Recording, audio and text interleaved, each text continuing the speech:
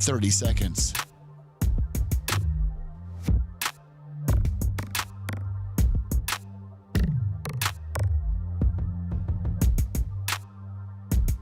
The show will start in 15 seconds, and this is your last audible warning.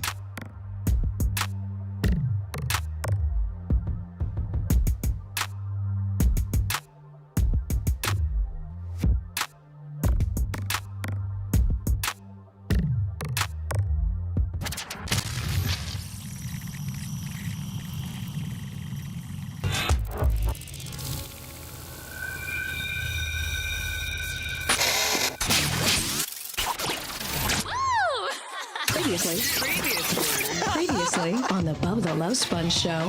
I get what you're saying with the respect thing, Bubba, but at the same time, it's pizza. It's a pizza joke.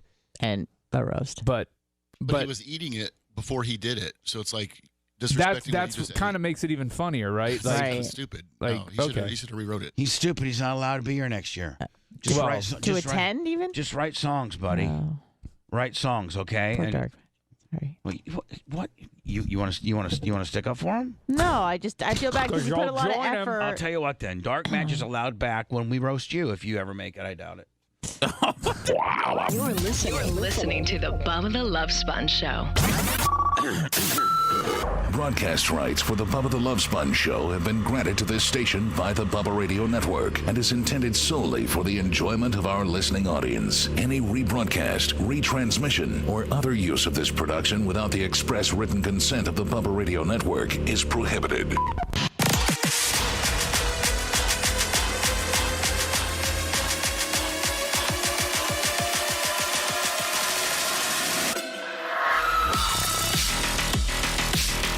Welcome.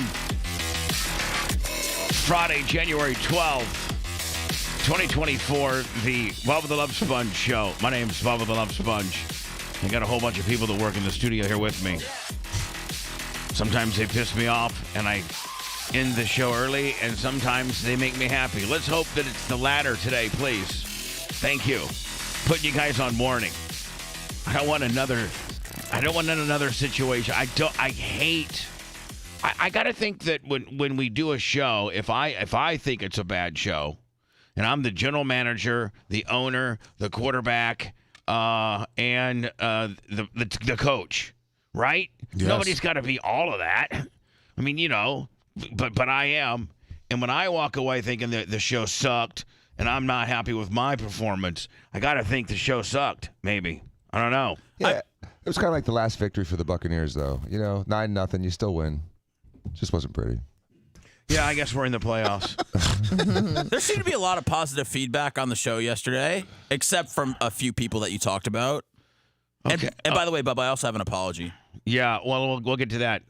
We're going to have to work up to that. That's just not a little fleeting apology. There's a lot behind that. There's a lot. There is? There's a lot behind why you potentially might be apologizing for your child's behavior last night. Oh, no, I was apologizing for yesterday, for being, making you upset. We're on two different spectrums then. Yeah, no, I'm not apologizing for her behavior quite yet. You should. Okay. Man. I know. Whoa. I'd like to apologize for my child's behavior too. Yeah, Is he money aggressive as well? No. He didn't hug. He's just. You know what? Can I be honest with you, Lummy? Yes. Here's what I understand. Like, he hates me. Like, and don't say, "Oh no, he doesn't. No, he doesn't. No, he doesn't." He literally looks at me with the ultimate like "f you" eyes, and I try to hold him. I try to be nice. He's jealous, and so I'm thinking that he's 2, and he's seen me enough that I think he probably knows who I am in the overall scheme of his life. I think he knows. He's smart enough to figure out that that's who Daddy works, not necessarily for, but with. That's who's on the radio with Daddy. Yes. And I know that he watches us sometimes on Facebook or Twitch but whatever means Ashley has us on the big screen at the house while he's running around 1,000 miles an hour in the morning. He sometimes watches Daddy on TV. Yes, he does. And I'm sure that he sees me. He does. And he just glares a whole. I'll go, "Hey, Walker, what's up, buddy?" And he just looks at me almost. Probably the only person who looks at me meaner than Walker would be Romina. Well, I'm gonna have to talk to him. I'm gonna talk to Ashley too. But I do have a new fan, and Sammy. She attacks me. She likes me so much that she tries to take my clothes off. That's awesome. And she's 6. Well, I mean, Weird how Bubba. the roles reverse. Yeah. I mean, Bubba. I mean, you did call her a stripper in training last night. You showed her $100 bill, and then you like dangled it in front of her, and then you put it in your pocket. And I mean, what do you expect her to do? I don't think most 6-year-olds know the significance of a $100 bill. She does. She's trying to save $100 so she can take it to Target and buy a bunch of knickknacks, a bunch of things that she won't be playing with 3 weeks from now. Yeah, that's right. Yeah, high school horror dolls or whatever she's watching on Disney. Oh, that's horrible. Well, show. so anyway, we got to get into Sammy's behavior. I really do think that Sammy's being used in life and much. I think you and Phoebe could be an absolute hero to the entire Israeli nation by if you just drop in paraglide Sammy in there with a little instruction. Maybe not paraglide. And she could, we want to give them a taste of a taste of their own medicine. And then Sammy can just individually pickpocket Hamas, and then we'll have any more funding. She'll have it all. I mean, we just got to teach her what Hamas shekels smell like, and then I think she'll be able to do that for you. Anyway, that's a story in itself. We had a great party last night at. I got to tell you, out of what have we been doing Tate's now? 3 or 4 years? This will be our 4th year. 4th year. This was by far the most well attended. Yep. This was by far probably the funnest. Dave was ready for us when I got there early. He was ready. Yeah. How about Big Woody from? Oh yeah. From 4th round draft pick from Boise State.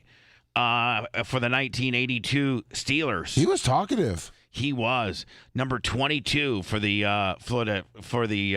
Pittsburgh Steelers. Played for the Steelers 6 years, and ended up playing. Hell, he knows your dad. Dan, he played, I think 87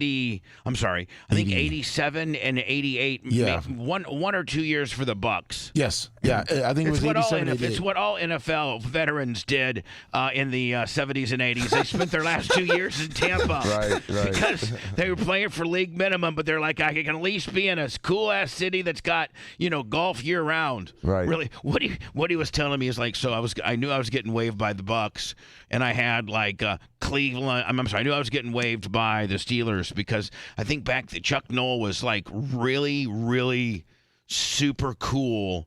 And the Rooney family were super cool. If a player was getting like a veteran that's been around for 5 or 6 years, not just some rook, but some veteran that had put some time in, was a Steeler, and they, you lost a step, or the guy behind you, it was just time to go.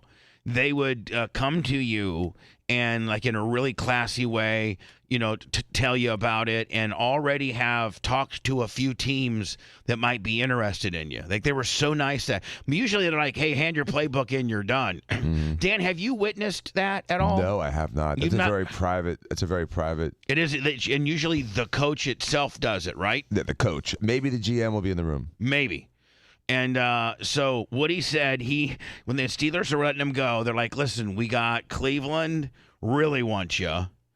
I think he said at that time the Rams were in St. Louis, and he was like, St. Louis inquired, and the Bucks. And what he said, listen, don't even call Cleveland or St. Louis back. See if the Bucks want me, because I can golf, because he's a big golfer. Yeah, I can golf year round, and the weather's beautiful down there. So that's why the Bucks were so crappy back in the day, is because every guy in those last 2 years that had lost a step were like all the Bucks got, right? Yeah. Did you meet the guy he was with too that got a ton of Heisman? Hold on, he was the old timer that Woody was with. Was a 4-year starting quarterback for Syracuse. Yep. He was a 4th round draft pick for the Steelers back in the day, but they made him a corner. And he was the MVP of the 1970s. This is some old timer stuff. He was the MVP. Now, do you guys remember? And I don't mean to get too sports oriented because we got so many things to talk about. Barp is in full swing. Barp's officially been kicked off. Caitlin Hatley went in, and Brandon, as by Brandon the Quad's quotation, I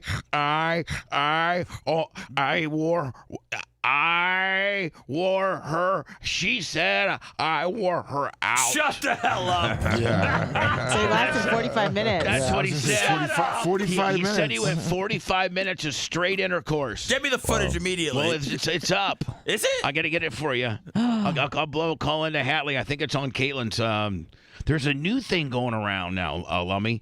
Hatley told me to pull everything we got off of OnlyFans and go to a new one called Loyal Fans. Wow. Loyal And it's like Fans. even dirtier. Wow. It's like the 8chan of OnlyFans. Yeah, I think it's like I think it's exactly Wait, that. Page. Wait, Bubba, if it's Look at Numbnuts over here taking notes. What's it called, Sponjo? if it's dirtier than OnlyFans, it sounds like it's borderline illegal then. Well, I don't know. Hell yeah. I just think, yeah. I think they make you jump through less hoops to get your content up, is what I think. Oh, yeah. Man, and being I am on OnlyFans, and you gotta send the original 2257 along with a copy of the driver's license. Now, thank God, Lummy, we were smart enough back in the day, and as you know, because you've moved them 3 times, but our 2257 pile library, I should say, which I'll never get rid of, is quite extensive. Very extensive. I mean, it would fill up all of Seth's couch and all of the other one. If you put them, stacked them up like they were files, it would take both of those couches. It would take the entire bar up, just to let you know. Times 2. The other thing is, as you guys were pulling into work today, did you see how good the tents look? Yeah, That's awesome. Now, Seth, this will be your 3rd barp. Yes. Anna, this will be your 4th. Yes. Dan, yes. this will be your. Yeah. I think, Yep. man, you've been to every 5th. one of them. Yeah. No, that would be 6. 6. This is your 6th. Yep. Macho Man, we're taking your barp of virginity Hell tonight, yeah. buddy. It's terrible because the first thing I thought of was how much those anchors weigh. Can I squat them? No, you cannot. Yeah, good luck. Good luck, Macho. I mean, I'll tell you exactly, because when Brian Bernhardt and Coastal Tent, I think it's Coastal Tents. Look what it. Yeah, they have a great Facebook page, and I know that I follow them on Facebook. And I asked him, I said, how in the hell? Remember all the other years we've had tents, and this is not good for your parking lot, and it's not good for your pavement, but they would hammer huge poles down into the asphalt and then put a few sandbags around them. But inevitably, after you got done, you'd have a 2-inch hole in your blacktop. And sometimes Go Shuck Yourself, Lummy, would have to come and bring a little hot patch for us. Exactly. This year, they bring out these, I know you guys have all seen them, they bring out these 750-pound blocks of concrete. And each corner has a 750-pound block of concrete. Then it's it's like a tie wrapped onto the tent. So it's not sliding anywhere, huh? Oh, my buddy Brian said literally that tent can survive winds of over 75 miles an hour. Damn. Wow. The material will blow off the poles before the poles move. It's like rip away parachute pants Right. that MC Hammer used to have. Yeah, that's awesome.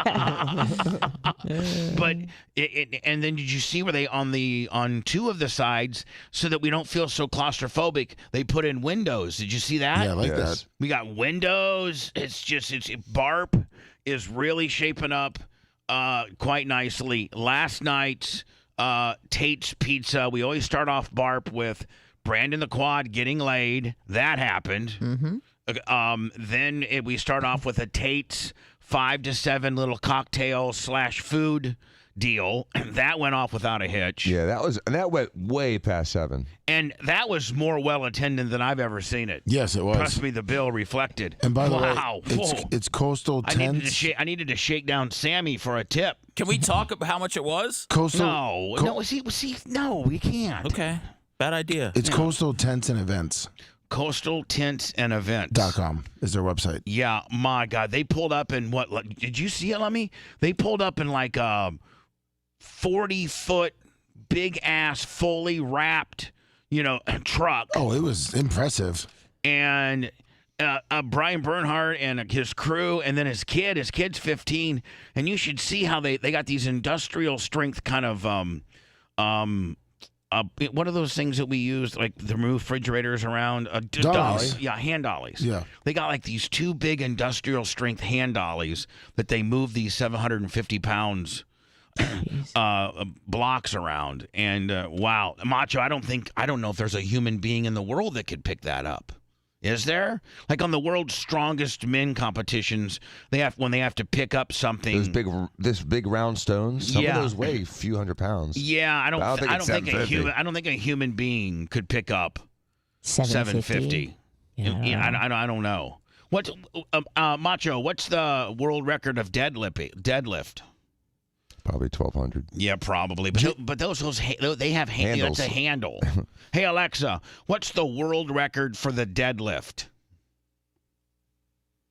The world record for the deadlift is 500 kilograms / 1,102 pounds, set by Eddie Hall in 2016. So Another notable after he deadlift blew out record his is butthole. 445 kilograms lifted by Yuri Belkin. These records are part of the strongman and strength sports community. JHM3 999 super chat. Oh, thank you. I got to think we'll probably have a ton of contributions today. I think the world record bench press is like 800 or maybe 1,000. Really? Yeah, it's heavy. Hey Alexa, what's the world record in bench press? Oh. Here's something I found on the web. According to WAF.edu, the current world record in the bench press is 805 pounds, held by Anthony Clark. I think I'll drop the mic again on that one, bitch. Let Me Bang has a different one from 2023, July 25th. Jimmy Kolb, 1,350 pounds. What? I just don't see that. I cannot. Bench press or deadlift? It's a bench press. Bench press.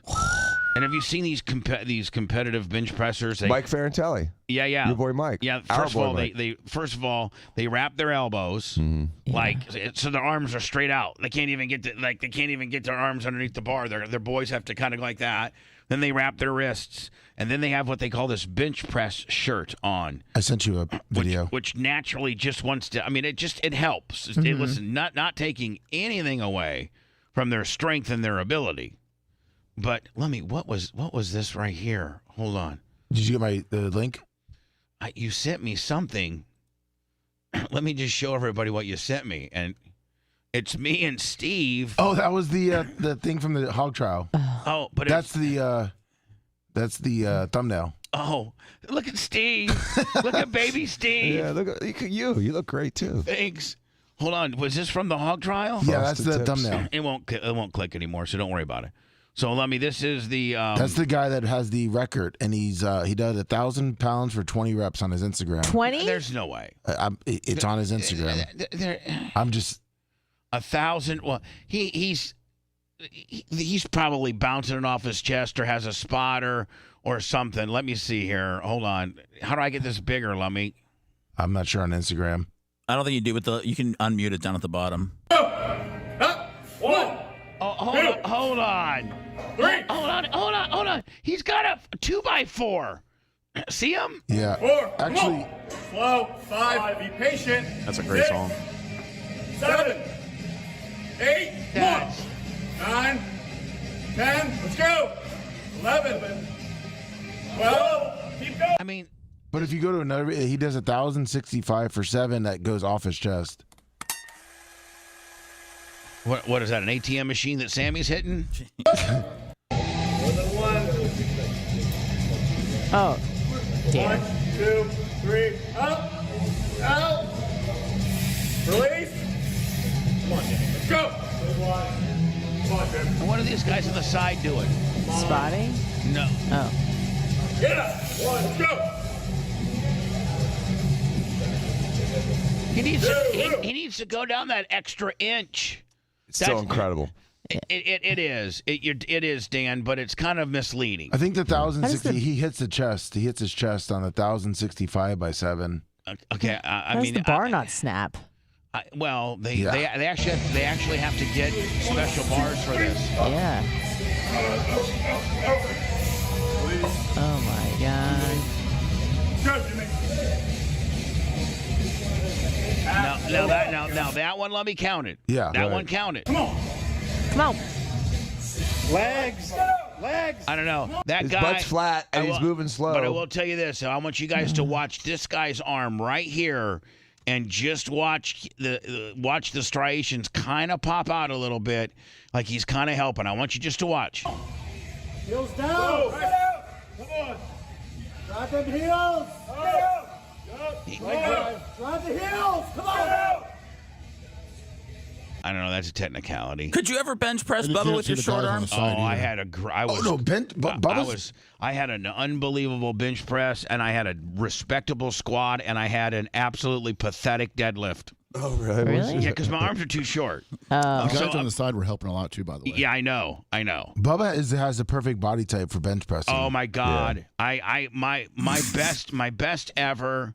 My best Like 4 ever. something? No, was 515. Come on. Jesus. That's Okay. incredible. All right, I'm just saying. Very impressive. 515 competitive, and that's where you take they unrack the bar for you. They got spotters. Everybody backs a step off, and you take it down. You tap your chest, and you hold it until the judge says, "Yeah, go."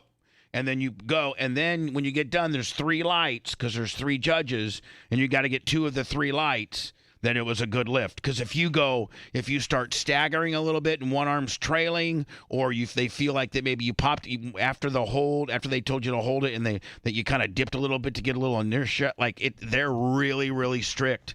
I entered into a couple of. I was the only freshman, I think, in the 1,400-pound club at Indiana State when on the powerlifting team. But That's awesome. And I had I think a 680 Nice.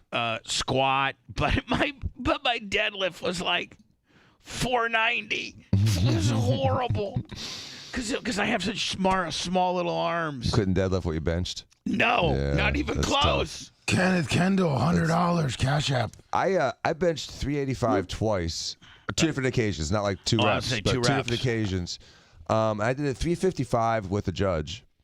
Wow. Nice. Hold on, that's a lot. Yeah. That- The 385, I'm sure I bounced a little bit. My butt came up. I'll tell you. It wasn't perfect, but the 355 I did perfectly. I got to tell you, my greatest accomplishment was not at a meet or anything like that. My greatest accomplishment, as far as like showing somebody how strong I was or doing a particular exercise, was every year at Warsaw High, we would have, and Seth might appreciate this because he knows how big Notre Dame football is. Notre Dame football arguably is probably, what would you say, maybe one of the top 10 prestigious, Yeah.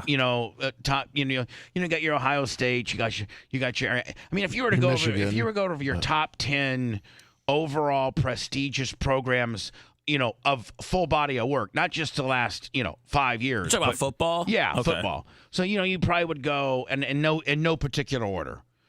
Probably Alabama, Michigan, Ohio State, Notre Dame, Texas. Technically, yes, long-term Texas, Penn yes, State. Penn Penn State, State, yes. yes, maybe USC, Maybe No, USC, yeah, maybe USC, Georgia. and maybe Oklahoma from back in the day Oklahoma, when they so those Top are, 10, those are the absolutely. programs. So the Notre Dame football, they would pick they'd have 10 of the most popular guys in Notre Dame football come down to our high school every year during the off season and play our faculty. Oh, nice. But with one of our good players. So they had like our best basketball player as a kid on the team, and then they would put the faculty, the teachers around it. And we were we were going to go, me and Plumber Larry were going to go, but we were going to go ahead and lift weights after school and then just take a shower there, and then just, because it started like at 7. So we went and we were training, and Mike Golick, anybody? Mike Golick. Yeah, I know you guys. Of course. Mike Golick and Blair Keel and a couple of these other kind of, really, really, really big time rock star Notre Dame football players. The locker room they were getting ready kind of fed into the weight room. Like it was kind of a utility locker room not designated for any particular sport. It was just a locker room for, either anybody that was weightlifting to get ready and shower, or like what we were doing in this particular occasion, which was the Notre Dame football team versus our teachers. So me and Larry were doing inclines at the time, and I am my best lift for my body type is the incline. Nice. Because my short little arms are even help me better there. Oh yeah. So I was always like, I might still be the greatest incline bench presser at Warsaw High ever.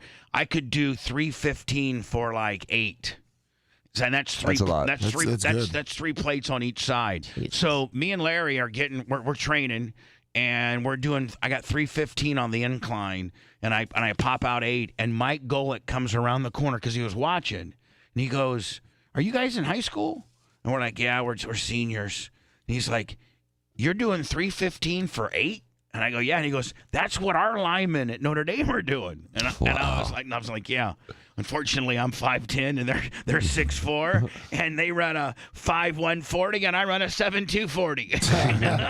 Did you 47 too? No. I think my best 40. I do know my best 40 time. I've never talked about it on the radio, but I will tell you my best 40 time ever was a 5.45, which is slow as molasses. Not for a high school lineman. No, it was when I was walking on in Indiana State on AstroTurf. I had all the intangibles going for me, and I ran a 5.4. They're like, "Damn, Clem!" But I set a record on the bench press, the 225. I did 31 reps. Really? At 225. Wow. But the coach says, "Clem, that strength ain't gonna get you nowhere if you can't get off the ball." You think you do a sub 6 second 40 now? Oh, I don't know. No. Because 5.45 is going to be tough, but a 6 second. I think you could do it, Bubba. I think you get just under 6, like a 5.95. What does Rich Eisen run? Because Rich Eisen runs it every year. Yeah, he's like a 5.7, 5.6, I think, and he does it in a full suit. Rich Eisen? He's on ESPN. You know what would be actually kind of a cool thing to do? And Dan, we could do it down at that field off Memorial. You know that AstroTurf field down there? Mm-hmm. We could do it there. Or even do it in your backyard. But do show 40 times. So Eisen did in 2023 6.22 40-yard dash. Oh, Bubba, you got that all day long. Bubba can't. I mean, come on. No. Bubba, he's a slow white guy. I think his fastest was a 5.97. I wonder what the slowest guy in the NFL's 40 time is. Probably some long snapper or something. Well, I don't know. They probably got to be pretty fast because they got to get down. They got to get downfield after they snap the ball. Those 320-pound guys still haul. You run anything over a 5.6, they just send you home. Oh, they do. For real? No, for real, they do. No, I'm being facetious. They do. There's not going to be a guy that makes an NFL team that. I mean, the field goal kickers probably run. Oh, they're quick. 5.3s and 5.4s. So the slowest NFL combine time ever from a guy that made the team. Yeah, Isaiah Thompson from Houston was a 6.06. What position? Defensive lineman? He's an O-lineman. O-lineman. So the slowest is 6 seconds. But did he make the team? Did he make it in? He was an undrafted free agent. There you go. I don't know what else he did, but yeah. Maybe Google what's the slowest 40 time for a. Hey, how fast do you think Joe Flacco's running these days? 6'10". Quarterbacks aren't the fastest. Some of them aren't the fastest Aaron either. Rodgers can't be fast right now. Yeah, no. Well, I mean, yeah. He'll tell you otherwise. Yeah, he will. I'll tell you he's faster. He ran a 3 flat 40. What did Dion run? Didn't they supposedly? 4.1. Well, Dion says he Says ran the fastest is 4.22. The two fat. Aren't urban lure have it that the two fastest are Dion and Bo. Yes. And I think Bo might have been a little faster. Bo was a little bit faster, but his was at not the NFL Combine. Oh, it was What pro, about it was pro John day. Ross? He ran a 4.22. Yeah. But he was kind of a jobber. Oh. But you talk about Dion, don't forget about Leon Sandcastle as well. He ran a 4.2 40. Now, see, Bo Jackson ran a 4.13. Yeah, that's what I thought was 4.1. Oh my God. He's a monster. Now hold on. Let's not forget. Dion was rolling in at probably a 181, 185. What did Bo roll in? 220. 225 probably. I mean, he was. I remember the few times I spoke to your dad, and you got to understand your dad, Dr. Dan. your dad had a lot of interaction with Bo Jackson because the Bucks were going to the Bucks made it very public that they were going after Bo Jackson, and it's a story in itself.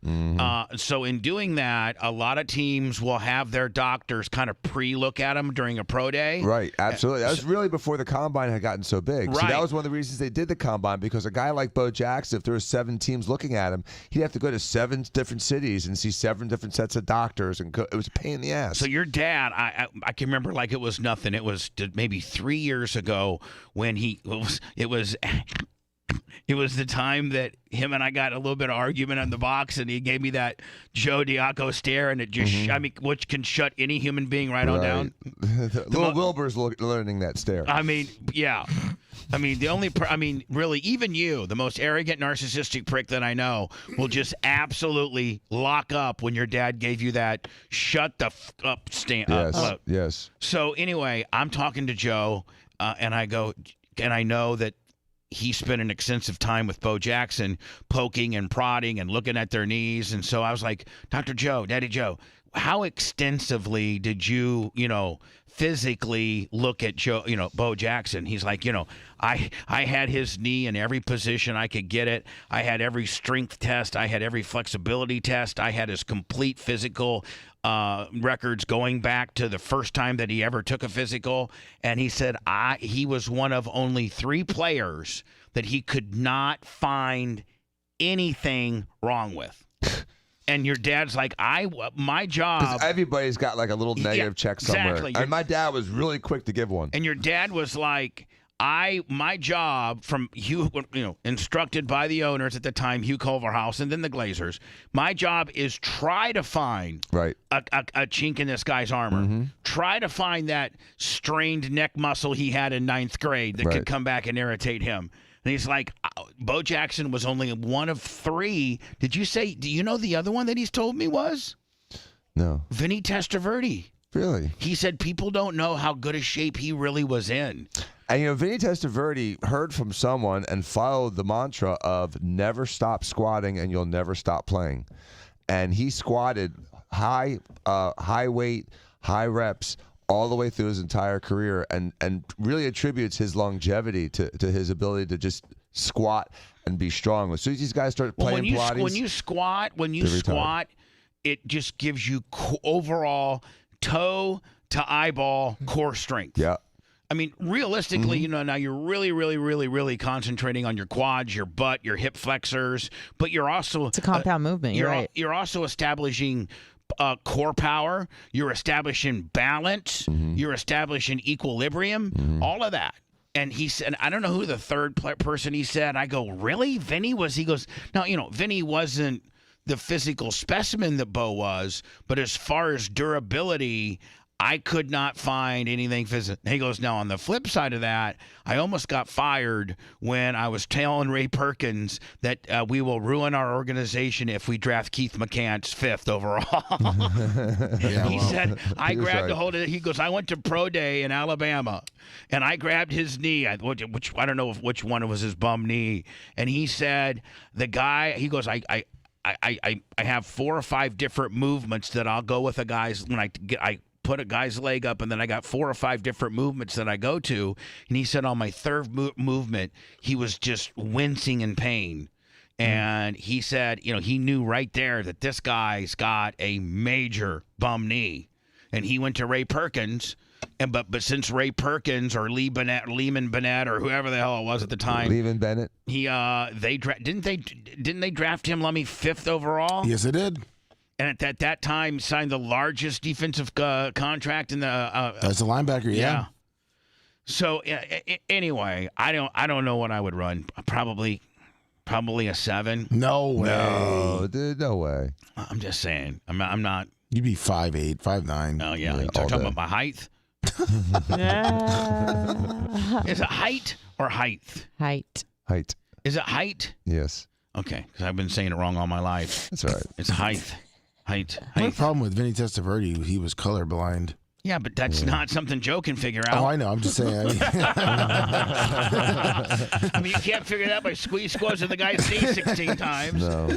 I mean, right? That's like the Jameis Winston excuse for throwing interceptions is because he had to get LASIK, and now we're finding He out. never did, though. Now we're finding out Vinny was colorblind the whole time. Oh, we knew that one when he was playing. You being in the locker room, Dan, for 6 years, like just physically, who are some of the most like impressive bodies? Like like Derek Brooks, Allstott, like who had like really good From head to toe, Bubba? Yeah, like good bodies, like just really in shape, muscular packages. No, I Derek did. Brooks See, was- that's the thing, Seth. You want to go right for the penis, and I'm trying to go for everything but the penis. Okay, well, sorry, I figured that would be part of the package. No, it's not. Okay, no problem. For white guys, there's a guy named Sabby Piscatelli. He Oh, was yeah, the shredded. Italian from New York. guys. Yeah, he was awesome from white guy. Sabby Piscatelli. He ended up being Yeah. a wrestler. Oh, he did? Yeah, he went to the WWE. Did he really? Yes, he did. He's a great guy. He had a good-looking sister, too. Oh, that's what you want. Blaster. He's got a wife. His wife got fired from WWE for posting too much risque content on her OnlyFans. Yeah. For Really? real? Yeah, Mandy Come Rose.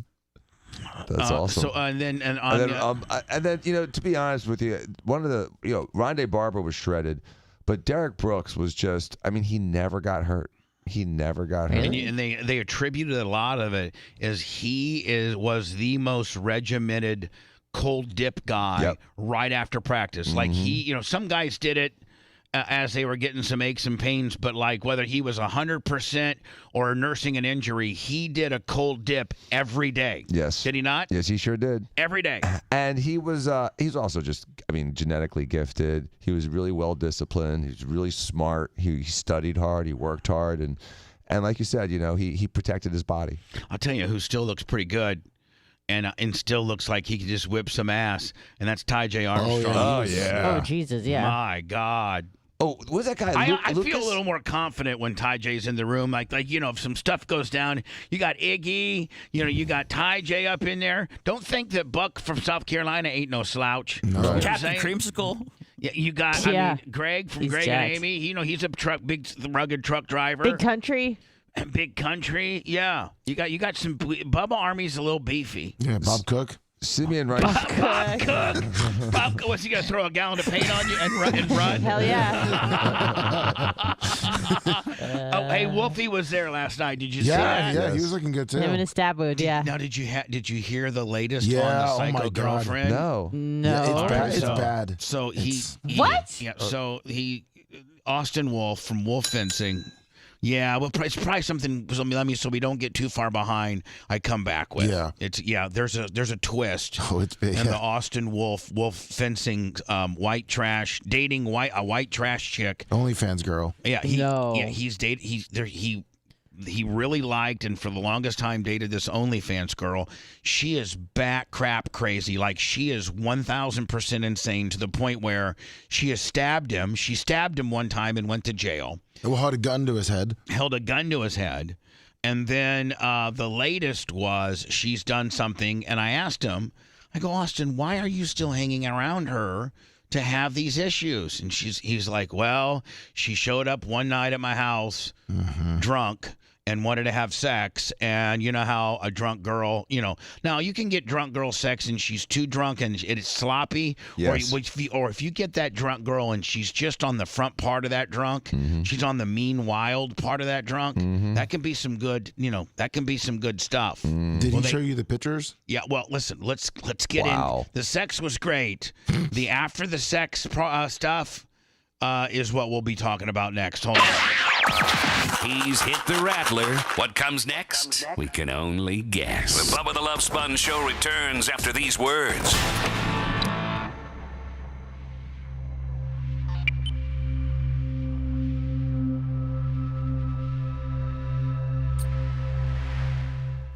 Not her. I'm saying what she did. Yeah, I'm emailing to myself now. You got the Kenneth Kendall? Yep, $100.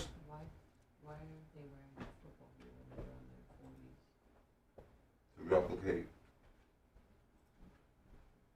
They usually wear a helmet. Shorts, and sneakers.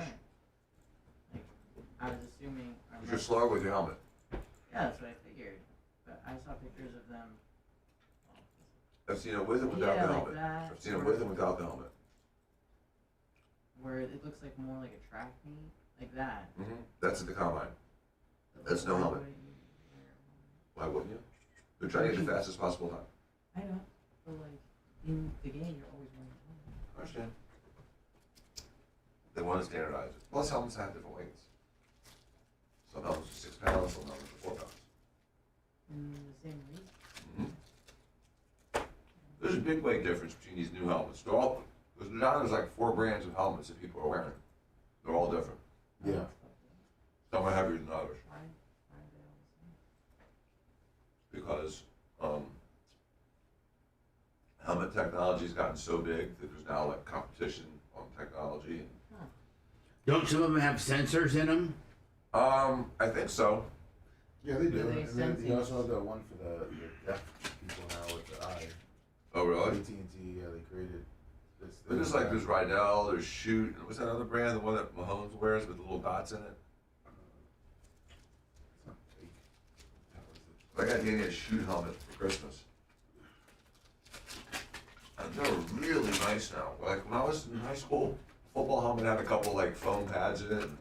Yeah, they had like these little fucking these little foam cheese squares in them. Do you remember the water helmets, the ones that had the water pads? No, but the big helmet to have when I played was a bike helmet where you could put air in it. Yeah, you could fill it up in the top with the little blue Well, thing. Danny's Shoot has a little air thing, but it's just more for the sides. So And if you saw a guy across from you, like if you were a sophomore and you were playing varsity and you got a Rydell helmet, one of these old ass Rydell, and the guy you're going against you was like a senior lummy and he had a badass fucking bike, it automatically fucked with your head. Right. Dude, no, there's just helmet shaming now. Yeah, I mean, there is. Like, man, you know what? There's a reason that guy's got a bike because we'd only get like 15 a year. So bikes first came out like in '82, and so our team only got 15. So the top 15 badass motherfuckers got them. So by year 2, we only had 30. So then again, only the 30. By year 2, I had one. By my junior year, I had one. Yeah, you had to wait till you were a junior, senior to get them. Yeah, then when I was a senior, I had a bike. And then, actually, after your junior year, they would let you keep your helmet. Really? Yeah, they would put your name in it. Oh, that's cool. And then but they get reconditioned every year. They fresh ones? There's big money in that. Really? Oh fuck Like yeah. they change the pads inside and stuff? Jay Gator, it's very nice seeing you yesterday. Very nice. I got your screenshot set. We got to talk about that. No one's in the room but me.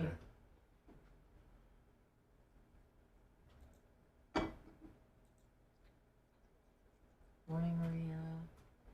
Nice seeing you and your nice breasts yesterday. I like your breasts. What? I like your breasts. I'm talking to Maria. Oh, okay. We were talking about her titties. Oh boy. She said that her titties were my size titties before she got her titties. I was like, oh, interesting. What's up, Nick the Gun Guy?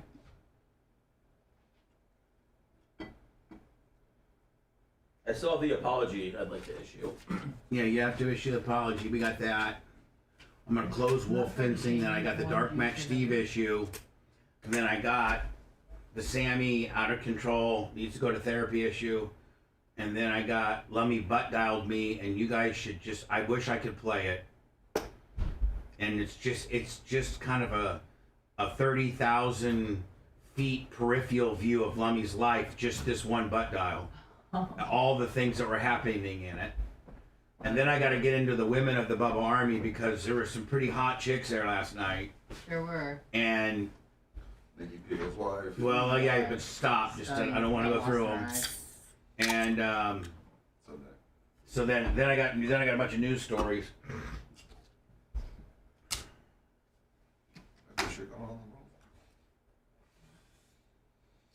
Oh, what's up, Maria Guatemala? Nick the Gun Guy. I gotta call you the police. Maria Guatemala. I I thought she'd be a little bit more suggestive last night. Well, it was cold and outside, so she was just giving us a taste, an appetizer of what's gonna happen at bar. Well, that's a nice little appetizer, isn't yeah, it? Yeah. I still saw like the outline. Just seeing that little hint of cleavage and knowing that you can't see anything else, just really does it for you. Really did it for me. Twice on different occasions. 55. Thank you. Thanks, Bubba. No problem, bud.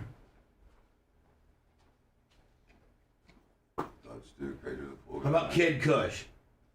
Works for me. All right. Thank you. Kid Kush.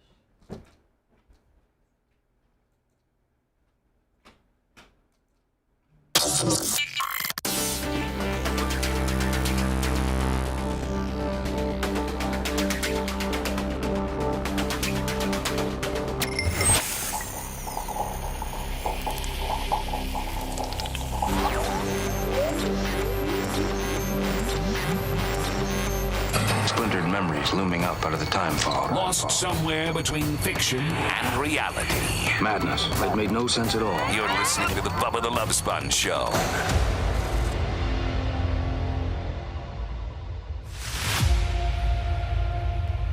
Tonight, Bubba 199. That will be live on Twitch and Rumble.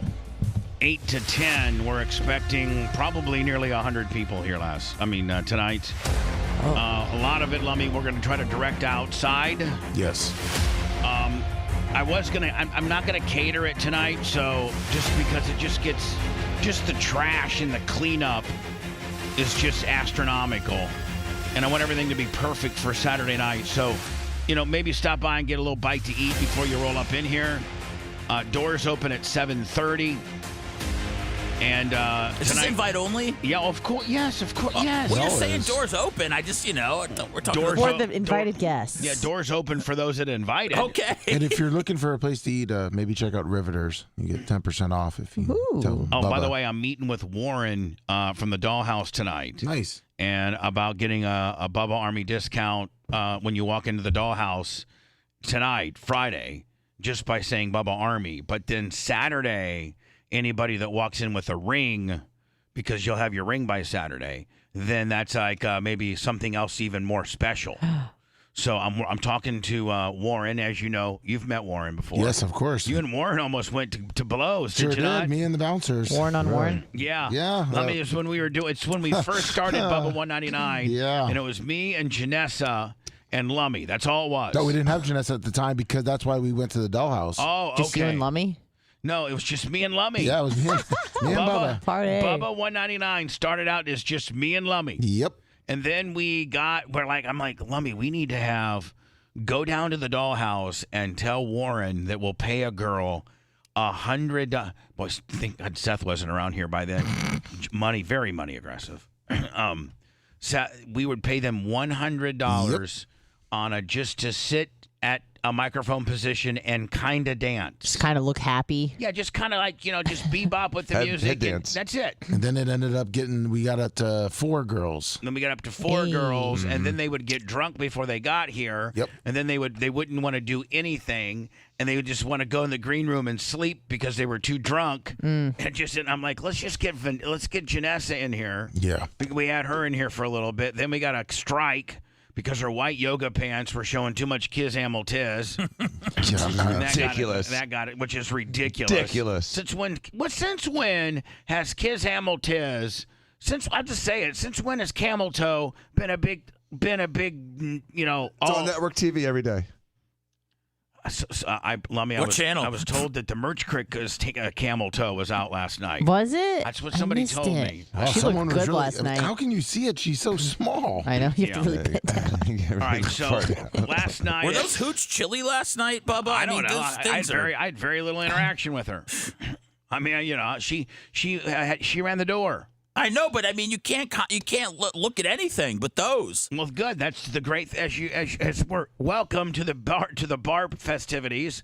Let a big-breasted chick check you with plunging Diaco cleavage. Yeah, those were hard to not look at. Let me check you in, sir. Yeah. I mean, Bubba Army is 90-10 male anyway. Can I tell you something I really appreciated last night was the in memoriam plate of ziti for David Hernandez. Did you guys see that? Which is there was an in memoriam. There's one lone in memory. I forget who. I took a picture of it. It's like a tomb of the soldier. Who? Rainbow Rick. Yeah, brought it. actually, Rainbow Rick. That was It was his hilarious. idea. Yes. And he comes to me and he's like, "Hey, can I have Dave?" By the way, is Dave Tate the coolest cat in the room? He is. Kong, man. He's He like was awesome. he's borderline hippie, kind of 78 to 80s throwback, just salt of the earth.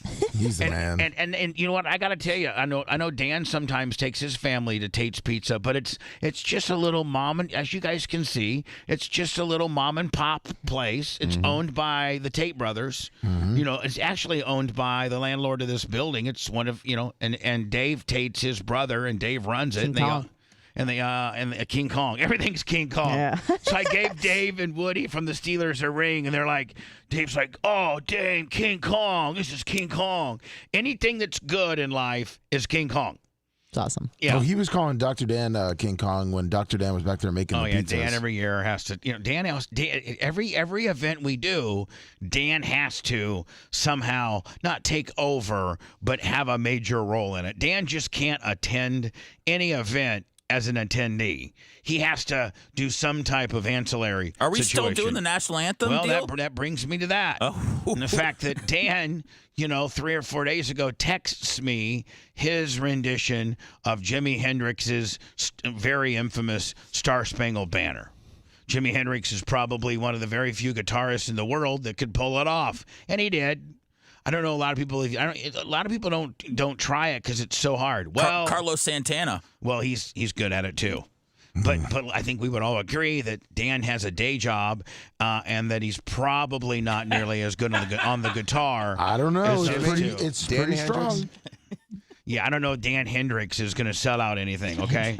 Jim Hendrix. Dan Hendricks, you know what? Maybe that could be a throw-in. If you buy a breast augmentation when you come out of recovery, Dan will have a little concert, little electric guitar, and play your 3 favorite, Metallica AC/DC covers. I mean, Bubba, it's pretty strong. Well, the national anthem. Because you saw, it was supposed to be a surprise, wasn't it? Well, yeah. So I saw it live. Going to be a surprise. So Seth, now I don't want to talk about what we talked about. If anyone kneels, I'm fighting them. Dan, you're not. Oh my God. Dan. Yes. Dan. You're not fighting anybody. Okay. And you know Don't what? kneel. And here's the thing. Here's the thing.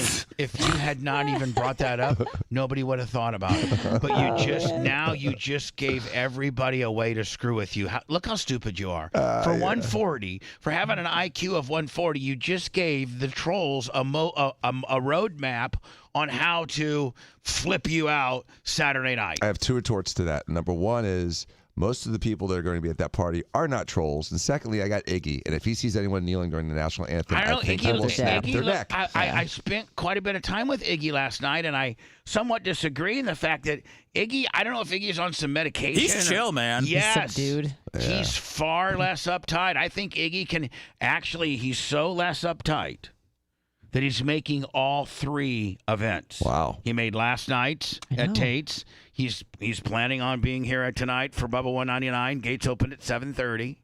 And he's certainly going to be here on Saturday. So I think you got Iggy all wrong. I don't think Iggy is the uptight, human bicep that you think he is. No, he's not uptight, but he would get offended by that. And I think there'll be a lot of other patriots in the House, from the retired police officers I met to the retired soldiers I met, that if some jackass kneels during the national anthem, they're going to yoke him up. Yeah, I think Iggy would yoke him up. Dan. Yes, sir. Can I bring you back to center, buddy? Please. I think that if anybody would kneel for the national anthem under normal national anthem conditions, it would be very disrespectful, and you could get your ass whipped. But this is Dan Hendricks playing the national anthem. I mean, is it even You're the national goddamn anthem? right it is. Is it even the national anthem? Yes, it is. Bubba, I think you'll be super surprised. So now here's the deal. We talked about the pyro last night. Seth!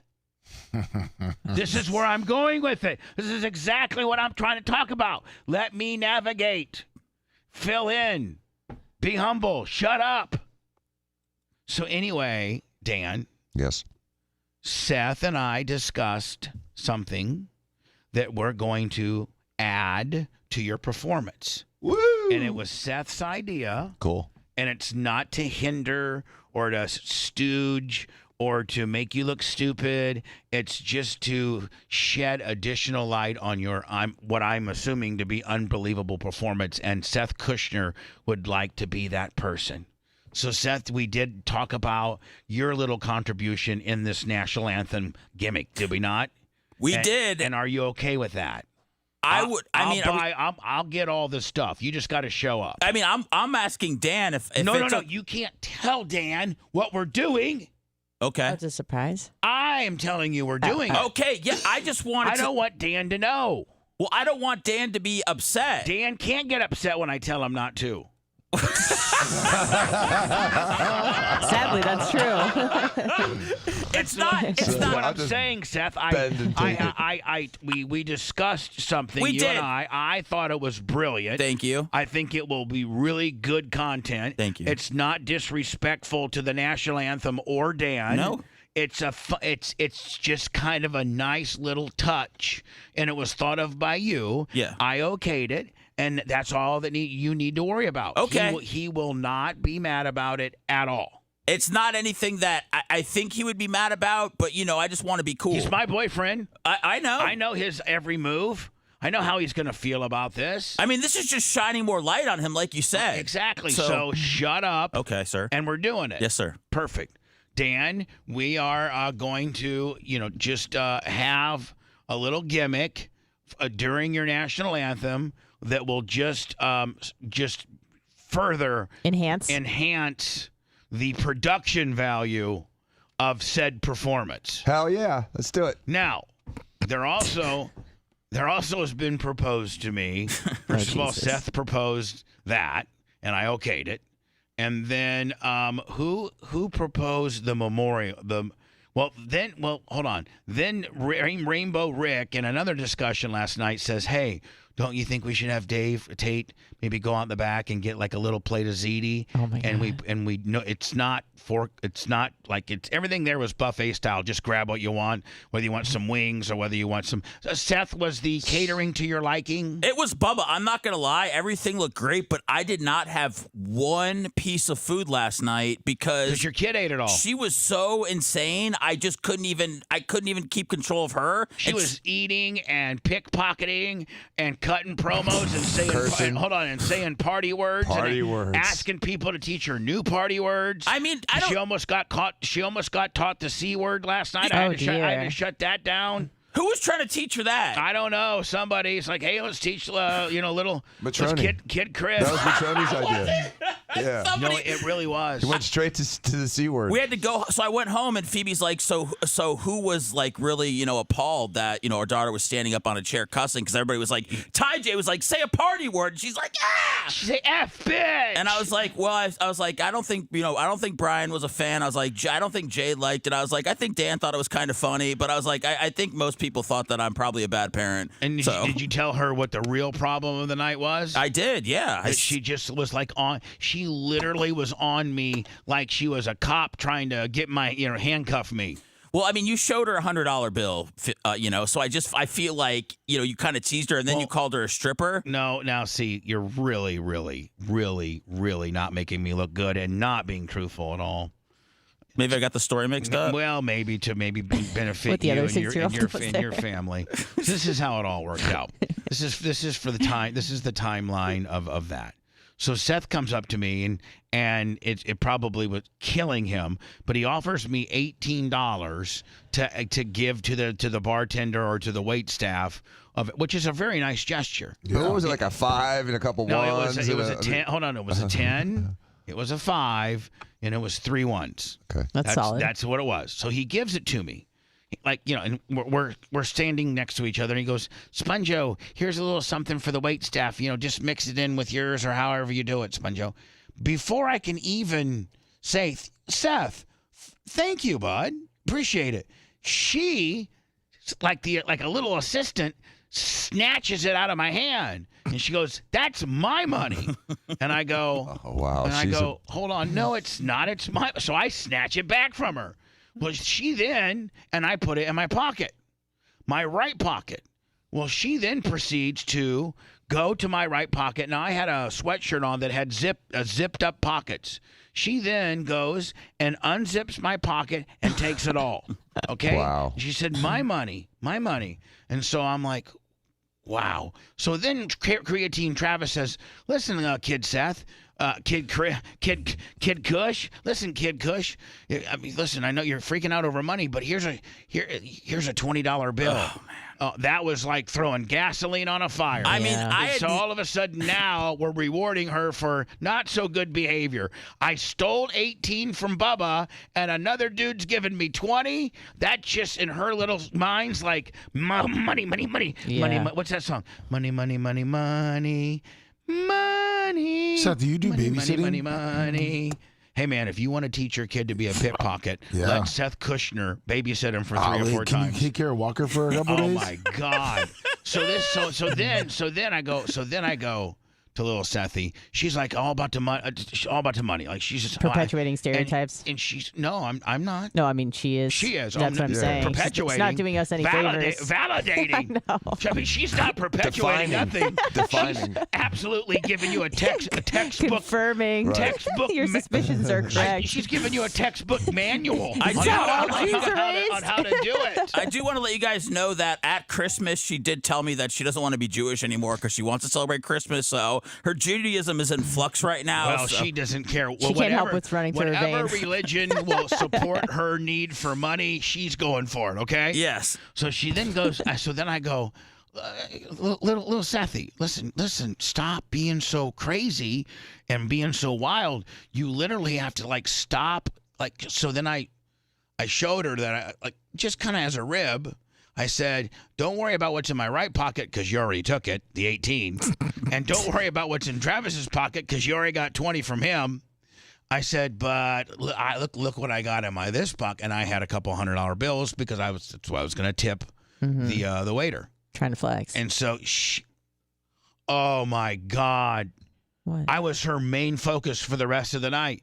She just attacked me. I had to carry her out of there. She attacked me, and she literally has my zipper down on and I'm literally like Your zipper. Like the my pocket zipper. Zipper of my sweatshirt. She has it down and she's in it. I'm like, Sethy, quit it. So I almost kind of get I get a little forceful with her. Did you mush her a little bit? Well, no, but I had to push her little 6-year-old hands off me, and then I had to zip my pocket back up, and then I actually had to put my hand on my side to keep her little grubby 6-year-old hands from getting in there because she was nonstop on it. I gotta have that. I have to have that. I have to have that. I have to have that. That's learned behavior. And I'm like, and that's what I told Seth. I go, Seth, this is not behavior that a kid develops just by going to school and learning. This is behavior that's been taught. What do you think? I've shown up to pizza parties since she was a newborn, and I'm shaking people down for $35. That's what Daddy does to Mommy. I don't think you guys just stopped at pizza parties. I think in life that you've taught her how to shake people down. That was the first time in my life that I felt homeless because she was asking for money, and I didn't like it. You know, I mean,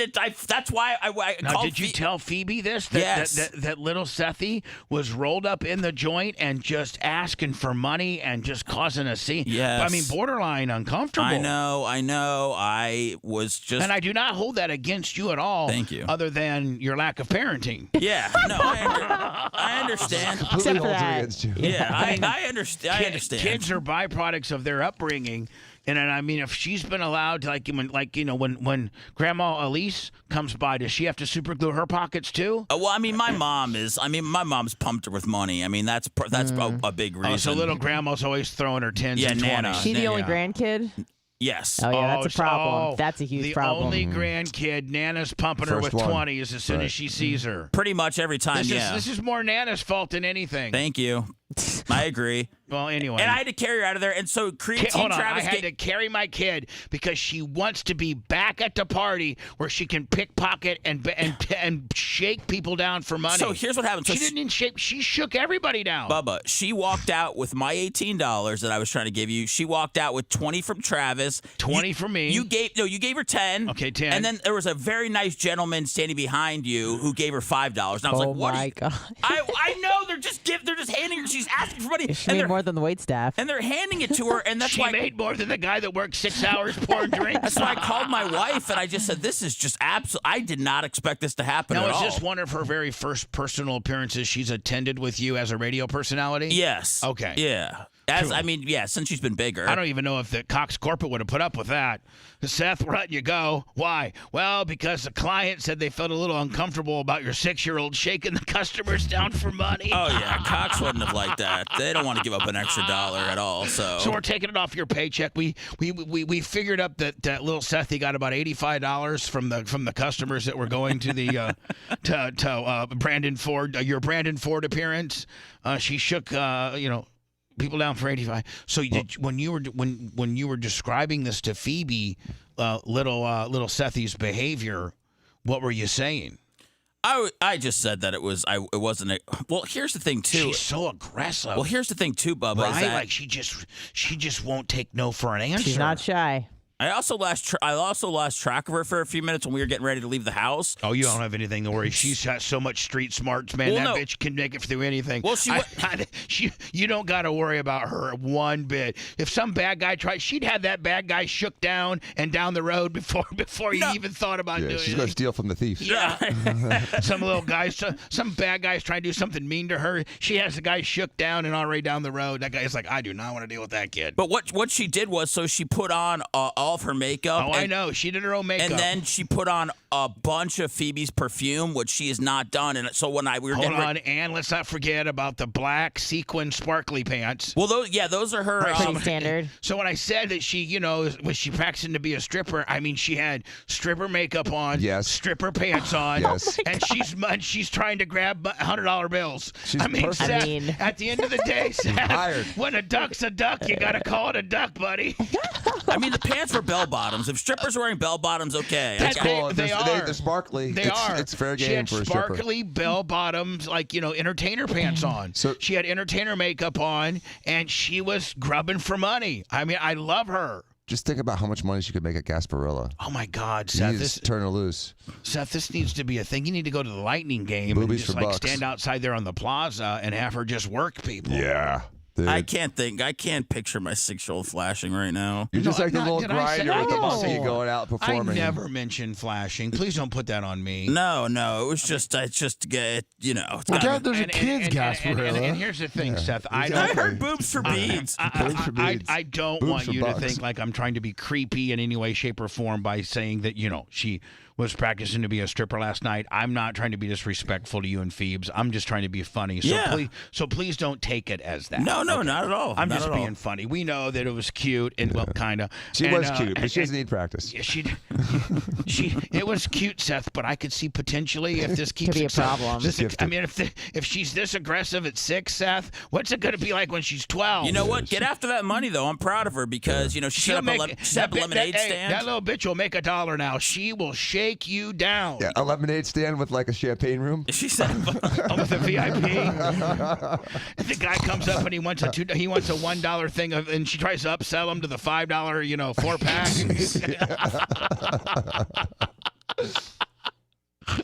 And she says, I can serve your lemonade here with my little athletic shorts on. I can go around the tree here and put my bell-bottom sequins with a little bit of makeup on, and those lemonades are $3.50. Oh, the sparkler. Seth, I mean, come on, man. Oh, yeah. He's upset. He's not happy. Does Phoebe know the extent of her shakedownness? Yeah, I talked to her about it. Did you tell Phoebe that she was literally attacking me? Yeah, she wasn't happy at all. I was having to literally love me not literally physically as a man trying to keep this little kid off me because she was attacking me. And I was like, little Sethy, stop! I'm not going to give you that 100. It's for the bartender. I want it. I'll be leaving. I'll be leaving her at home from now on. Don't worry. Phew. I thought she was fun though, man. I mean, we're teasing, but she was really cute and she was funny. Yeah, I mean, here's the deal: only bring your credit card when you're around her. Cash free. No loose cash. Don't bring anything that has any type of don't bring any kind of money.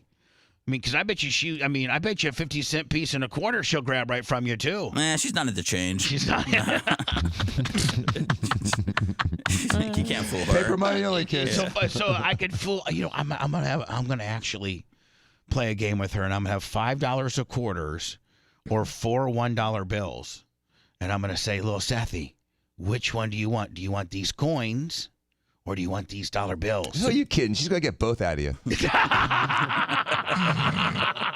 You're right. You're so right. And I'll have to hold the change. Yeah, she'll give you the change. She did when she snatched the 18 and Seth said, little Sethy. She did give Seth back 5. Oh, so she's she like, here's tips the 5 big guy? to shut up, Dad. Here's 5 to shut up. Vig off the top. Yeah. If you want to give it back to Bubba, that's great. But here's 5. I got 13. And I was like, it was just an unbelievable exchange. She takes care of her own. I got to tell you, I've done a lot of radio in life. I've been around a lot of kids, and your child, little Sethy, is one of the more aggressive ones I've been around. Not necessarily in a bad way. I mean, you can turn that around into a good thing. She's a too. hustler. She's a hustler. She is. I'm excited. You know what? If you can coach that hustle and you can quell that hustle and you can refine that hustle and drive that she has, she could be a very, very successful woman in life. I'm just telling you. I agree. I don't like her grabbing money from people, but I will let her know, and she will know about how you earn money. That you don't just go to an ATM, you don't just shake people down. And like I said, that's all she knows now. She opened up a lemonade. I thought those are the only 2 ways you can get money. It's just ATMs and shakedowns. You know what? She may actually have it figured out at 6. That might be the only way you can get money. Jewish Illuminati in training. You use your cuteness and your knowledge about money, and you get it. I mean, she can't work the drive-through at McDonald's or anything right now. So the way that this little thing can make money is by the way that she's doing it. Maybe she's got it figured out. Yeah, she could charm people out of their baseball cards at a convention. Oh, How can you about that, imagine, dude? Seth? Yeah, all of a sudden someone gives you a Babe Ruth because your kid's so cute. Seth, He's actually. Dan's Seth, not. if she was as knowledgeable about baseball cards as she is about dollars, she could just work a guy right out of that, right out of that Darryl Strawberry rookie card. She knows a lot. She knows a lot about cards, actually. And Dan's actually right. Last card show that I went to, a guy just handed her a pack of cards. Yeah, that's what I'm saying, dude. Just to be quiet and leave him alone. No, it was just like it was a She's nice thing to cute. do, Yeah, it's like, give him I the baseball. guarantee you, she asked for him. Hey, can I have some cards? No. You got some cards? You got cards? Are you cards? I see a pack of 86 tops in your back pocket there. You got some cards? Don't show her any cards and then put them in a pocket because she will get them.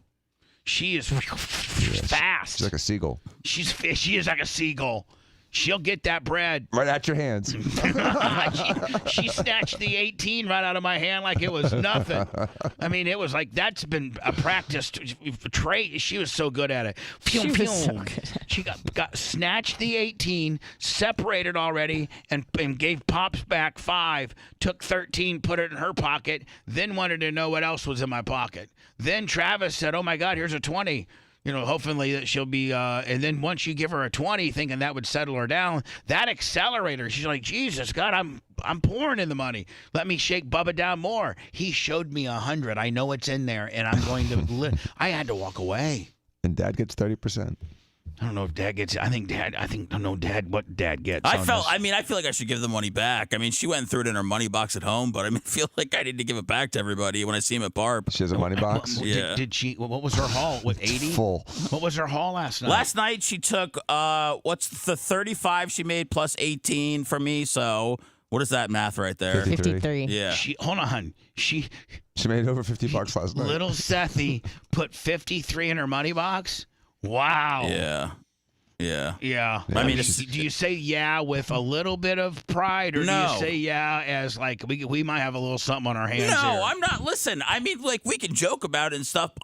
Honestly, I wasn't happy with her behavior. We haven't been in a position before where she's shaking people down for money. It's like clearly she felt the weird energy, of a Bubba Army party, and she got a little crazy. And look, she fell asleep as soon as we got in the car, which she doesn't normally do. So because you know why? Every ounce of energy was trying to get to my left pocket.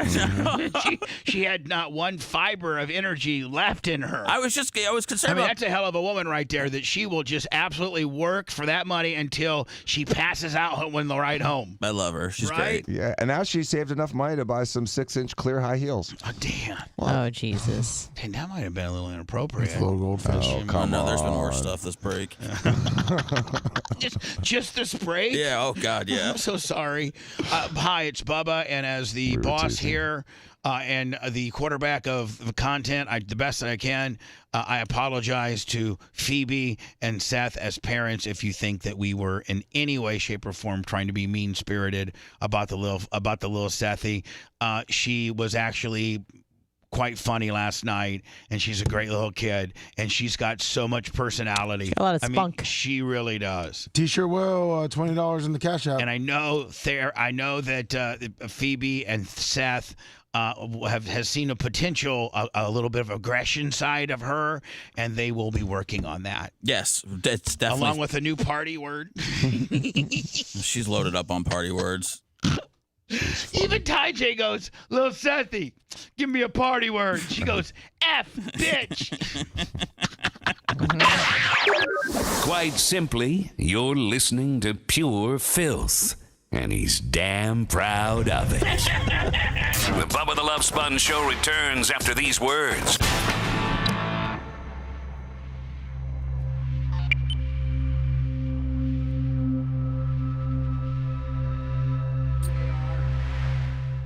The women that were there last night, there was a lot of talk about.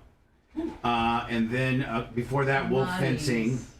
And then the Dark Match Steve. Drama. Drama. What's up, Rudy from Florida? Almost divorced lawyer. Xerxes. Captain Creamsicle. Is DMS in chat at all?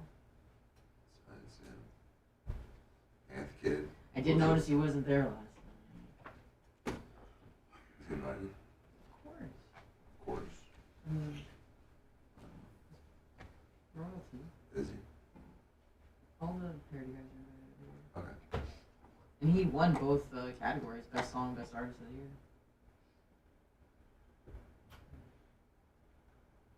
the year. Archer, 785. DJ Williams. You get rain all day. Kyle Guru. No, it's supposed to drizzle this morning, but fuck. Keep getting rained on. I was supposed to take my car to a car show tomorrow. At your furniture? No, in the morning at the Enclave. Supposed to be 1,000 cars there. Motor Enclave, that track that Jay and I are members of by the Hard Rock. Oh. And Shmi 150 will be there. Shmi. Oh, I know Shmi. The British guy who does cars. He's fucking annoying. But Yeah, like, but he's really good. He's really good. He's so annoying, but he's really good. Yeah, yeah. I've actually seen him. And he has access to everything now because he's so big. Everyone else. Huge. Yeah. And he's able to buy cars that no one can buy now. He came from a decent family and had money. He turned into his YouTube presence. And How many subscribers does he have? Millions.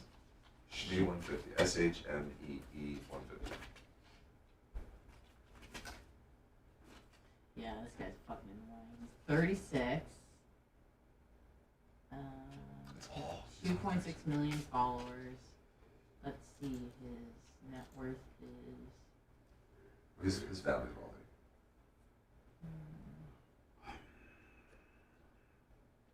This is about between 15 and 20 million. I think he's got $20 million of cars in his garage.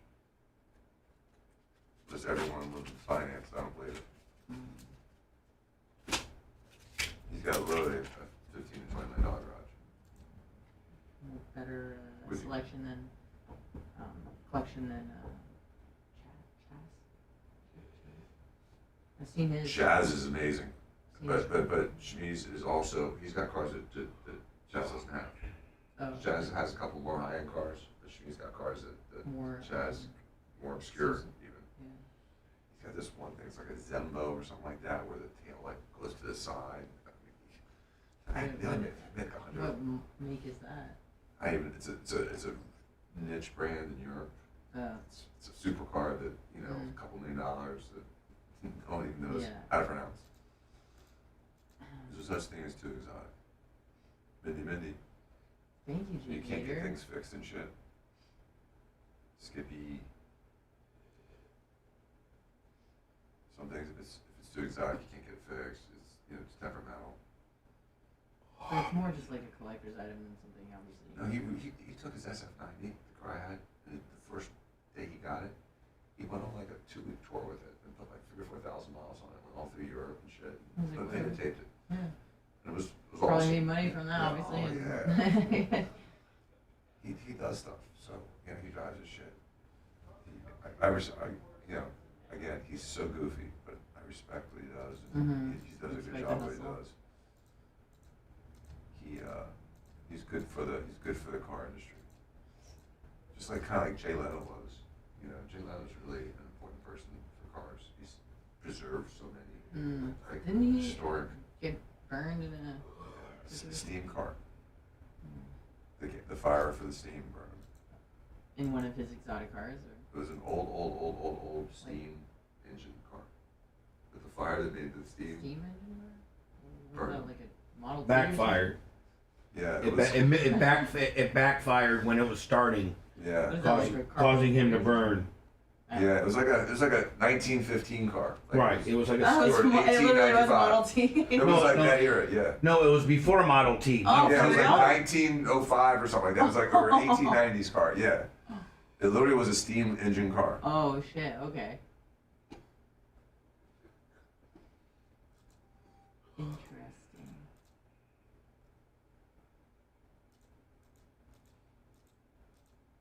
But Shmi has like this sort of like guy next door look to him. Doesn't look like a rich douchebag.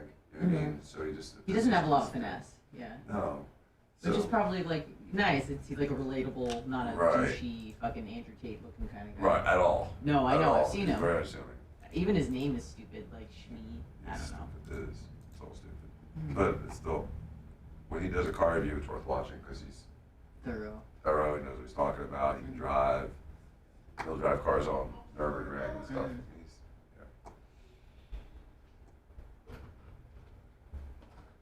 You okay? yeah. Aren't you screaming? I heard the butt dog bubble. Oh, of course.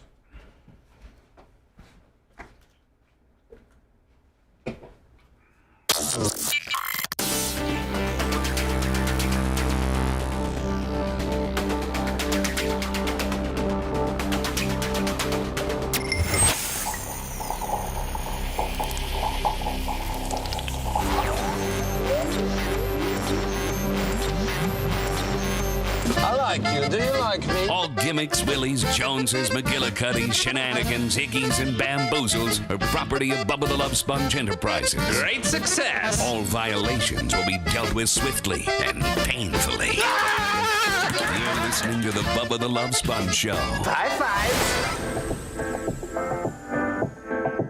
Venmo, PayPal, Cash App. It's how we keep it on the air, my friends.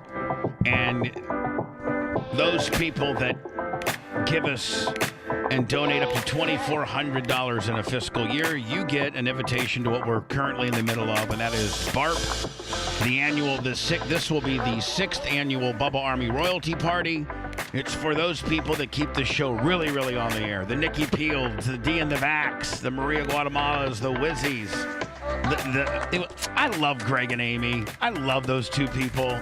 They are just like, first of all, they're Midwestern, and I automatically love people from the Midwest. But they're just, I don't know. Is Pennsylvania the Midwest? Yeah. It's Culturally, right, yes. Yes. Okay. Yeah. Not It's right. It's geographically, right there. That's like the most eastern part of the Midwest. Okay. All right. And then the Midwest. Dan, do you disagree? Ohio is where I think the Midwest kind of starts, but it's but a lot of people in Western Pennsylvania, especially, have that Midwest attitude. Right. Now coming, I think everybody can S&D, because probably the only two people that really were born in the Midwest were me and Seth didn't stay that long. Chicago is definitely in the Midwest, and so I'm from the Middle East. So I thank you. For Mid-East? that. Appreciate The that. Mid-East? She is from literally Literally the Middle East. Is that by Pennsylvania? Can you Yes. start when we talk about where you're from? Can you just start? Can we even further narrow it down to Israel? Because I think it really helps the show a little bit. Yeah, no problem. I was born in Israel. I was born in Israel. In a manger. That's In a barn. Dan, shut up. Just leave it like that. Don't make her a poor little thing. She's already born in Israel. So you feel sorry for me.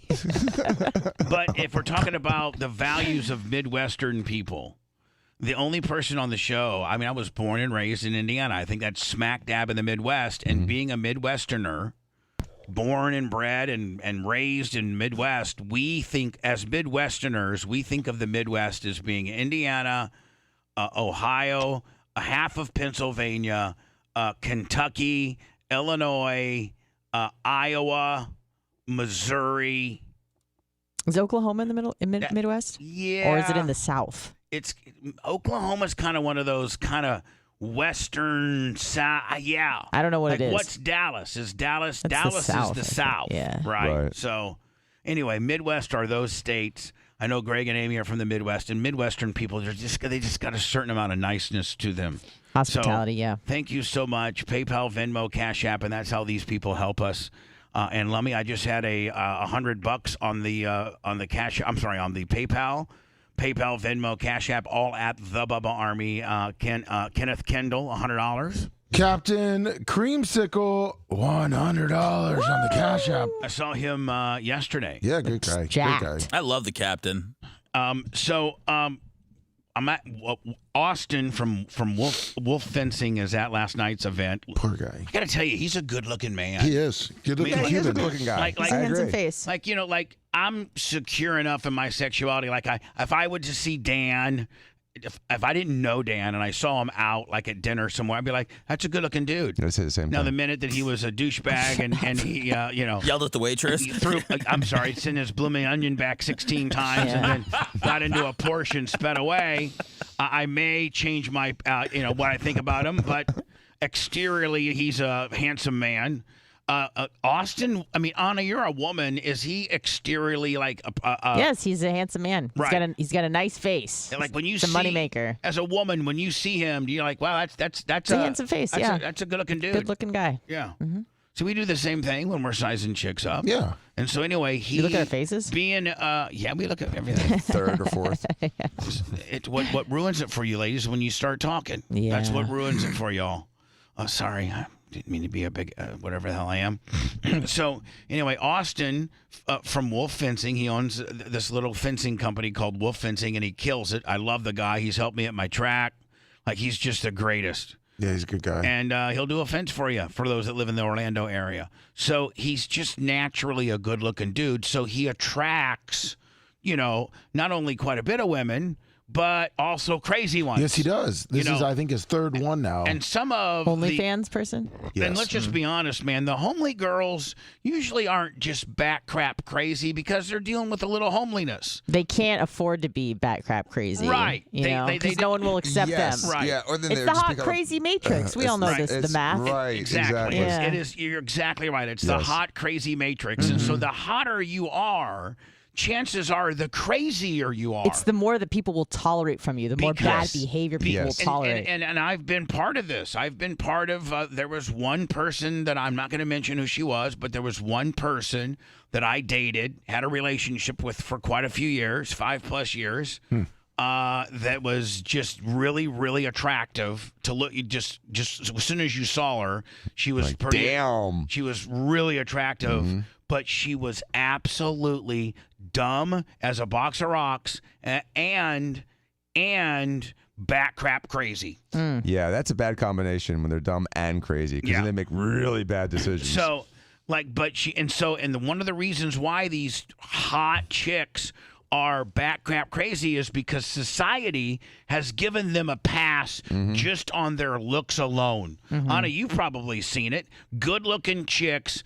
All the time. I mean, I'm talking about just stunningly good look, like a 10. Like 8, 9s, and 10s. Yeah, 8, 9s. I'm going to go 9s and 10s. Society will give you a pass because you're a 9 or 10. Absolutely. Yep. And you will get further in life sometimes on just being a 9 or 10. No doubt. This poor little 6 or 7, she's working her ass off. She's more talented than you. She's better at whatever you two are signing up for. Yeah, no one cares. But that 9 or 10 is going to get that high-end medical device sales job before that 6 or 7. Yeah, 6s study harder. Yeah. So anyway, Austin Wolf, being a very good-looking dude, gets really hot, bat crap, crazy chicks that go out to go and let's be honest, some of those hot, bat crap, crazy chicks, just based on volume of work, are real good in bed. I mean, the more you do things, the better you More get practice. at it. Right. Yeah. If you've ran through a bunch of dudes as a hot, crazy chick, chances are you got some skill set on you, Hope right? so. Yeah. So you throw in hot. You throw in a hot chick who's bat crap crazy, Gets a little dirty. who is kind of naughty and nasty, Right. and just is absolutely some of the best sex that you've had. But with that comes the baggage of being bat crap crazy, and in some instances volatile. And so Austin, Ben knows. Austin from Wolf Fencing. Now, Lummy, is this the third woman that he's had like some type of domestic or some type of issue, or is this the original girl that stabbed him? No, this is 3 the times. original. I'm saying 3 because I met some of his other ones All right. that were actually So, crazy too. This woman here, who he has a relationship with, supposedly she's an OnlyFans chick, Yes. and like she is hot as absolute hell. We're not going to get into who she is. We're just not. But she's just hot as hell, and Austin's like, she just. So I'm like. She's been in prison. She's been in jail for stabbing Austin. Nice. She stabbed him. Yeah. They got in some kind of argument. I think she thought she saw a text from. No, by the way, no, the By the way, story- also hot chicks are also really possessive. The story Because was God forbid that the dude you're blasted thinks that any other woman's as beautiful as you are. Because here's the thing: they know they're hot too. Yeah. Right? Yeah. Like they know they're hot and they can pull these sort of things. So what's this stem from? The story was that The stabbing. Yeah, she found a pair of panties in a drawer. That's more than a text. And he told her that it was his sister, which he does have 2 sisters.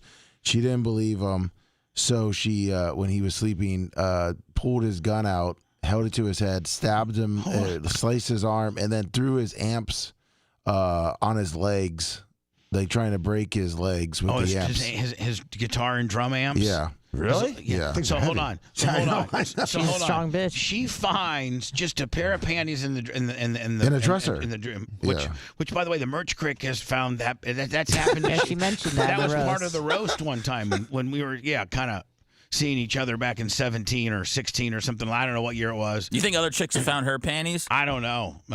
Please, let's not take that any further. trying to get the heat off little Sethy. I'm never gonna stop trying, Bubba. I know. So this woman, she stabs. She holds a gun to his head while she slices him. Hold on. He's sleeping, and you get woke up by literally a cold barrel against your head and a knife right on like your jugular vein or something. Yep. And she says, I found a pair of panties in your drawer. And Austin says, it's my sister's? Yeah. What? And she still stabs him? Oh, yeah. She didn't believe him. So then she sliced his arm pretty good. And then while he was kind of holding, I believe, his arm because it was bleeding, she grabbed his amp speakers and started throwing them at his legs. Yeah. To try to break his legs so he couldn't move. Right. So she went to jail she went to jail for that. Yeah. So she got out of jail. And so this is where this particular story picks up. So I see Austin there last night. I actually pull a chair up and sit beside him. He's one of the first ones there, me too. And I just really genuinely like him. Plus, I had a fencing question for him. Bubba raised my part. And I'm like, so any latest news, bud? And he's like, well, yeah. I'm like, well, what is it the bitch that stabbed you? And he's like, mm-hmm. I'm like, what happened? And he's like, well, she got out. And I tried to stay away from her for the longest time. Like I've tried to just not take her call. I've tried just to not have any interaction with her. But she does obviously know where I live. So one night she was out drinking with the girls, drunk, and she shows up at my doorstep and wants to have hot. And I open the door and she just says, "F you, me." That's the first words out of her mouth is, and she's right there on that cute side of drunkenness. And it's so for us as men, especially a single dude, and that it's tough for us. I mean, our wieners at that point completely take over. Right? I mean, we have we as men just become absolutely borderline slow learning adult when a woman says those words to us. When an attractive 9 or 10 that you know for a fact is incredible in bed shows up at your doorstep on the hot side of drunkenness and says, and her first 2 words aren't, "Hello, Dan. Good evening. How are you? Can I use your couch tonight to crash?" No. Her first words out of her mouth are, "F me." I don't know how many men can say no to that. Single men. Nope, not at all. So he says. I could understand him saying yes. So, well, I know. You would think. So he says, so I let her in, and we end up having just some incredible sex. It was incredible. And then she found like some girl stuff because she's been in jail for 3 months. Yeah. Of course, Austin's going to have it? three or four. He wouldn't testify or whatever, testify against her. So they barely, so she What got. the hell? She And got he totally lied to me last night. He told me he hasn't seen her and he's moved on. Oh yeah, well, that's because he didn't want you. He's embarrassed. Yeah. He's He doesn't want you to embarrassed. judge him. Yeah, because you're very Well, judgy. too late. Yeah. Here we are. So, Super judgy. So the bitch that stabbed you and has a gun to your head over just a pair of panties, she now went and did her time for stabbing you. She's out. You've been avoiding her for a month or 2. The only interaction you have with her is on a Friday or Saturday night. She shows up at your house at 1 a.m. and she looks hot as hell, and she's on the hot, cool side of the, there's the cool side of drunkenness, and then there's the mean, sloppy side of drunkenness, right? Yeah. Yep. And she's on the early side of the hot side of drunkenness. She says, "F me." He F's her. He's trying to sleep in. She gets up early. He should know better than to fall asleep in front of her. He should know better not to call her an Uber. Yeah. It's his own fault. I mean, stabbing somebody isn't that harder to do than to shoot somebody? It's so personal. It's so intimate. Right. I mean, you can't let the hoe back in. I know that. I know that. Stop we're being so judgy. But he did. We're painting him as the victim here, but I'm just saying, like, if someone stabs me and goes through that trouble, I'm gonna have to get my rocks on somewhere else. I rocks know, off. but maybe you have a little bit more penal control than some of us guys. It's not about that. It's about the stabbing. No, it's more about the stabbing than the penile control. I'm just saying. Maybe your penis is not as powerful as ours Are are. you saying his penis is broken? No, but I'm just saying, like, my penis overrides my brain a lot and be like, no, don't worry about that. What's going to happen? Just get it. Because I'm a savage. and so anyway, I did exactly what Austin Wolf would have done. I let her come in. Yep. And then they have incredible. Austin was pretty descriptive. He's like, we banged for like 2 hours. Got high and then banged again. Finally got to bed about 5 o'clock, and by 9 or 9:30, I'm smelling stuff and I'm hearing stuff, and I don't know what's going on. I'm trying to figure out what's going on, and she's in the middle of destroying his house while and trying to set it on fire. Oh, come on. No. The smell was burned? No, hold on. in his garage. And I got pictures. Oh. Now Dan, that's a wild one, ain't it? Mm-hmm. You just had sex with her. She's already been to prison for stabbing you. She shows up at your doorstep, says, "F me." You did. She's got jealousy issues, but that ass is just, that vagina of hers just overrides all sensibility. Sorry, Seth. It doesn't override the pain of getting stabbed. I know. Some people can deal with Yeah, pain but better Seth, than that others. was like 6-7 months ago. So We she forgot shows about up it. at your doorstep. You guys have incredible 3 and 4 hour sex. She wakes up early, finds some girl stuff around your house. Of course she is. And goes bat crap crazy. Don't forget that she's a 9 or a 10, and those bitches are the ones that go bat crap crazy. Like, Anna, like if you Is she that hot, though? If you had sex with a guy, and you woke up in the morning and you saw some girls stuff for there, but you'd been in prison for a while. I mean, I think you just quietly let yourself out, maybe cry on the way home. Yeah. I mean, I guess if I was. I'm just saying. Like, I think that's as extensive as it gets with you. Yeah, well, I can't imagine it be going to prison for anything, but if that was the case, I'd probably just quietly let myself out. Let's say not even prison. Let's just say it was a bad breakup and you've been gone for 3 or 4 months and this is the first interaction. And I'm definitely coming back and crying. And you and the girls went out the night, had car service, and you just felt a little frisky, and he happened to text you at your drunken weekend moment, and he was like, hey, and you're like, hey, and the next thing you know, you're on his doorsteps, and you guys have wild sex. Wild. 3-hour wild sex. Awesome. And then you wake up and you see, a couple of girls, what a panties. Just kind of like whatever. that tear from the Native American. Yeah, just kind of. I think that you just falling down my face silently. I think you pack up your things. Broccoli 49.9 super chat. Well, Bubba, you get on Gus. And you sob to back to your place. Well, Bubba, this is what makes her crazier. I don't know if Wolf told you, but she trashed it a little bit after she found the stuff. But she broke back in to burn his place down when he wasn't there. Yeah. So here are some of the pictures for you guys to look at. So after having look at this is her going through his office and just literally finding pictures or anything to smash, on the floor. Here's what she did to the kitchen. Hold on. Like she broke every plate. No. Threw plates and bottles on the ground. She was trying to flood it out too. Yeah, and she turned the which was dumb because she was trying to burn it down and flood it out. Yeah, not very smart. Not very smart. Hers isn't that smart. She was brainstorming on the spot though. You gotta like that. No, hold on. That picture on the left? Now look at this one right here. Oh my God. This is his office. Oh my God. This is his office. And where he keeps all of his paperwork, and he owns his own business, and so he has extensive files and records and invoices. I hope he's got stuff backed up on his computer. I do too. I hope he's not old school write it down guy like me because it's like I hope he's not like Lummy didn't have a backup to the show Bible. I hope that he has a backup to this. Do you notice in that picture what he has on his drawer?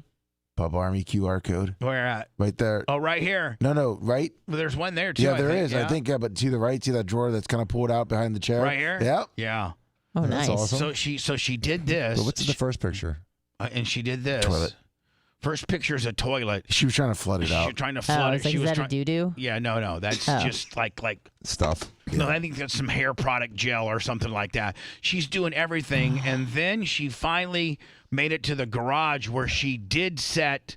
She's trying to kill him. The washing machine and dryer on fire. Yeah. How do you set a washing machine on fire? I don't know. She did. She learned it in prison, Dan. Send me this bitch's link immediately. I am giving her everything that Baby Kush took last night from you guys. Oh my God. So anyway, she did set it on fire. She set I don't know if she poured gasoline into the washing machine and I don't know, but you can see that the washing machine was ground zero of her arson. Wow. And what people don't realize is, man, flooding is if your house gets flooded, it sucks. You got to cut the drywall out.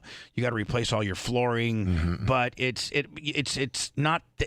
big deal. The smell, yeah. But fire kills people. Well, not only does it kill people, but it's just if you're just rehabbing your house from a fire. Compared to water, compared to if you different game. If you look at both catastrophic things that could happen to your house, it can either flood or it can catch on fire. That's about really. I mean, the shingles blowing off here and there, a window breaking, but just structurally. Yeah, well, I mean, I do better wet than I do on fire, so I mean, it makes sense. Fire's catastrophic. Sinkhole. And here's the thing. If your house is getting flooded, I mean, as long as it doesn't flood up to your mouth, I mean, you can still live. Survive it. Right? I mean, if it floods up to your mouth, you can walk up a step, step on a chair. But I mean, that's such a catastrophic storm that we probably aren't surviving it, right? If it's that bad. But if a fire goes off in your house, that can kill you. Easy. That can smoke before I the think fire. More, I mean, statistically, you could probably see that more people die from house fires and house floodings. Yes, Now, guaranteed. Very rarely. Guaranteed. I mean, like I think maybe in the New Orleans, that the hurricane that hit Katrina. New Orleans, I think there were some people that died from flooding That in was their like homes. biblical type flooding. I mean, Right. that's not like typical flooding. You very rarely find a guy, Grandma McGillicuddy died from flooding in her home. She was sleeping and the flood got clear up to the bed and flooded her out.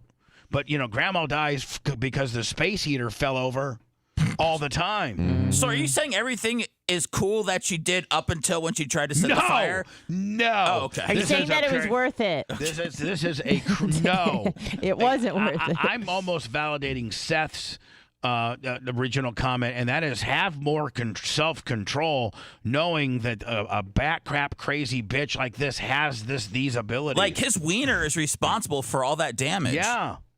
When did that happen? His pretty face and his nice wiener has caused all that. That just see, shows for he's a us pimp. ugly guys with small wieners, What? you don't see us getting. No, you don't we see don't. me getting burned down. No, Bubba, we're good. I get the cops called on me a few I mean, times. the only other person I know that has had that problem is Dr. Dan in Louisiana. Gun pulled on him. Yeah. Well, probably shouldn't be talking Oh, about sorry that. about that, Doctor. I mean, All right. Romina's listening. 'Cause he was hot?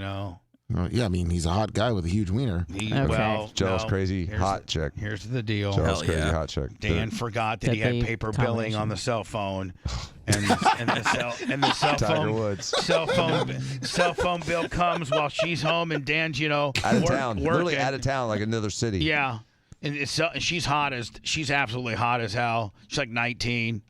Dan gets her right out of residency during his residency in New Orleans. I think originally she was from L.A. She was a model. Like she was just, she was a 10. And Dan, listen, us guys when we're running, we don't want you seeing everybody we're calling and talking to, right, Dan? When you're a hot shot, resident doctor like you are, you're just as much of a 10 as a man as she is for a woman. Especially in Louisiana. Yeah. You got all kinds. I mean, you got all, Louisiana 10. You're in a Louisiana 12. I mean, Had a Porsche. I mean, so you had a Porsche. So you probably got bitches just crawling all over you. That's fun. You're probably talking to them, and she finds out, and it was bad, was it it's not? 14 separate numbers. Oh my goodness! So when you got home, did you have it? Was she have them all highlighted and already have spoke to all of them? Yeah. That's the Called worst. every one of them. She did. She called every one of them and was like, "Hey, do you know Dan? Yeah, I do. Dan, he's like super hot. He's a doctor. He's got a Porsche. Picks me up. I give him oral. Sure, what do you want to know about him? Like Dan, were the girls really spilling the beans? Some did. They were. A couple. Because the other 14 didn't know about the other 13. I know. Wow. How did you have time to become a doctor? The other 14 Good budgeting time. The other 14 didn't know about the other 13, right? Right. But did they eventually all kind of get on the same page? Well, that's one of those days where you have to hit the big red reset button and start over. Man. That's all right. It's good. Now, did you flush out the system? It's like a colon purge. Were you forewarned while you were out of town? Like, did she call you or text I you? got a phone call while I was in surgery. And I had to run. It was only like a Friday afternoon, and I literally went. All I could think about was, I gotta get back. I gotta get back before my house gets. Literally, I thought my house was gonna get trashed, burned down, flooded. How did the phone call go? I came. It was so. Was she so like? Yeah. Was she like, hey? You piece of shiz. Let me tell you something. I just got your phone bill, and I just went through it. I found 17 different numbers of girls you've called, and then I called them. I did. And you know what they said? She said this, and she said that. She said this, and you're a lying piece of shiz. I hate you. You're a mother. I'm out of here. It was short. It was a lot of F's, and then wouldn't answer. And so then Ghost Willie. Then Ghost. Was there a threat to harm your house or you in any way? No, but I knew it because she's crazy. She's that. She's crazy. Yeah, she was that crazy. Now, by the time you got home, was she gone? No, she was waiting. Packed and waiting. And so when you got home, how did that go? That was just. And she had a big access fight. to your house, Yeah, she was living in it. Oh, living. Did I ever tell this? Jesus Did I ever Christ. tell the story when I got caught and I was driving when I got With caught the tape recorder? with a tape recorder? No. Oh, with the video? With the video, the threesome. The video. You told it on a after show. Oh my God! Is this the one with Tony Stewart? No. What? I don't have a tape with Tony Stewart. Okay. See, that's how That's things. hot. That's how things sad. That's what the rumor was back in the day. Yeah. That there was a Tony Stewart and Dion tape. No, and a Warren Dion- Sapp. Hold Oh on. my! Warren Sapp too. Hold on. When Spice Boy was shopping this tape, he had to throw as many people in there to get it. So here are the people that Spice Boy like lied about. That there was no Deion Sanders, Warren Sapp, Randy Michaels, a big time radio guy, Audrey Huff. Who else? Steven Diaco. Dion, Tony Stewart. Dion, another national programmer at Sirius, Tony Stewart. So I can remember like it was nothing. The sex tape's coming out. Spice Boy's getting all this, sending all these false narratives because he's trying to get Wicked and somebody else to pick this, pick these tapes up. That the only tape there was, there was a Hogan tape, yes. But there wasn't a Tony Stewart tape. There wasn't a Deion Sanders tape. There wasn't a Warren Sapp tape. There wasn't an Aubrey Huff tape. There wasn't a Randy Michaels tape. There wasn't a whatever. But you would have let them hit it, right? No, let's not. Okay. Stop. Okay. Aubrey Huff wasn't even a friend of yours. Aubrey Huff, I never. Now he hates you. He got banned. He deleted his Twitter. So hold on. So listen to this. So I can remember I was driving to the track. I just bought the track in 2011. And I'm driving to the track, and Dion calls me. Oh, dear. And I go, hey, what's up, Prime? He goes, Sponge, let me ask you something. What? Have I even ever met your current wife? I go, no, I don't think you guys have met. Well, then why is on whatever he saw it on, why are they saying that you got a tape of me having sex with her? And I go, you know what, Dion, here's what happened. She had sex with Hogan. And he goes, for real? I go. And do you know how is it called emasculating? You know how how it cuts you down to as a man to have to tell one of your manly good friends, that you've done something, you've participated in something like this. That's what he says for real. Yeah, he can't pick you back up from that. No, and he goes. No, this is how absolutely cool he was. I didn't necessarily have this conversation with Tony. I didn't have it with Warren because they knew that Tony didn't have to call me because he knew that he had never slept with Heather, and he knew that. So he knows there's no tape. If you've never slept with a person, there's no tape. You don't have to worry about it, right? Yeah. So he didn't call, but Dion called, and here's what he said afterwards. Sponge, I will never judge you for some of the stupid stuff you've done. I only judge you for being my sponge. I said, all right, Dion, man, thank you. And then when it was time when I was going to write my book, and which is now turned into something differently, but when I was going to write my book, I first asked Howard to do the forward, and he politely declined, and at that time, it was like within 6 months of when his new book was coming out. And whether he would have done it or not, I don't know, but he was at least very gentlemanly about it and felt horrible about having to say no. And I've kept that email and cherished that email. Then I asked Tucker to do it. And Tucker was like, and he was at that point just starting Fox and didn't want to, necessarily rock the boat. And he was super cool about it. He was like, no, I've only been here a year and a half. I'm doing good. I'm number one, but this could be something they really had a problem with. I'm like, okay. So then I called Dion. I texted Dion. I go, Dion, I'm doing a controversial book about my life. Would you write the foreword for me? He goes, absolutely. That's all he said. Was absolutely. Because he fears no one. And you know what? He answers to no one. Meaning, like, he's not behold. He's to no one except God. And he can always argue his position. Because here's what Dion would do. He would turn around. So if a reporter goes, Dion, do you really think that the values that you're trying to instill into these great kids align with the guy that you did the forward to? Bubba the Love Sponge, do you think that he was saying, he would turn it around and be like, Bubba's got a kind heart. he's got Jesus in his heart. You know, Jesus. I believe he does. And he would be like, When's the last time you looked in your heart? He goes, I know Bubba, and he's a personal friend, and that's not the man that I know. And I do not judge a man based on a few mistakes. Have you made a mistake in life? Are you being judged for that for the rest of your life? Does that mean that I can't be your friend because you made a mistake in life?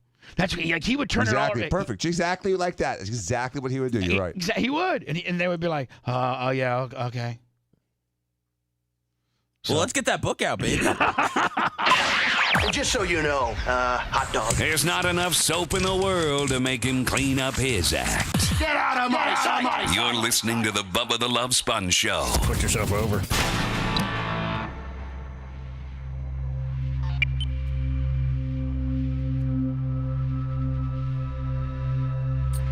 Is he up for it? I mean, he's gonna be a preseason candidate for sure. Yeah. Oh no! Oh yeah, you're talking about yeah. Oh yeah. The first few games you were talking about it. Yeah, he wasn't even in the top 5 this year, but. No, but hell, they got a new offense. Oh Yeah, he's definitely gonna be. They got a new offensive line. Yeah, he's gonna be. He'll be in the preseason conversation. He's gonna be in the mix for the top pick of the draft next year.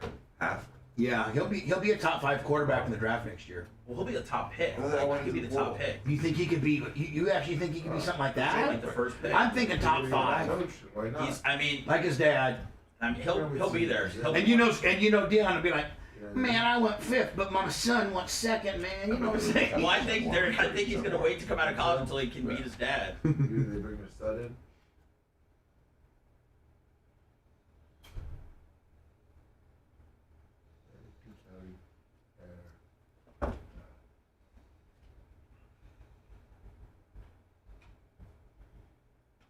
Flood City, 55 months. Hoss 83, 35 months. Man, I went 5th, but my son went 2nd, man.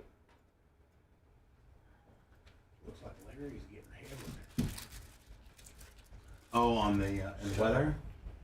It's going to warm up though this afternoon, 5, 6 I texted him. Oh, here we go. I texted him. He.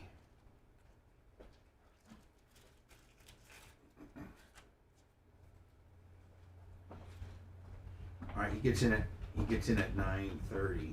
Oh, Simone. Good morning, Marty. Dr. Dan, how are you today? Good morning, J. Boy. Right in the middle of Barb. Yeah, I know it. I looked at the radar and it's a big red blob all the way from my house to just south of Fort Wayne, and then it turns into snow. Usually when it's red and yellow rain, it ain't good for snow.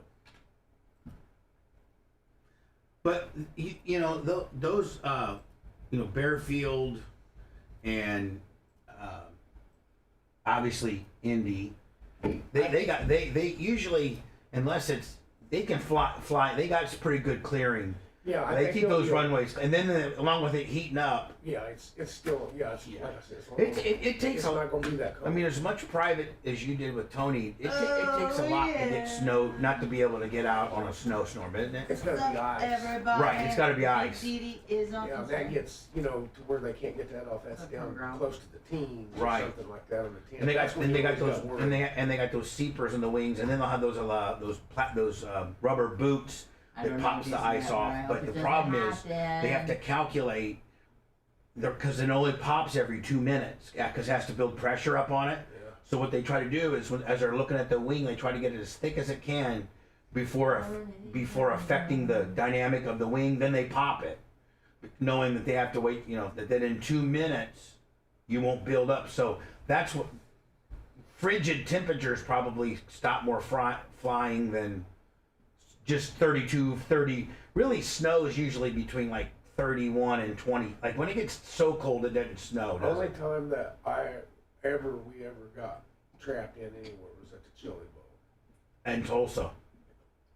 And was it ice? It was ice so bad. I remember me and Josh and Richards and that his buddy, I can't remember what his name was, from West Virginia, and Mark got in the car and we was going back to the hotel. I rolled the window down and it stayed. I knocked it out in one piece. I mean, not the window, but it was it was just solid ice.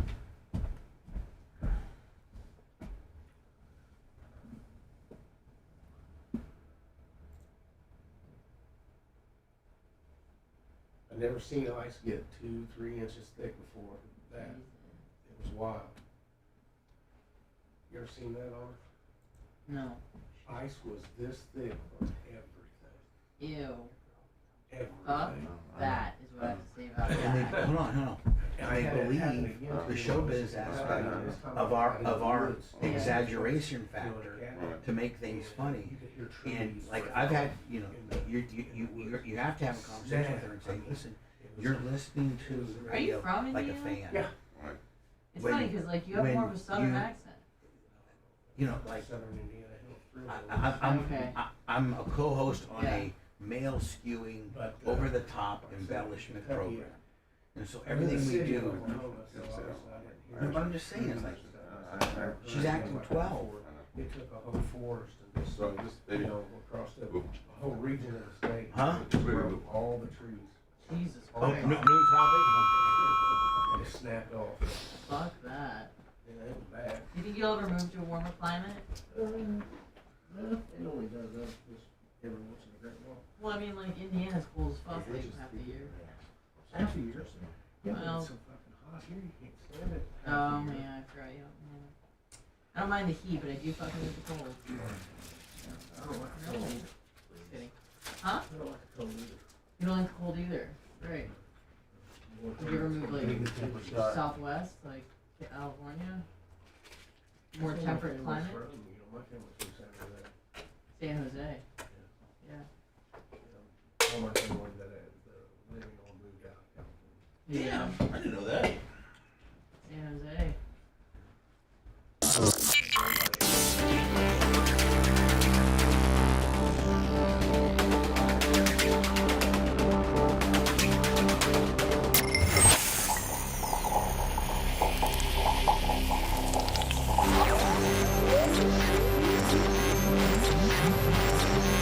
Attention, people of Earth. A big fat blip on corporate's radar screen. This is the Bubba the Love Sponge Show. I got so many things to do today, so many things to talk about, and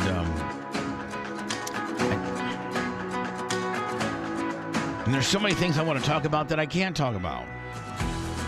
And I feel really good about today's co-host involvement. Yesterday, you guys scored like a 2, and today you guys are like 9. You guys are killing it. Good job, Dr. Dan. I have a statement about yesterday. Okay. Hold on. Let's not confuse Please that don't make it with the $30 contribution limit we just got from Ismail Risotto. That has to be is that an Elkhart Rob or something? Was it? Ishmael? See you tonight at Bart, my first one. Ishmael Rosato. Oh, yes. He showed up late yesterday. Oh, okay. Is that a special screen name or anything, Mike? Yep, that's just his name, yep. Oh, well, thank you. Thank you for the money. PayPal, Venmo, Cash App. Little purple jersey, 50 on the Cash App. And Tony, 911 bail bonds, $100 on the Cash App. Oh, man. I actually spent some time talking to Blind Tony. Dan's the man. He's the blind bails bondsman. He's the second largest bail bondsman in Las Vegas. He was nice. And he was Him and his wife are lovely. Yes. They are. She's cute. She And is. he's a big old boy. You see how big he huge. is?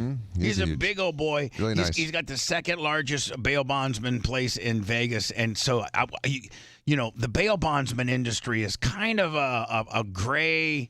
Like it's you're dealing with not necessarily the best people of society, right?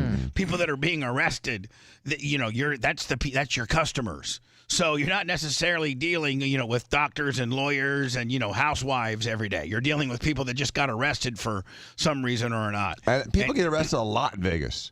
Oh, yeah. Did you see the two retired New Jersey police Yes. officers? Yeah, they were great. That's too. who I thought they would be. Love those two guys. Yeah. So anyway, I got a bunch of things to talk about. I got Jonathan Morris, the stake slinging guy. Oh, yes. And, Lummy, I feel for the guy. I got him. He texted me. Oh, nice. He knows how? Well, yeah. Sorry. That actually is funny. Semi-auto-glass. Travis. $100. That came from his mic. Saw him last night as well. Thank you, Semi-Autoglass. Travis, did anybody see Did anybody see Deanna Vac's wife? Oh yeah. Is that his That's not his wife. girlfriend? No, it's his girlfriend. She is a dime piece. Oh my God. So she's calling herself Deanna Vac. He is, obviously Deanna Vac is Bubba Army royalty. He's here every year. He contributes to the show. He's the best. Yeah, he's a great guy. I think he's incredible. I think he's very a sweet man. is he a 4-ringer, 5-ringer, 3-ringer? I believe he's a 6-ringer. Let me after we get all I'm done working on that with yes. Barb. After we get done with all Barb, because you won't do it. Your wife will. She does. You don't know XL. She does. Yes, she does. Can you get me Ashley? If you could be so kind, I'll even pay you a little bit of money. Here comes Seth. He's going to say he knows XL when the money. When I sent you, if you offer money for it, I know an XL Sponjo, and for $22, I'll put that list together for you, buddy. I mean, you know how I work, so I mean, I'll let be Ashley quiet. get it this time. Sure. So, Lummy, if Ashley could give me like an Excel spreadsheet of the 6, 5, 4, 3, 2, 1 ringers. Yep. That would be great. Will do. So, Deanna Vac, 4-ringer, 5-ringer. I think he's a 6-ringer. 6-ringer. Yeah, I think so. Love the dude. And of all the years that I've seen Deanna Vac, I've seen Deanna Vac 4, 5, 6 years in a row. Last time he came, he didn't Had a make it to fall. 199. Yeah. Dan was slapping the S out of him. But I'm just saying, like, Lummy, I know what Deanna Vac. I know what I'm familiar with Deanna Vac. I know what he looks like. Yep. He's my friend. Like if you're Bubba Army royalty, we you and I will have somewhat of a relationship. I appreciate you being a large contributor, and I want to give you some of my time, and I want to get to know you a little bit. I have a little bit of a relationship with everybody that's Bubba Army royalty, and so Deanna Vac. I've never known to really. I don't know that any Bubba Army royalty parties that he's been with a girl, like I or a wife or normally comes alone. Yeah. So this year, this hot, super conservative looking, like almost She's 33. I found out. She looks 23. She looks very young. So I'm looking in the corner and I turn it over. I'm talking. I forget who I'm talking with. Might have been Sumo. I don't know. I go, look at the really young, hot, short-haired brunette over there. Who's that? Because, all of us Bart people, like everybody knows what Ty J looks like. Sure. Everybody knows what Dan He's a looks fresh like. face. And everybody knows that Seth's going to be, anxietied out, looking like, just looking like a hot mess. Everybody knows that Anna's going to be chatty and looking cute. Everybody knows that I'm going to be how I'm going to be. We all know how Brandon the Quad's going to be. Yeah. Havoc 50 on the Cash App. And we all know that Brandon the Quad's mom wants a black on blonde situation. Holy crap. Seemed that way. I don't want to squirrel That's you. the way it is. Bubba, did you find out what happened to him in Macon, Georgia? Yeah, don't squirrel me. Don't squirrel, Seth. That's a story in itself. Okay. I just wanted to make sure you knew. Primetime Toy 25 on the Cash App. That's a story in itself. Yeah, just give I'm some right now honed in on Nikki Peeled, your wife Allie. Oh, I beelined right to her. Gorgeous. And super cool. Nice. Like Yeah, super absolutely. cool chick. And and listen, I got to be honest with you. Allie is one of my favorites. She is. She gets it. You know what I mean? Until I put my eyes on Deanna Vac. Wow. I mean, she looks like she I looks thought it like was his daughter at first or something. She looks like she's so innocent and so like naturally pretty and so classy. She looks like she should be teaching Sunday school this Sunday, does she not? Does that kind of turn you on, Bubba? But that turns me on so much, especially if you can get her to be a little bit That naughty. librarian thing where they take off their glasses, shake their hair, and all of a sudden Take it's a off their different panties. person. She looks so conservative, but she is so naturally beautiful. I know she had a little bit of makeup on last night, but she didn't. Like, Not she a was lot. so naturally beautiful. Cute little. I got lost in her eyes. Conservative, but yet kind of sexy dress on. Beautiful eyes, and I'm like, oh my god. Who's that? Who's that? Of course, Maria was there last yeah. night. T, Swizzy. And your girl looked hot as hell. Merch Crick. Yes. Did she you like that ensemble? I really did. Somebody told me that Merch Crick got a little camel toed toward the end of the night. I'm like, oh, I didn't want my girl camel toeing. Who was that? I don't know. I guess she went to the bathroom. Brandon the Quad was the only one that could see it. Oh, yeah, probably. On her level. She went to the bathroom, and I guess when she reworked her yoga pants, it camel toed her. That happens. And she's like, somebody told me that they could see my camel toe, and I was like, I don't. You got to be a real pervert to notice the camel toe when her hoots were out for the world to see last night. I mean, have you got past that? Past Hold the on. sun. Yeah. Hold on, you're right. My girl's got some heaved up jugs, but as a man, and Dan, I know you might get in trouble for answering this as a showman, but as a man, don't we find a girl in yoga pants with just a little bit of a camel toe? Not too big of one, but just a taint of toe. Don't you? Taint of toe. Isn't that? Don't you think that's a little sexy? Yeah, if you see a hint of anything that you can make out, it's sexy. I'm not talking about. I'm not talking about extreme camel toes. Okay. No, I'm talking about. Like just a hint of toe is that's a touch of toe. That is hot. That's how girls are trying to dress these days, Bubba. It's all about like a hint of toe, and that's how they lure in their next husband. Well, I think Merch Crick showed a hint of toe last night. Such a picture, just in case. You know, they're making bras that have actual nipples showing in the bra. You know what I mean? They're building bras. I think. Kim One of Kardashian. the Kardashians' Yes, I bra. saw Yeah, that. Kim Kardashian's bra has Skins like or whatever. it shows a nipple. It makes a nipple. I wonder if they're going to start making panties that like have like a camel toe built in. One can only hope. Can you be like, hey, Rhonda, I got some yoga pants. Oh, did you get the one with the camel toe option? Oh no, I didn't. Now see, that's hot. That's That's not too much. That's borderline. Okay. Yeah, like that's right on the line, right? That's the biggest you can go. Okay. Lummy, can you actually can you Google like It's like two hot dogs. Like can you like a hint of camel toe or just like little bit of camel toe? I mean, Not it's like full on Middle East camel toe. Yeah. just I think we were overserved some toe. a hint. That's. I mean, this lady may not be the best looking, but boy, that is sexy though. There, if I saw Yeah, that, she is hot, I was just, did you send me another one, Yes. Lummy? You got an ugly lady with a camel toe? Oh, sorry. There's a lot of them on the Chisel, thing here. Tizzo. Or the moose knuckle. All right. Oh, easy, guys. Let's just be careful here. that's like a hint, right? No, It's hard to see. No, the face just gets What, because me she's off. Asian? Yeah, I know. That's why I said she's not the best looking girl. Because she's a man. Okay, well. Hey, Bob, I just sent you the link so you can. What? You sent me a link. What? Are we can you Can choose your liking Does of that camel mean, toe. Lummy, when you say, Bubba, I've sent you a link, that means you're disgusted in my commentary of what you've picked out? Correct. And you're saying, hey, fat ass, do it on your own? I did not say that, but I was just saying, you know what? See, I know Lummy speak. Hey, Bubba, I sent you the link means, you know what, asshole, do it yourself. Yeah. I've tried 2 times. Speak and Lummy. yeah, exactly. Okay, so here we go. Let's look at some of these. Now, see, that's dark. You can't really get a good bearing on a good kid. What if the lady in the gray? That's a little Is there any celebrity camel? Oh, look at now. See, That's celebrity right there. that's Mia Who is Kunis. that? No, that's she can't dated see it. Justin Bieber. I don't Selena think. Gomez? Yes. Yep, these pictures aren't allowing me to make them bigger, Lummy, for some reason. Oh, you got to click on them. That's why. Okay, gotcha. When I click on them, then it. Oh, it's put into a different window. I think. Exactly. Let's not do that. Yeah. Oh, it's pervert proof. Yeah. So let's just move on to our next topic, okay? And that is Dark Match Steve. Yeah, we need to address that. What's wrong? We do.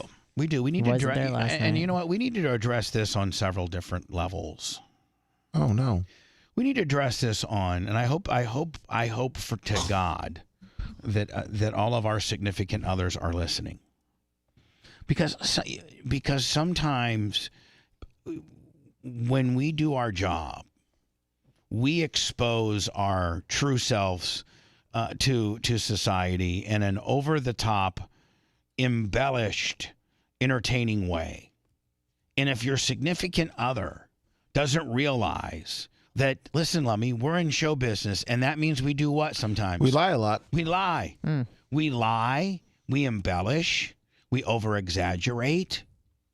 And if it takes a certain person to love us. Really, it does. I mean, like, for real. Like, if you're right. It takes a certain person to have a whole different thick. When they say, "Hey, have some thick skin," it's a different whole level of that to be able to not be a mark for the show. And so if you're a significant other of ours and you listen to the show and you react, don't you understand that I don't know, Lummy, sometimes up to 70, 80% of what we're saying is embellishment for effect. Of course. Mm-hmm. It's for effect. And it's just like this. I equate it to this. And thank God it's not this, because Dan would be going crazy. And that is, like if you're an actor and it calls for you to do a love or a kissing scene, but you're happily married to your husband or your wife, whatever, whether you're a male actress or a female actress, but it calls for a kissing scene. Now, that's your work. That's what you're doing. You're doing it. You're kissing this girl. You're making it look believable. There might be 5, 6, 7 takes, but you're coming home to your wife. You love her. That's your job. So when we get on the air and we talk about things, 1 or 2 are funny, but 7 or 9 are over the top and Zoinksville crazy and that's what and shocking. Let's not forget that if there's one thing that I am noted as, shock jock. You can say fat ass, piece of shiz. You can say, but one thing that rings is as I am absolutely one of the last remaining and one of the not original shock jocks, but I'm one of the last remaining, and I'm one of, the early beginners of shock jocks. Like if you were like trying to get in radio right now, you're like, hey, I want to be a shock jock. It's you know what? That category is not even open anymore.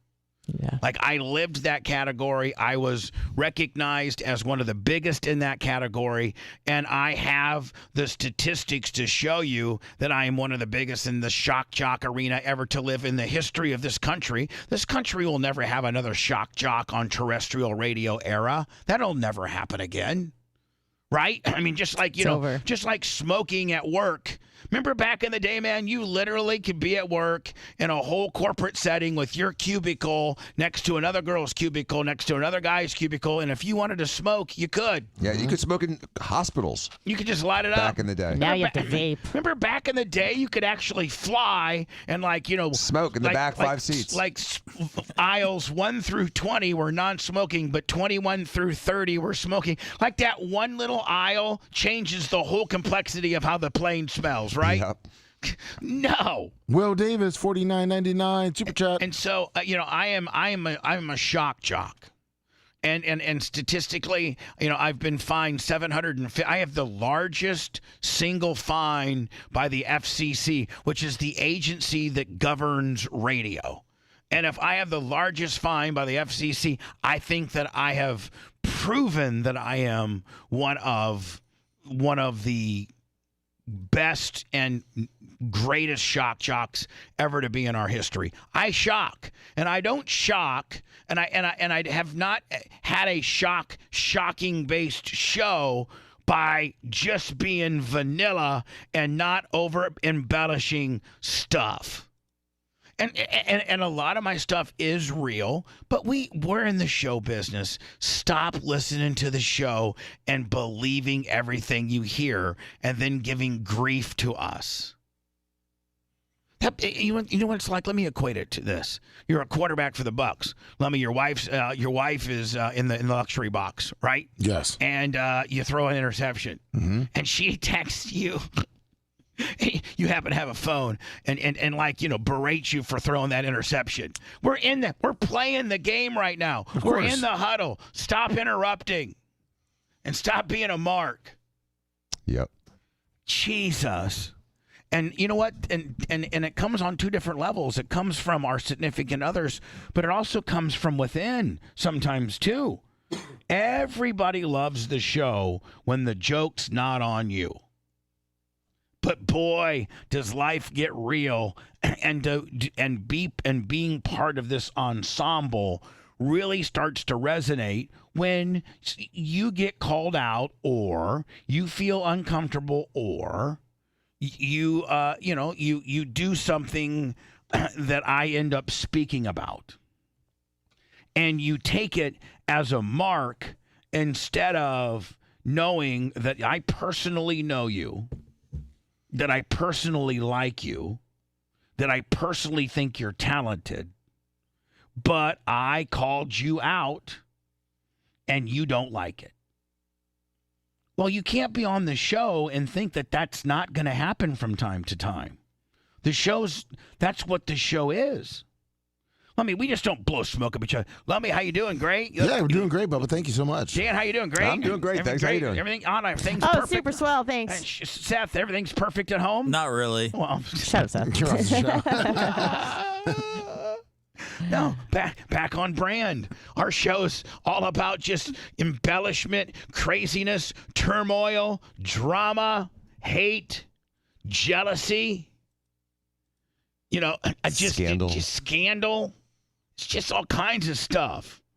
And so, Dark Match Steve, who I would, Lummy, think would have a better understanding as to how we work, and that when I get heat with you and call you out, that I still adore you as a person. Oh, of course. Love what you do for the show. Think that you're brilliant in your songs. I just didn't appreciate your roast, and I called you out on it. Now, and for you to act this way disappoints me. I would think that a person that's not familiar with knowing how to work would act this way, and I really thought you knew how to work. So I hope we can take another stab at this, and maybe you and I talk personally. And if you still want to quit the show, or you still want to think that I'm a piece of crap, or that I handled things differently, or that I'm wrong, or that I'm a dick, or that you don't want to help us anymore, or just whatever, if you still feel the same way as what you felt 18 hours ago when was this a tweet? That was, I believe it was a YouTube comment. Yes. Oh. On the show yesterday. So, Dark Match Steve, who was part of the roast, my roast, and said a couple things I didn't like. So I spoke about those things on my show and said that I think we need to, I don't know what I was thinking by putting one of our parody guys in there, and I think that you should have to have a little more show contribution standage, if you will, credibility, if you will, and not let the parody guys in on our roasts. That our roasts are just co-hosts and immediate family of the person that's getting roasted. And that that just because you're one of our parody guys, that doesn't instantaneously get you in our roast. So, shame on me for allowing it, and shame on you for thinking and acting this way. Because listen, Dark Match Steve, all I wanted you to do is just, not talk bad about my friends, one of my best friend and one of my, investors into my corporations, and one of the guy that has lent me more money to keep my show going. Do you know there were times at Tom Bean, payroll would come up and I would be like $18, $19, $2,000 short because I was paying Manson way too much money. And Tom would just give me the money to make payroll. So I'm protective over people that I love. I'd be very protective over Jimmy Cleavis. I'd be very protective over the Diacos, over Tom Bean, Regina Hunter. Babyface, not so much nowadays. See, that just shows you how goddamn brilliant I am, how I tied that all together. Isn't that right, Yes. Seth? Pretty good. I love Babyface. Nice of him to show up last night. So, Dark Match Steve, I'd like to speak with you. I hope that you really don't feel this way, and I hope you understand why I had a problem with a couple things that you said. I think I have every right to have a problem with the two. Everybody knows, Dan, you're familiar with the two things I had a problem with, right? Mm-hmm. Okay. The Steven thing and the Tom Bean thing. That's all we got to say. And both of those things, both of those two people are some of the most dearest people of my life that I would be so very protective over. And they're just topic matters that aren't funny. Instead, you know what? Here's the difference between a successful roast and a non-successful roast. Funny versus hurtful. There's a difference. There's a big difference. Funny versus hurtful. And if you're, and so if something's hurtful, I don't think, that should almost be every person that's trying to do a roast gauge. Is it funny or hurtful? Right, and that the ideal roast is not hurtful; it's just funny. But in every roast, there's collateral damage. Yes, and you know what? And roasts should sometimes also be a successful roast. Should sometimes be uncomfortable. Mm-hmm. Like that's another successful aspect of a roast: uncomfortability. But there's 3 different paths you can go. You can go with funny, uncomfortable, or flat out mean. And it's the funny and the uncomfortable ones are the best ones, and the mean ones are the ones that you would think is just kind of like cheap heat. You'd be better than that, but sometimes something comes out that you think is funny and it turns out to go the other way. What if Dark Match Steve tells you need to learn how to work and that this is all just a work back? Why would you even give the guy that opportunity to come up with that scenario, you dumbass? Oh. Okay. I think he was reading Brian Matroni's I didn't read message anything. in chat. I didn't see what Brian said. And why would you even? Okay, so what is Brian Matroni saying? I don't know. Mike Thurman, $100 on the Cash App. Hold on. Dark That's the Cash App, Willie. For who? Mike? Mike Thurman, Merch Cricks, Camel Toe. Yeah. Oh, nice. Dark Match Steve gets a starring role in the new movie, A Troll is Born. Oh, yeah, I wasn't reading that. Hold on. I think I have something for that. Hold on. I don't have. Oh yeah, I got. What's coming? It's coming. Yeah. Let me see here. Hold on here. Oh, you actually got it. The C Morning Zoo on Z100. I remember that. The C Morning Zoo on Z100. There you go, Brian. That's what we think about your zero talented, cheap heat, low hanging fruit. Row of urinals, mouth. Roll of urinals. Miss you, buddy. Only can fly on Martin Luther King Day weekend. That's true. Very Jackass. racist. Very racist. Yeah, racist. Oh, stop. Snowflake. Yeah. Okay, that's fine. He knows he was he was a major contributor to me being mad yesterday. I mean, I think it was very evident by the way I left the studio of my mental condition. Yes. I don't think there was any wiggle room as to what type of mood I was in when I left. No. And Seth and I did address it on our after show yesterday. Two Live Jew? Yes. But Seth, how's Two Live Jew doing? Is it trending well? It's I got to be honest, Bubba. It's outperforming the old stuff. There you go.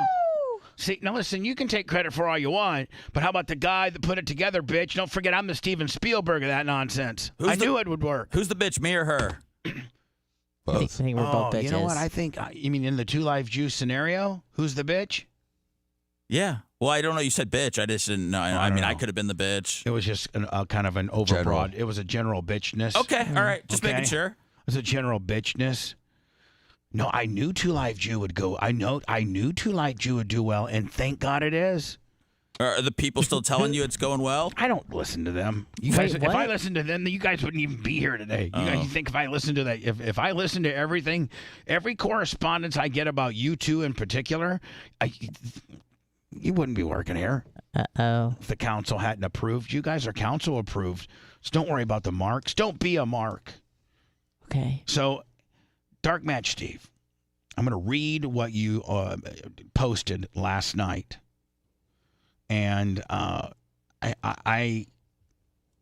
hope that you're not quitting the show.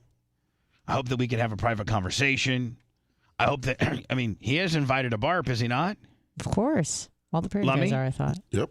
Is he coming? Is he? Oh, no, I guess we may we'll find out. I know. Right now, I don't know. So Dark Match Steve says I wasn't eating Domino's before I told the joke. Dark Match Steve, God love you, little buddy, but I don't know that that's the explanation that works for me. It doesn't justify why you would just bona fidely call my agent's company, the word. Even if you think Elkhart Rob $100, let me Cash App Willie, thank you. Even if you think Domino's Pizza is the worst, why would you say those words? I just had it, and then the Cash App screwed you up. Screwed me up, and then now I gotta find it again. Where was it? Who sent it to me? I think Seth. I think did. Seth sent it to me. Yeah, here it is. Okay, thank you. Perfect. So here's what Dark Match Steve said. I wasn't eating Domino's before I told the joke. I ate it after the roast when I was drunk, which was the premise of the joke. That's that it's only good when you're drunk. I mean, I think that's putting A into B so that your equation equals C. I had well thought out material. I actually had setups and punchlines. I'm not interested in doing another roast. Well, good. Then at least we have something in common now. Oh, man. Bubba had everyone scared to make jokes on the show today. Okay, I think that's discussing yesterday. So now yesterday's my fault. I'm scared to write parodies. Way to ruin a good thing. So, like, is that how you feel? Like, I mean, like that you I can't call people out, or the heat can't be on you, and you're really that scared of writing parodies? I got to think that I'm pretty good about being the brunt of the joke. Yeah. I got to think most of the time. Yes. I don't know. I mean, Manson's the one that wrote the scathing, mean parodies. I don't play those anymore. All the parodies I get, from Dark Match Steve, John from Naples, and Carlos Mandinko. Now Florida Stanley. Oh, is Florida Stanley now? No, he's not mad, but apparently he said he submitted one today. Really? Well, I was waiting, and I didn't. Yes, Oh, I'm sorry. Florida Stanley likes to Is that jump. her getting ahead of right? herself again? Yeah. Trying to, Sorry. We just is put that it her up. being on brand? Yeah, sorry about that. We just put it up, so I was waiting to tell I'm you that sorry. on the break. But Yeah, her trying to get her own way. Sorry.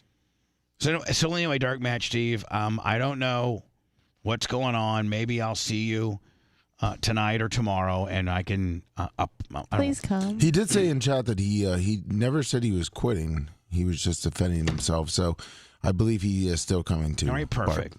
And I would like for you to continue to write stories as well. And songs. And I'm sorry, and songs, right. And I don't know, Lummy, I think every time that we've tried to potentially add a new person as a parody guy, I think we have it's always very subpar compared to the three brilliant men that do them now. Yeah, and he's then I don't tried. think I don't think you're gonna have to put together 5, 6, 7, 8 smashes in order to be able to infiltrate the Hit Mix 3. Oh, this is a smash. Don't worry. Oh, Jesus.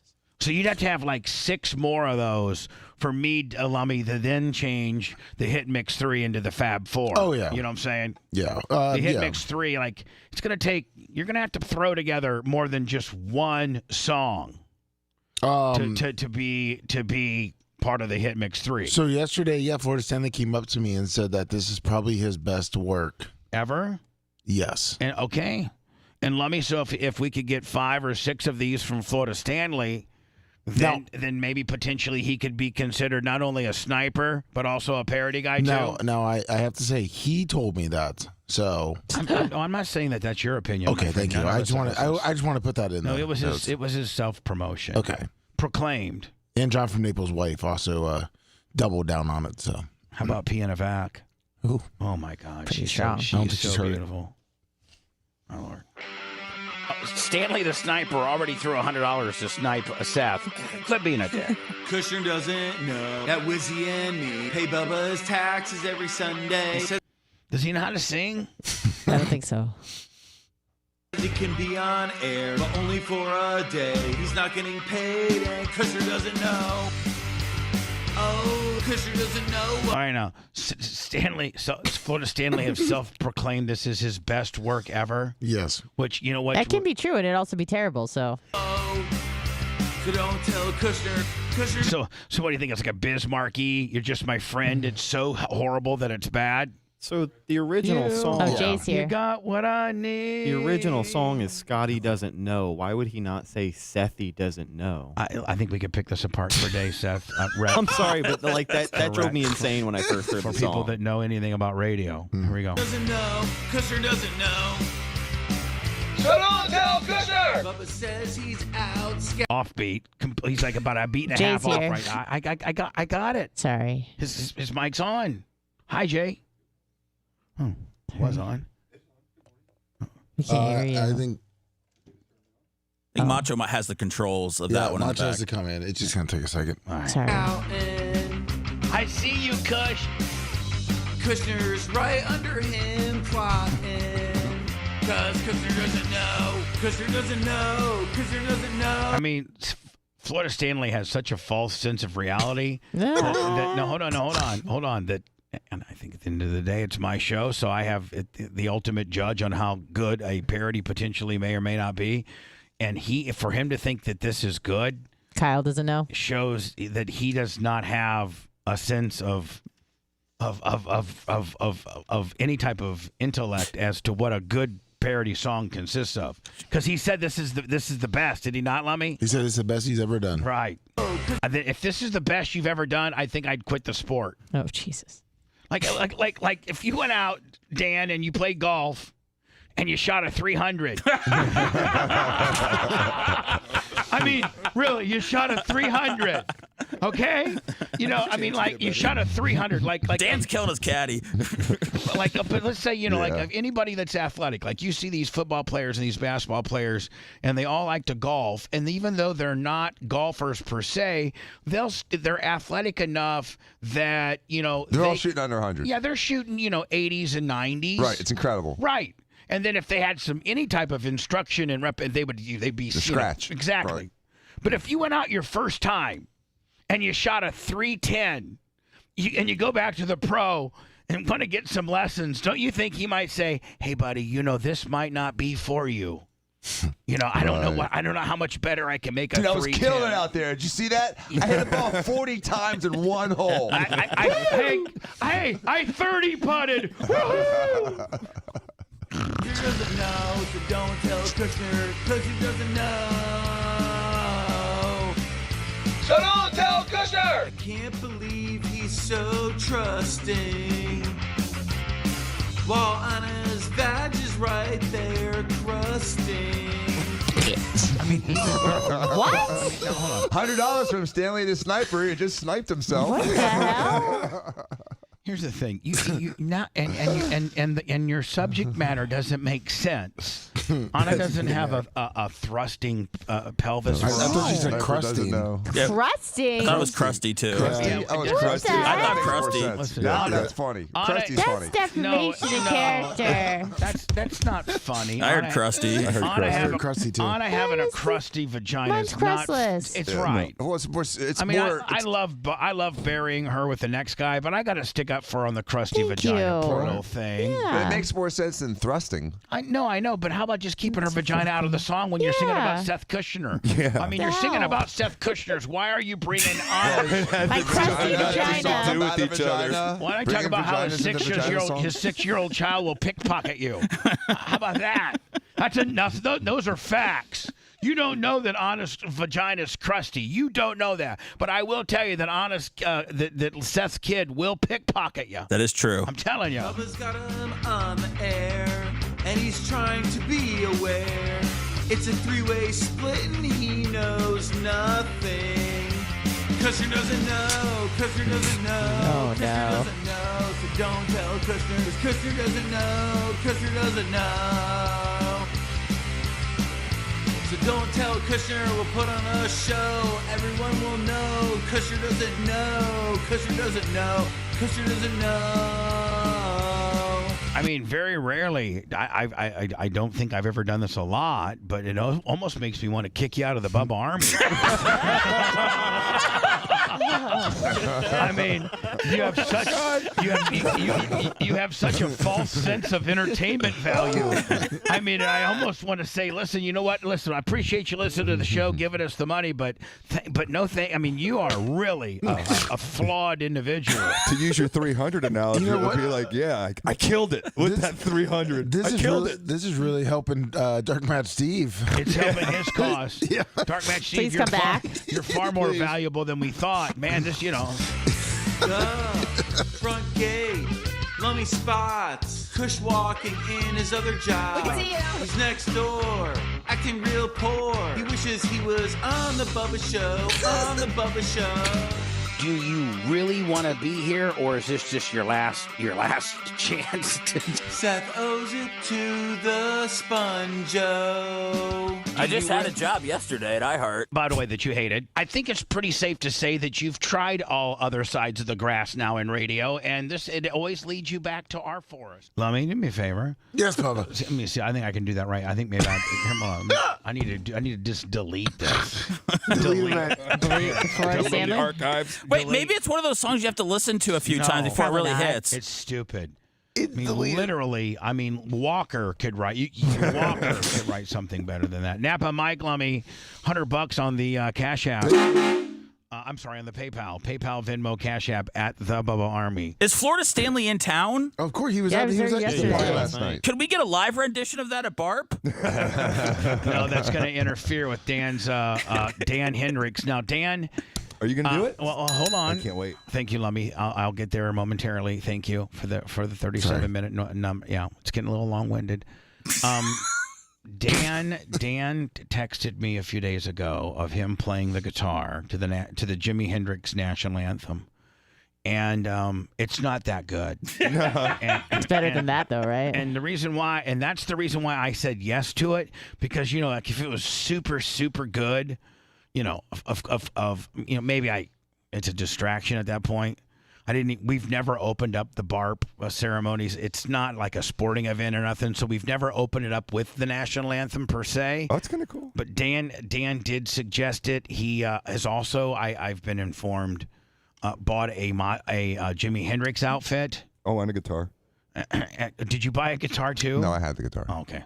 But you didn't like. I thought it was really good. He's been practicing for 6 months. It's decent. 6 months. It's decent. Seth has got a special twist to Dan's show, just kind of putting it over a little bit more, just showcase. There we go. Seth has got a little gimmick that's going to showcase Dan's ability. Seth, would you go along with that? Would be a pretty good, open-ended description. Absolutely. Yeah. Now, And it was, by the way, it was Seth's idea. I told Seth about Dan doing the national anthem, and Seth goes, "Hey, Sponge-O, how about letting me?" And then blah blah blah blah. I'm like, "Yeah, great idea." No, I appreciate you letting me in on that. Seth's in on the deal. Didn't you say, and this is, I'm not joking whatsoever, didn't you say that you were going to have Dan wear those tight, like, yoga pants? Thank you for that, my friend. I've already addressed that to him personally, face to face.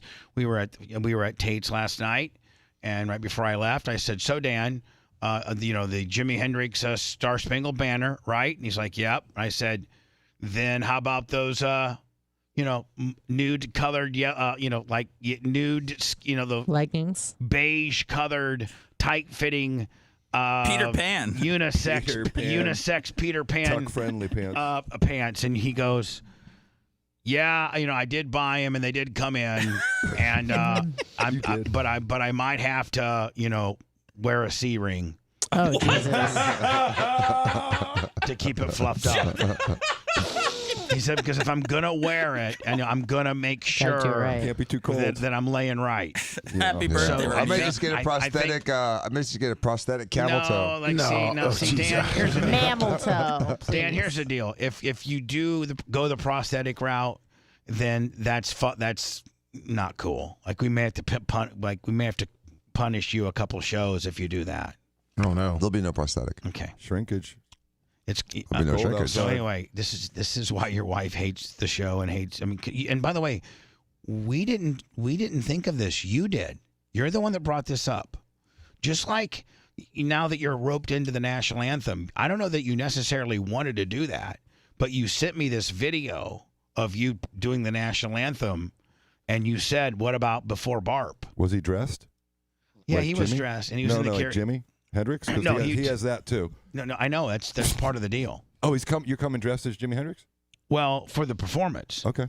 And then he's going to slip into his yoga Costume pants. change.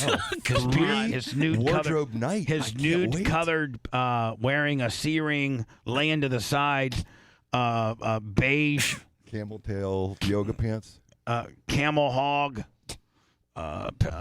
tight form-fitting yoga. It's still Romina's birthday, right? Unisex. Happy birthday, Romina. Unisex. I mean, Dan, these are unisex pants. I think they're male. Oh, okay. I think the ones he sent were Now, male. Dan, let me ask you a question. Well, your wife is attending? I'm not sure now. So we'll see. Oh no. Maybe that's for the best. I was going to say, if your wife was attending, then I would have a birthday. We should have a birthday cake for her, and sing happy. We can sing happy birthday. I to don't think her. we need a cake, but we can always sing happy birthday if she shows. With you on the guitar? She's not allowed to. She's not. She wasn't digging the New Orleans talk. She's mad as hell. Oh no. And that was highly embellished, by the way. Dan was a perfect male, perfect hot dude in New Orleans, and cried himself to sleep as he was a very lonely man. Just like the Ukrainian phone call was perfect. Yes. Dan, Perfect call. I got to tell you, Romina, if you're listening to the show, Dan and I have often talked about, how lonely he was in New Orleans, and he cried himself to sleep wishing he could have somebody like him. So, that's the truth of the matter, actually. Bob, I'm not trying to square you. People were requesting what happened to Freaky Phone Friday. Is that still a thing or no? Not week of Barb. Okay. There's 1 week that we take Seth's morning zookeeper Tuki Freaky Phone Friday concept. We have 1 week pass, and that's the week of Barb because we got so many things going on. Yeah. I'm already late. I'm way late. Okay. Yes. And I got to get into. So have we heard from Dark Match Steve? Is he going to accept my apology? Did you apologize? No, I'm sorry. Are you going to stop? Hold on. No, I guess I didn't. Are you going to accept my? Man up, bitch. My statement and is quit being a mark for yourself. There we go. Quit being a mark for the show and quit being a mark for yourself. Well, learn how to work, kid. Are you sure you want to get more Florida Stanley parodies or Dark Match C parodies? I do not want another Florida Stanley parody in the history of this program. I began to hallucinate and thought a houseplant was talking to me. Prescription medication. Oh, man. Prescription medication. Rare delicacy. It takes a lot of great prescription medication to make the show sound this mediocre. The Bubba the Love Sponge Show returns after these words. Is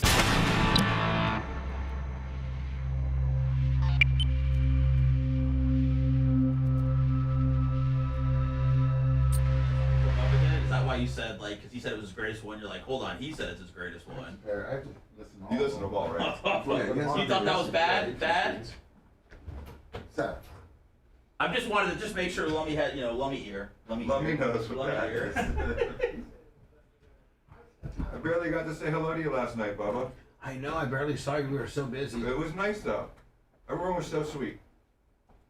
Jay just appears. I've never seen him come or go. I just always see him. Who? Jay. I He's just know. always there. It's like Jimmy Cleavis. You come and go like the wind. Oh, man. All right, I'll come over. What's going on, chat?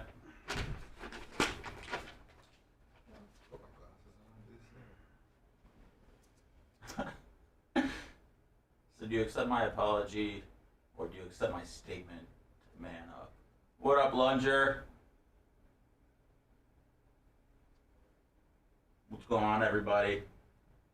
8:45. Oh, okay. Hold on. YouTube's over here. Gene, Scott, what's going on? Mandingo, thanks, man. I appreciate that. Happy to be here. Gerard Mayo got hired as a head coach? What's up, 843? I know they were talking about it. Didn't they hire Gruden as an assistant for New Orleans? They're talking about it. Be the smartest thing they ever did. What's going on, Bowler? Poodleballin'? K-Dog, thank you. Mike, Chris, what up? Work and chat like me. I got it. I got 2 things up here. I know, it's hard to work both of them. Yes, she did like the cake. Thank you very much, Maria. I don't know if that's what sent her over the edge or not, or if it's the orange soda. She's good, Dan. Thank you. I hope she's good. We're not watching the new Bluey episodes tonight. Trick, Jeff, Allen. I'm in the chat. Balls deep in the chat, Snizzook. Berto's the man. Berto's always been cool to me for since the day he learned about me. He's an awesome dude. All right, let's see here. Spencer. Thank you, Alan. I appreciate that, man. What's up, Sicilian? How tall is Ron DeSantos in person? I've never met Ron DeSantos. I'm dying to know that question. I don't know. Did he wear like boots that make him taller? That's the online thing. I don't know. He's got I'm sure he's at least 5'9". The problem is I don't think there's been a president below 6 feet. Ever. Yeah. I'm pretty sure that's the thing, and I think he's like tickling 5'10", 5'11". He puts the boots on, maybe he's at 6 foot. That's funny. All right, I'm out here. Everybody's back. See you guys. Thank you, Jay. Oh, sorry, Jay Gator. Sorry. Yeah, he was there last night. It's so funny because I don't know whether to tell everyone, hey, by their real name or by their chat name. You know what I mean? It's like I just go wherever's on the name tag. Yeah.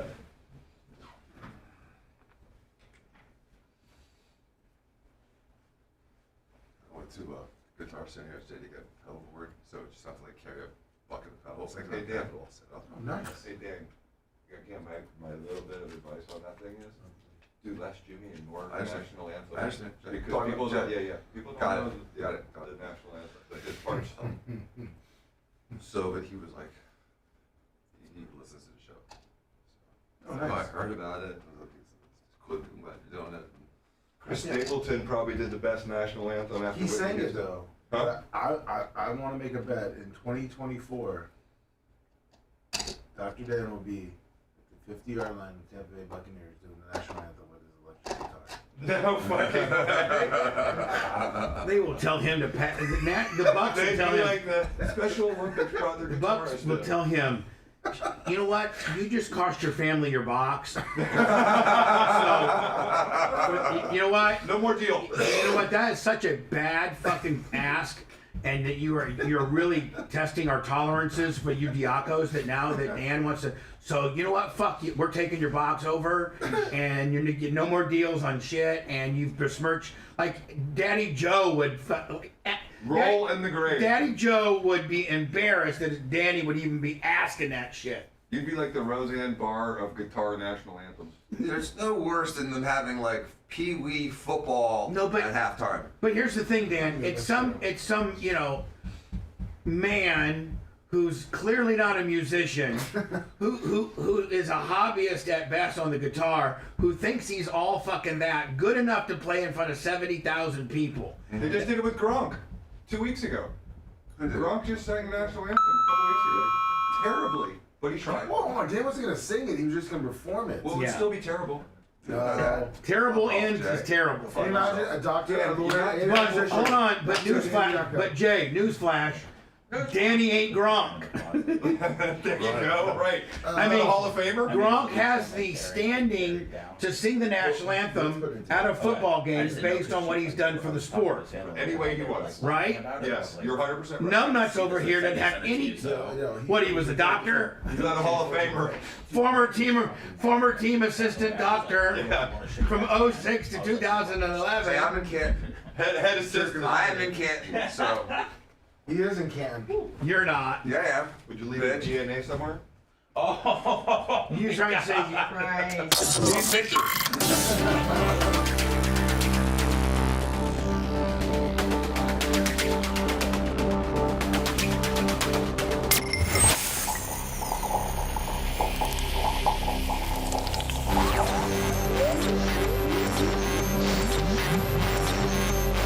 Nowhere near the rare air at the top of the heap. I mean, we know what's important. More like the bottom feeders existing on the scraps of society. You just babbling about Bubba the Love Sponge. Man, today is flying, is it not? Yes, it is. Man. We all have a very heartfelt reason to support our blood pressure. In fact, more than half of the U.S. population would benefit from some sort of blood pressure support. Super Beet Heart Chews are an easy and convenient way to support healthy blood pressure, and they promote heart-healthy energy. Paired with a healthy lifestyle, the antioxidants in Super Beets are clinically shown to be nearly 2 times more effective at promoting normal blood pressure than a healthy lifestyle in itself. Over 30,000 5-star reviews and counting. Super Beet Heart Chews support healthy circulation. So you not only get blood pressure support, but you also get productive, heart-healthy energy without the crash. Support your heart health today with Super Beet Heart Chews. Get a free 30-day supply of Super Beat Heart Chews, and then a free full-size bag of what, Lummy? Turmeric. Right. That's very important as well. And that's worth $25. That's all starts and stops by going to BubbaLovesBeats.com. Again, get this exclusive offer only at BubbaLovesBeats, BEETS.com. Man, I have a certain path of the show and things that I want to talk about, and then we get into other topic matters during the hot mic segment, and I want to talk about that, but then that pushes about what I wanted to talk about two beats down. And so we were talking about if Dan would ask the Buccaneers or the organization, because, listen, the Diaco family has a direct tie to the Glazers. I mean, I think Steve is kind of the liaison. Is Steve the liaison? No, or is it? I mean, I've known Brian and Joel forever. Yeah. So okay, I didn't know. I didn't know if any one of you had a more of the business side of relationship than the other. Like Dan, I know that you just know how many tickets you got and what time you're supposed to be there. I don't think. Yeah, but I've actually had meals with these people. No, so Dan has kept a very, very close relationship with the Glazers forever because he was part of the team. I mean, he flew on the plane with them. He's Steven, and I would say they were both much closer than I am, but any one of us could call them. Right, sure. So, I mean, we're talking about, obviously, if Dan really, really wanted to get a note to the Glazers about doing something, he could. Like, the average guy that lives in Pinellas Park probably can't get a note to Brian Glazer, right? Or what Glazers run the team? Brian and Joel. Brian and Joel, Do right. most of it, right. Right. And, but Dan, if you wanted to get a message to Brian or Joel, you could. I'd text them. Very easily. Yes. Which, by the way, they're both great guys, despite what you may read in a British paper after Manchester United or something. These are lovely people, these guys. Yeah, well, I don't know that story, and I don't think I want to expound on that story. Let's keep it moving on. Let's talk about if Dr. Dan. Now, see, you guys know the Glazers through the fruits of your father's hard work. What were the Glazers prior to that was Hugh Culverhouse and your dad's affection for him, and how your dad was the original team doctor when the Bucks first started back in 1976. Dr. Joseph Diaco was the team doctor.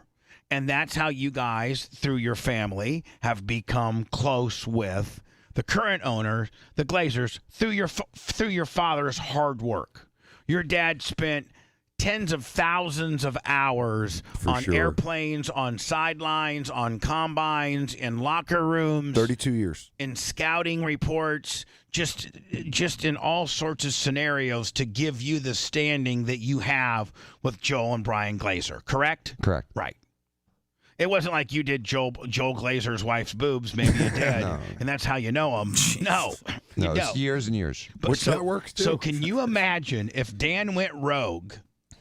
Oh, yes, I can imagine that. He gets a hold of Joel and says, "Hey, Joel, I'm going to send you a video of me in my carriage house playing Jimi Hendrix Star Spangled Banner. Do you think I could be the opening? Do you think I could do that at one of the Bucks home games? How about the Eagles this weekend? I mean, that would really be a big kick." I could see it. Monday Night Football, Your baby. dad would be embarrassed.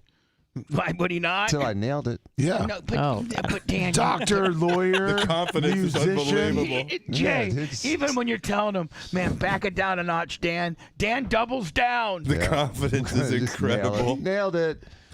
Every year I get invited back. I like it. I mean, the Buccaneers are hard because they play just 8 home games a year, 9 to make the playoffs. I mean, but if you send something to the Rays or the Lightning, I'm sure they would let Dan play the national anthem. He could get there. He goes shirtless on 50-yard line. Let me tell you. Listen. Tan yoga pants. Dan Hendricks is not Ray-worthy. Oh, He's come not- on. Hold on. I'm gonna give you where right where he fits in at. Okay. I just know exactly where with you're going all with the this. franchises that we have here in the Tampa Bay area. Who's your Brock 25? And I'll even throw in the Heat, the Dolphins, the Magic, Jaguars, and the Jaguars. Okay. So we got the. I'll show you where Rays. No. Hold on. Rays. No. They need 81 anthems, though, Bubba. Lightning's got that special African American. She's awesome. The veteran. Former sergeant from MacDill, Sonya, and she like you're not Bitch can replacing sing. like For sure. Dan. You just can't. I don't have blue fingernails. Okay. Okay. It's funny. Tampa Bay Buccaneers, Wouldn't be so sure. USF Bulls. Oh, my Oh, God. even college. Behind Rocky the Bull. Oh, that's Here's where, harsh. Lummy, I think we should start with Dan's national anthem debut at a sporting event for the Tampa Tarpon single A ball right there. Oh, that's better than I thought. I thought you were going to say like HCC or something. Yeah, I thought he was going to say Jesuit High School. Hold on. No. Actually, hold on. Today's flag football. I was going to say Under Armour flag football. By my snack bar. I think somebody said it. I just wanted to bury it. At Danny's flag football game. In his own backyard. Hold on. At practice with his kids in his own backyard. That way you can have the amps just right out of the carriage house. On the balcony, Bubba, that you almost fell off of up there on stage. You can actually have, and Dan would make all the kids stand beneath him next to the shrubs with their hands on their heart. Yeah. And Seth would have his concession stand out there selling corn dogs. And red, white, and blue popsicles. and little Sethy would be pickpocketing all the parents. Right. I mean, you guys could really make that into something. So Dan, I mean, you are committed into doing the national anthem as Dan Hendricks, and then you are to then spend at least well, Dan, here's the deal. I don't care how long you wear your pants, but you have to wear your Peter Pan unisex beige pants at least for your 15-minute photo opportunity. Okay. So, Oh, man. He said okay. I mean, Dan, have you ever heard the expression "be careful what you ask for"? Right. Well, there you go. You asked me to play the national anthem to open up BARP. Mm-hmm. I said yes. Thank you. You offered me the Jimi Hendrix outfit. I said yes. During the show, we've been going back and forth as to what we were going to wear. We've already made a policy that women can be, there are no rules. You can be nude. You can literally, I guess as a man too. I mean, Well, let's pump the brakes on that one, Bubba. I mean, Dark Match Steve probably feels pretty secure in his sexuality. Maybe he wants his wiener. Same with Big Country. He showed me his possible outfit for Saturday. It's terrifying. Yeah, I mean, we might. This might end up being like almost like a Key West fantasy fest. I mean, it's just like it's hard to from nude to none. Yep. Can we keep the dongs outside? No, dongs out. Dongs out. Outside? No, I mean outside of the pants. I mean outside of like the dong. If you're gonna be a dong out guy, like you go outside, like by the tent and stuff. No open carry. Why can't You can tuck it in and come inside. In the studio. Well, we can bump into them and stuff. It's a close quarters in here, Bubba. I don't want to just know who's donging it. Don't worry, you can't get COVID from that. There's only going to be 4 or 5 dongs out, probably. That's the worst. Do you think we have some men that have the swagger and their sexuality that will come with their dongs out? I mean, Dan's and his is just going to be tied off. So, Dan, you have to. So Dan's going to wear his Peter Pan come on beige unisex pants for his photo op and the group photo. And so you don't have to do this, Dan. About the group photo. Okay, not the group photo, but during your individual. I'll try to for that. Yes. Yes, Lummy, I've completely all week forgot to Mark. Tarpon Mark. Tarpon Mark. Great guy. His friend has opened up this new bar. Yep. In Tarpon. I know his friend actually. And it's funny. They're paying Lummy quite a bit of money to do an appearance. Nice. And we're advertising it on my show. Are you ready to tropics like it's hot? Well, hold on now. I might want to tell Mark. We produced that we might want to get a different voice guy. I mean, is this good? Are you ready to tropics like it's hot? Well, get ready for sex. Are you ready to tropics like it's hot? Listen, he's paying, so I think it's the best thing ever. Tropics like it's hot? Well, get ready for Saturday, January 20th, when Lummy will be hosting the grand opening for Tropics Tarpon Springs. Yeah, Tropics like it's hot, Lummy. Right. Taricos brothers have done it again with their latest. The Taricos brothers. Yeah, Jimmy. The Jimmy Taricos brothers. That sounds like some shady ass stuff, doesn't it? Like somebody we should know. Let me tell you about the new bar. It's by the Taricos brothers. You know what I'm saying? They're Greek, and they're very well known in Tarpon. Yeah, you know the Taricos brothers, man. Yeah, you know what I'm saying. Their grandpa had a bar, their dad had a bar. Now the boys have got a bar. You know what I'm saying? Is that Greek? The Tarico brothers. They are Greek. Yeah, who are you, Bubba? Don't worry about who I am. You know who I am? Your boss, bitch. That's who I am. That's who I am. And you know who I am? I'm the victim of being accosted by your child. Oh, God, I'm sorry. I'll give you your $10 back. Thank God she didn't get that 100. She would have taken it right out of that bartender's poor working. Yeah. I thought you were going to give it to her, actually. I was really getting excited about how many cards I could buy. Sponge Docks, and like nothing you've seen since the days of the Zone. Finally, a nightclub atmosphere in Tarpon Springs. Hey, let me, you know what? Tell Mark from Tarpon Mark, that why don't you give us the copy and we'll have, like, you know, Tara or Anna or me or you, or have everybody voice it so we have a rotation and we doesn't sound like Grandpa. Okay. Did you approve this, Slummy? Are you ready to tropics like it's He's hot? paying, Seth. Well, get. Are you, Seth? Seth, my only question to you is, are you ready to tropics while it's hot? You don't have a hair on your ass if you don't walk into Phoebe all lathered up today and say, honey, you ready to tropics while it's hot? She'll say, you disgust me. Are you ready to tropics like it's hot? Well. Oh, my God. Lummy, what's the key word here? Tropic like it's hot. No, are you ready? Are you ready to tropic like it's hot? Get ready for Saturday, January 20th, when Lummy will be hosting the grand opening. Lummy, not Lummy from the Bubba the Love Sponge show. Standalone Lummy. Lummy. Do you know, I mean, there's actually probably, like, you know, there's probably a few hundred Lummies here in town. Come on, Bubba. In Tarpon Springs, there's at least another one. No, but like, listen, when you think of a dumb guy, you think of a Lummix, right? So, like, think of every electrician, every HVAC job, every heavy equipment operator, every long dog. They got one slow guy that just through natural duration, maybe even listen to the show, they've renamed that guy Lummix. Right? Well, the good thing is that they're all going to want to come hang out. Hold on, here's the thing. Just like Bubba, every fat guy, Right. and there's all kinds of Bubbas. There's a lot of Bubbas. I don't think there's a lot of Lummies. I think there are some Lummies. Really? I think there Come are out of too. the woodwork. Tropics Tarpon Springs. The Taricos brothers have done it again with their Hey, yo, we're the Tricos brothers, and we've done it again, brother. latest addition to the Sponge Docks, and like nothing you've seen since the days of the Zone. Yeah, you know, you remember the Zone. Yeah, the Zone back in the day. Laser tag place, remember? Was that it? No. I love laser tag. I'm just trying to be funny. Shows Shows you how brilliant I am. Finally, a nightclub atmosphere in Tarpon Springs Finally. is back.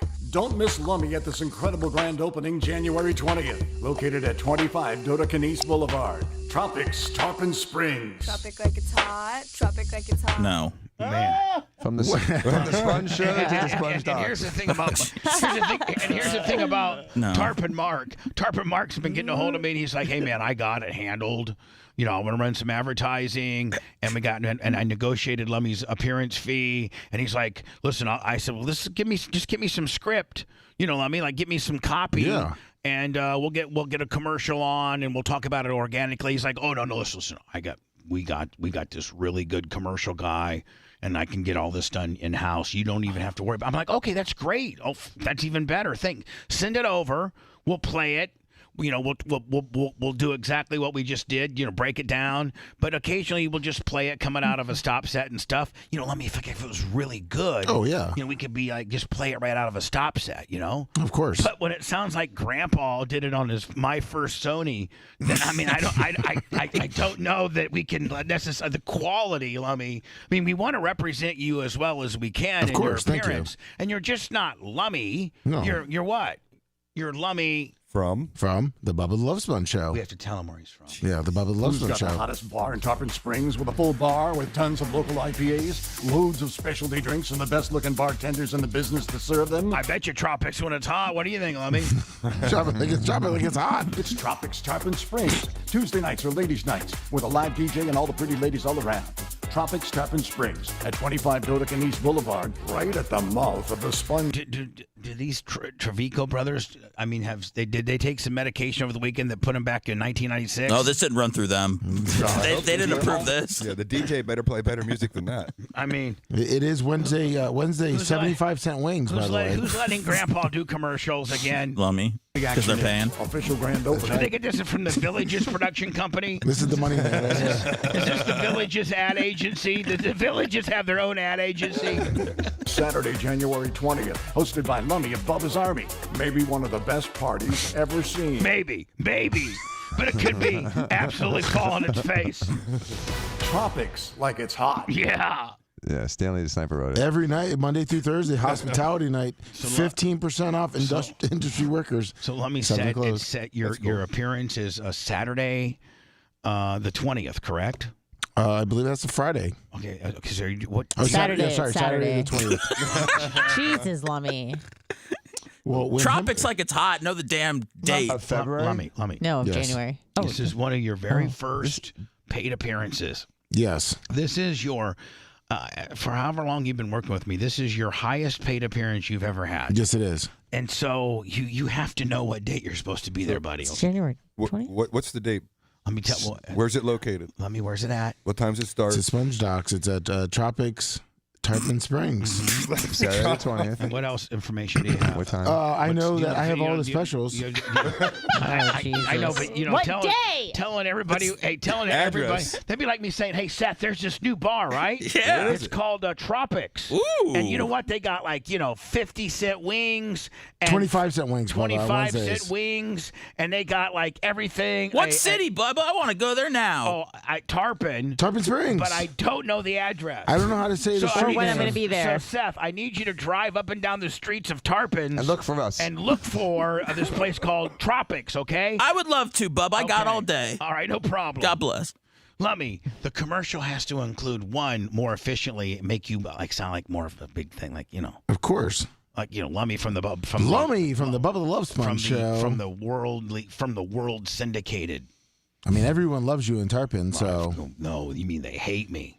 Wow. Yeah, because of the Greek, the Epiphany. Yeah. Did the Tirico brothers not put any thought into here? We're gonna bring the guy who's the most hated guy in the world, his co-host, his do-boy. We're gonna bring him in, pay him this exorbitant amount of money. Nobody's gonna be there, Lummy. Well, that's maybe why they didn't mention I was from the Bubba the Love Sponge show. They will now. Lummy, I almost want to tell the Tirico brothers, let's cancel this so they don't cut off my fingers.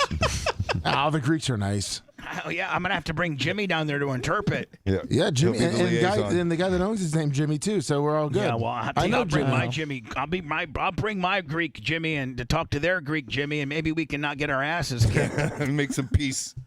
So, Lummy, you need to know. Well, it's at 25, but I don't know really how to say it. It's a hold on. Kentinus Boulevard. Lummy, if they're paying you the kind of money they are, then you damn well get a pronunciation. You guide. call Jimmy. Dodecanese? There it is. Dodecanese. There you go, Dodecanese. There you go. Yeah, 25 Dodecanese Boulevard, Tarpon Springs. Hey, Looks pretty swagalicious. Tropics. There's your spokesperson showing up.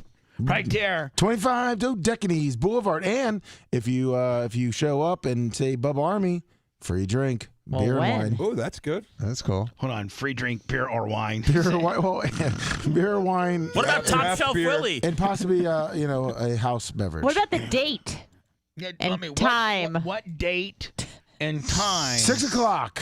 Okay. 6 o'clock. 6 o'clock. What day? No.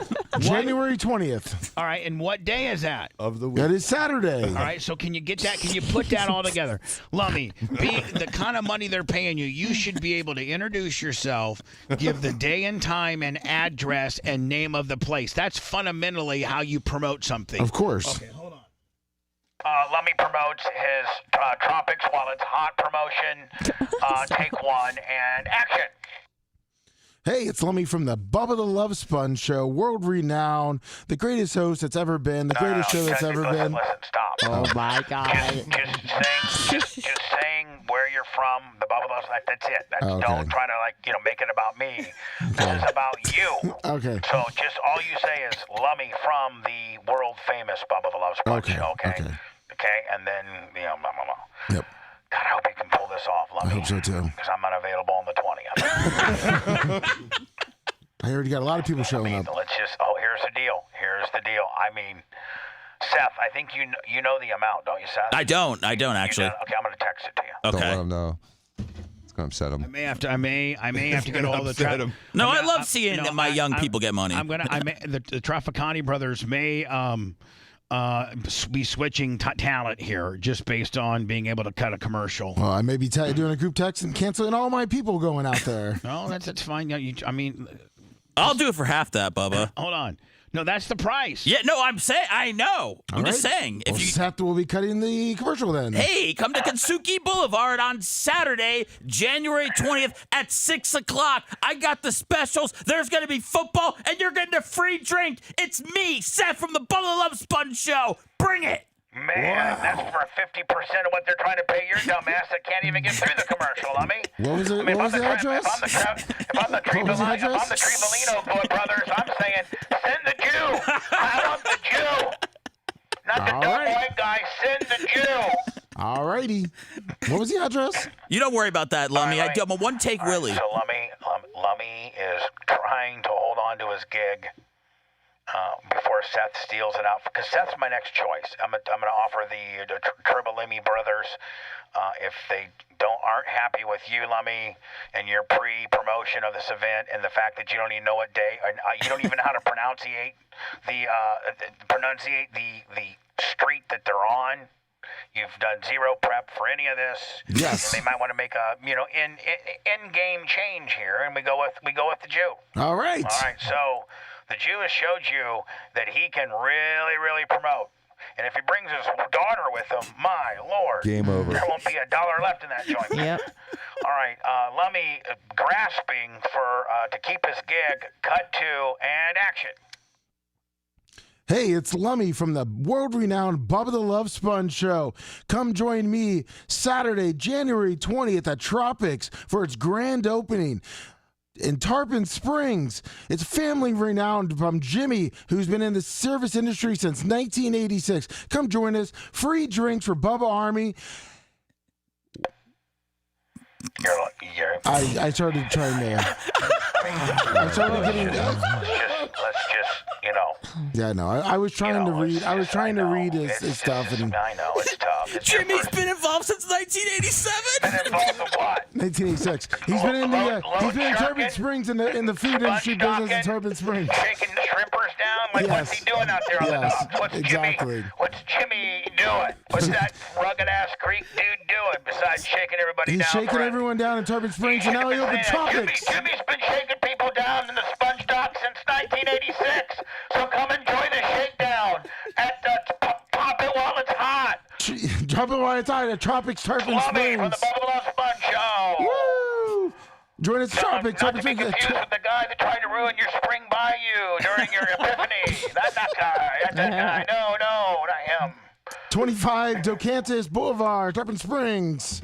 Come on out. What day? Decantus. Docantis. They know it is. Hold on. Pop it up, Liz. Hold on. Decantus, Docantis. Docantis Boulevard. What is the actual physical address of Tropics Tarpon Springs? 25 Docantis Boulevard, Tarpon Springs, January 20th at 6 o'clock.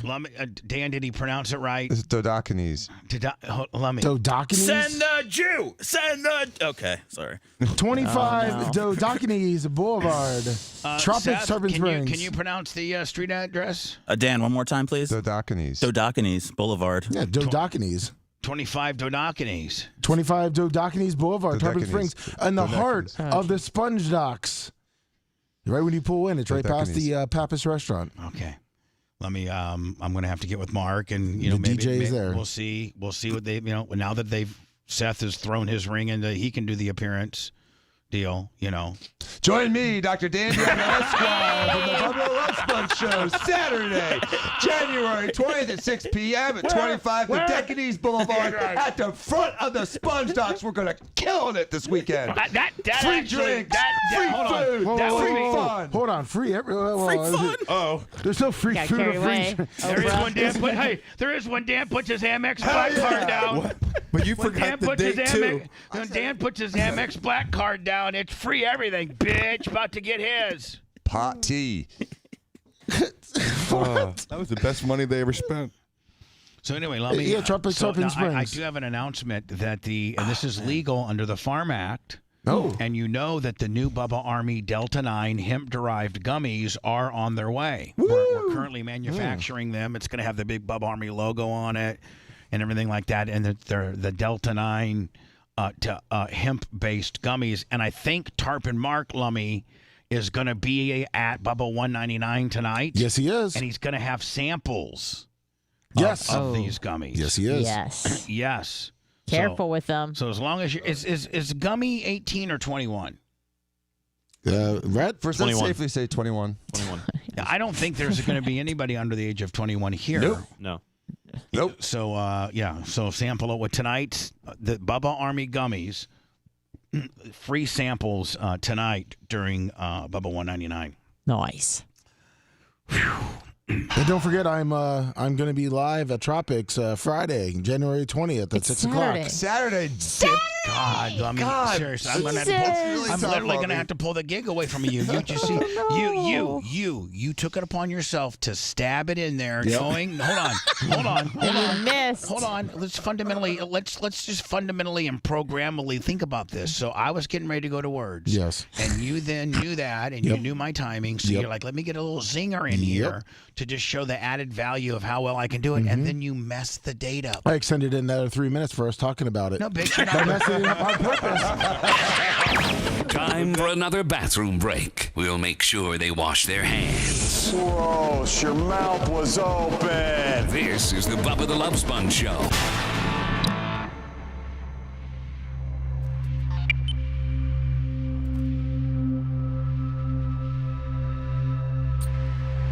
I think I'm coming like at 11:30 today. Okay. Are you gonna be there? I know. I said I forgot we were all. Can I bring my laughing gas attachment? For a second. Sure. You're not coming out, are you?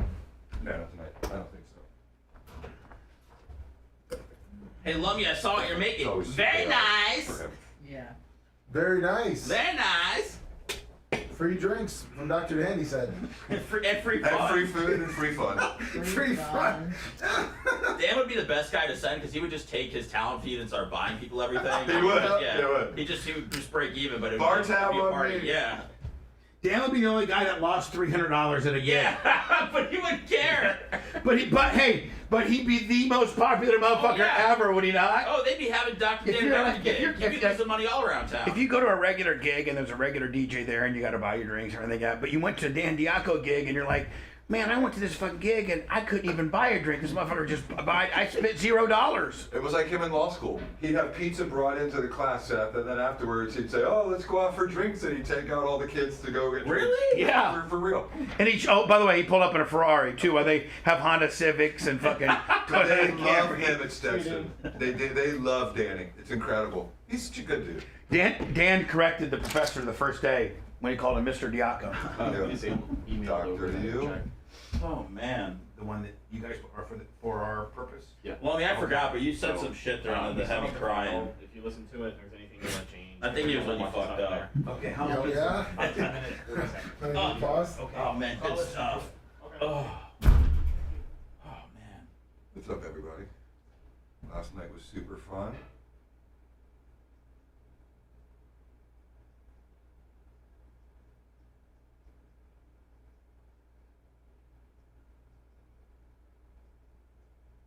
I bet you Danny pronounced that incorrectly. Dedecanese? Is Ronnie the limo driver coming to this? Yes, Bob Cook. Bob Cook, he's our Ronnie. He looks just like Ronnie. No. Okay. Oh, Jesus. Ronnie's not flying in from Vegas. Well, I don't know, man. I got a tweet from Rocky Constable who said I didn't know Ronnie the limo driver was coming. Did you see Oh, you know what? It's because it's the picture of Mark. What's his name? You said Brian Cook. Bob Cook. It's the picture. Bob Cook's in the back. See, that's what I was saying. I didn't even know his tweet. Yeah. Bob Cook drove me down. I'm like, you look just like Ronnie the limo driver because he was driving me. Okay, that's why he said that. And it's Brian from Philly. Nash.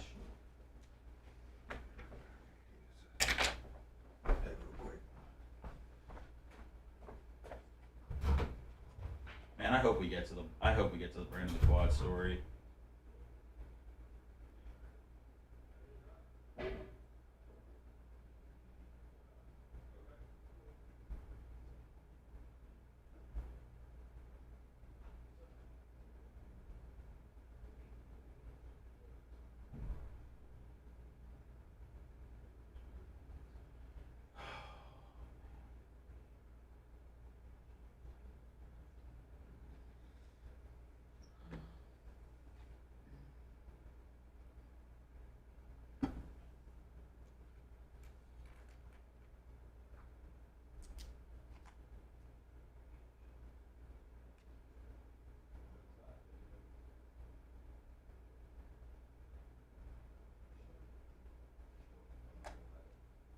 Hey, Lemmy, where'd you get those drinks from?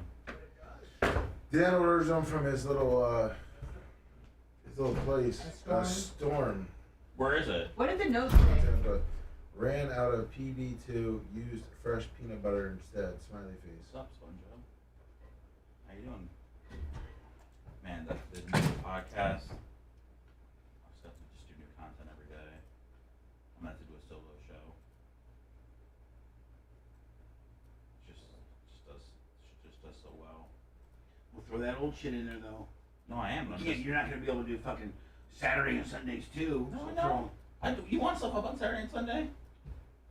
I don't think we need to. No, I don't think we need to either. I don't think we need to do everything every day. I think we have five elements. Yeah, that's fine. Yeah, that's good. Saturday, Sunday, we'll give them a day to go find something they don't have. Yeah, or just catch up or whatever. Right. Yeah, they don't have to have like notifications shooting Okay, out. good. Because I didn't want to put any old stuff up on Friday, Saturday. No, we don't need to do that. But I'm gonna really try to figure out what if we can do.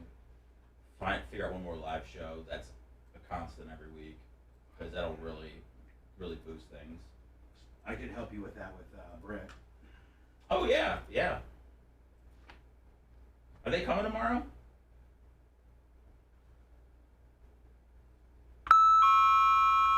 Uh-oh. The state in 84 2 months. You threatening me? No, I was just showing you how big my hand was. Oh, cool. What was your fist? But Bubba, I'm just gonna read this apology to you off the air, okay? Todd, I wanted to apologize. First, hold on, stop. That's fuck up number one when somebody calls me that. That instantaneously puts me in a bad mood. It was a level of respect. No, it shows that you know my real name and you're trying to be a smart ass about it. What? We're buddies. Who's this from? Me? No, it's not. Shut up. Said it's an apology from him. What the fuck? Dude, who else sent me an apology to read on their behalf? Would this be your wife for your daughter's actions? No. Oh, then I'm not interested. No. It's for the show yesterday.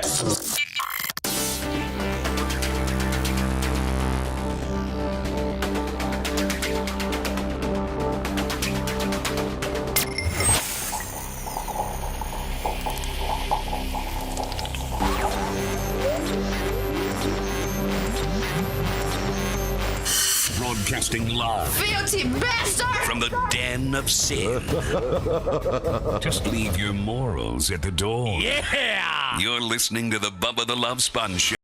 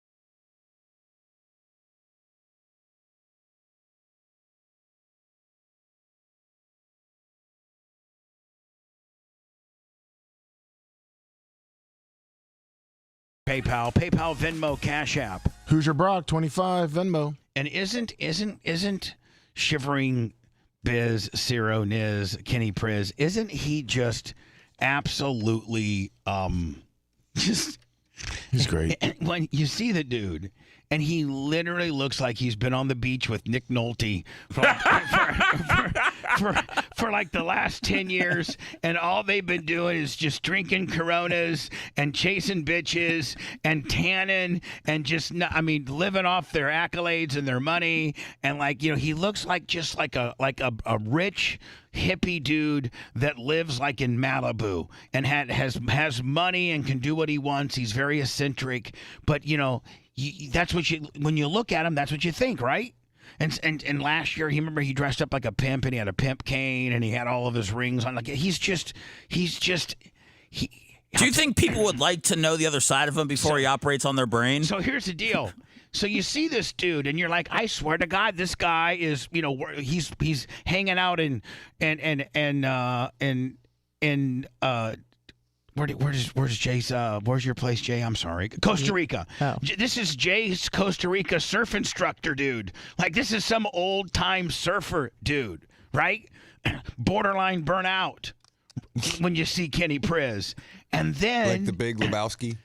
And then he tells you. If you get to know him and you start talking to him, it blew my mind 6 years ago. It was our very first bar. He's a 6-ringer, by the way, Lummy. Yes, he is. That's right. He's $20 on the super chat. God, I have so much love and affection for 6-ringers. No doubt. The people that have been there from the beginning, like Wizzy and I Bubba Light, obviously. Just off the top of your head, Lummy, who are 6? Just off the top of your head. Kenny Price, Cable Dog, Indiana BRN, Scotty Landers. Is it Scout and Pickle? No? Scout and Pickle are 6-ringers. Yes, they are. Super Fat Bubba Light, Kenny Price. Is Airtight Ski Pole 6-ringer? I believe he is. Yes. He is. Yes. So you talk to Kenny Price, whose screen name is Shivering Ciro Niz Biz. That deal. It's crazy. And you talk to him, you're talking to him, and the first time I met him 6 years ago, we were in this very studio down by the bar, Lummy, and he had a woman, I don't know if it's his wife or his girlfriend or what the hell it was, and she was holding a 12-pack of Miller Lite in this special, Yeti-like cooler. Oh, nice. For him. And I go, hey, what? And I see on his name tag that it's Shivering, Ciro Niz Biz. It's him. And I go, hey, Shivering, nice to meet you, buddy. What's going, appreciate you supporting the show. God, you really contributed a large amount of money. What do you do for a living? I know John Costica's loaded because he's works for one of the largest steel manufacturers in the northern Indiana steel industry. He slings steel. He's cool. I met him last night. Nice guy. What a good guy. Yeah. That right there, that guy, you put him and me and Sumo and Larry Plummer, those are Hoosiers. Those are Hoosiers right there, man. That's a Hoosier. That's what a Hoosier is. So I'm talking to Kenny Price. And he looks like literally Lemmy Spicoli from Fast Times at Ridgemont High. He literally did. The first year I met him, he looks like Spicoli from Fast Times at Ridgemont High. And he goes, and he was drunk. By the way, he was hammered. Of course. And he goes, I'm a brain surgeon. And I go, come on, for real. He goes, no, really. I'm a brain surgeon. And not only am I a brain surgeon, but I'm the head of the neurological department of Chapel Hill, North Carolina medical. So I'm like, what? Okay, whatever. So he gave me his card, and anybody can have anything. I mean, I could have, I could have, CEO of Coca-Cola cards made for me if I really wanted to. Yeah. Right now, you can have any kind of card you want made, and it was Kenny Price, head of neurological surgery, brain surgeon, Chapel Hill. It was. So I went to the website and you still didn't believe it when he gave you his card? No, I did. You verified it? No, I didn't. No, I'm talking the first year. Yeah, the first year, I'm like, no way is Spicoli a brain surgeon. Now it took a couple of days for me to get to the website because it was after BARP and everything like that. I think by Tuesday or Wednesday, and I'm like, wow, never judge a book by its cover. Wow. And I appreciate the guy, one, he's Bubba Army. Yeah. And two, he's a brain surgeon.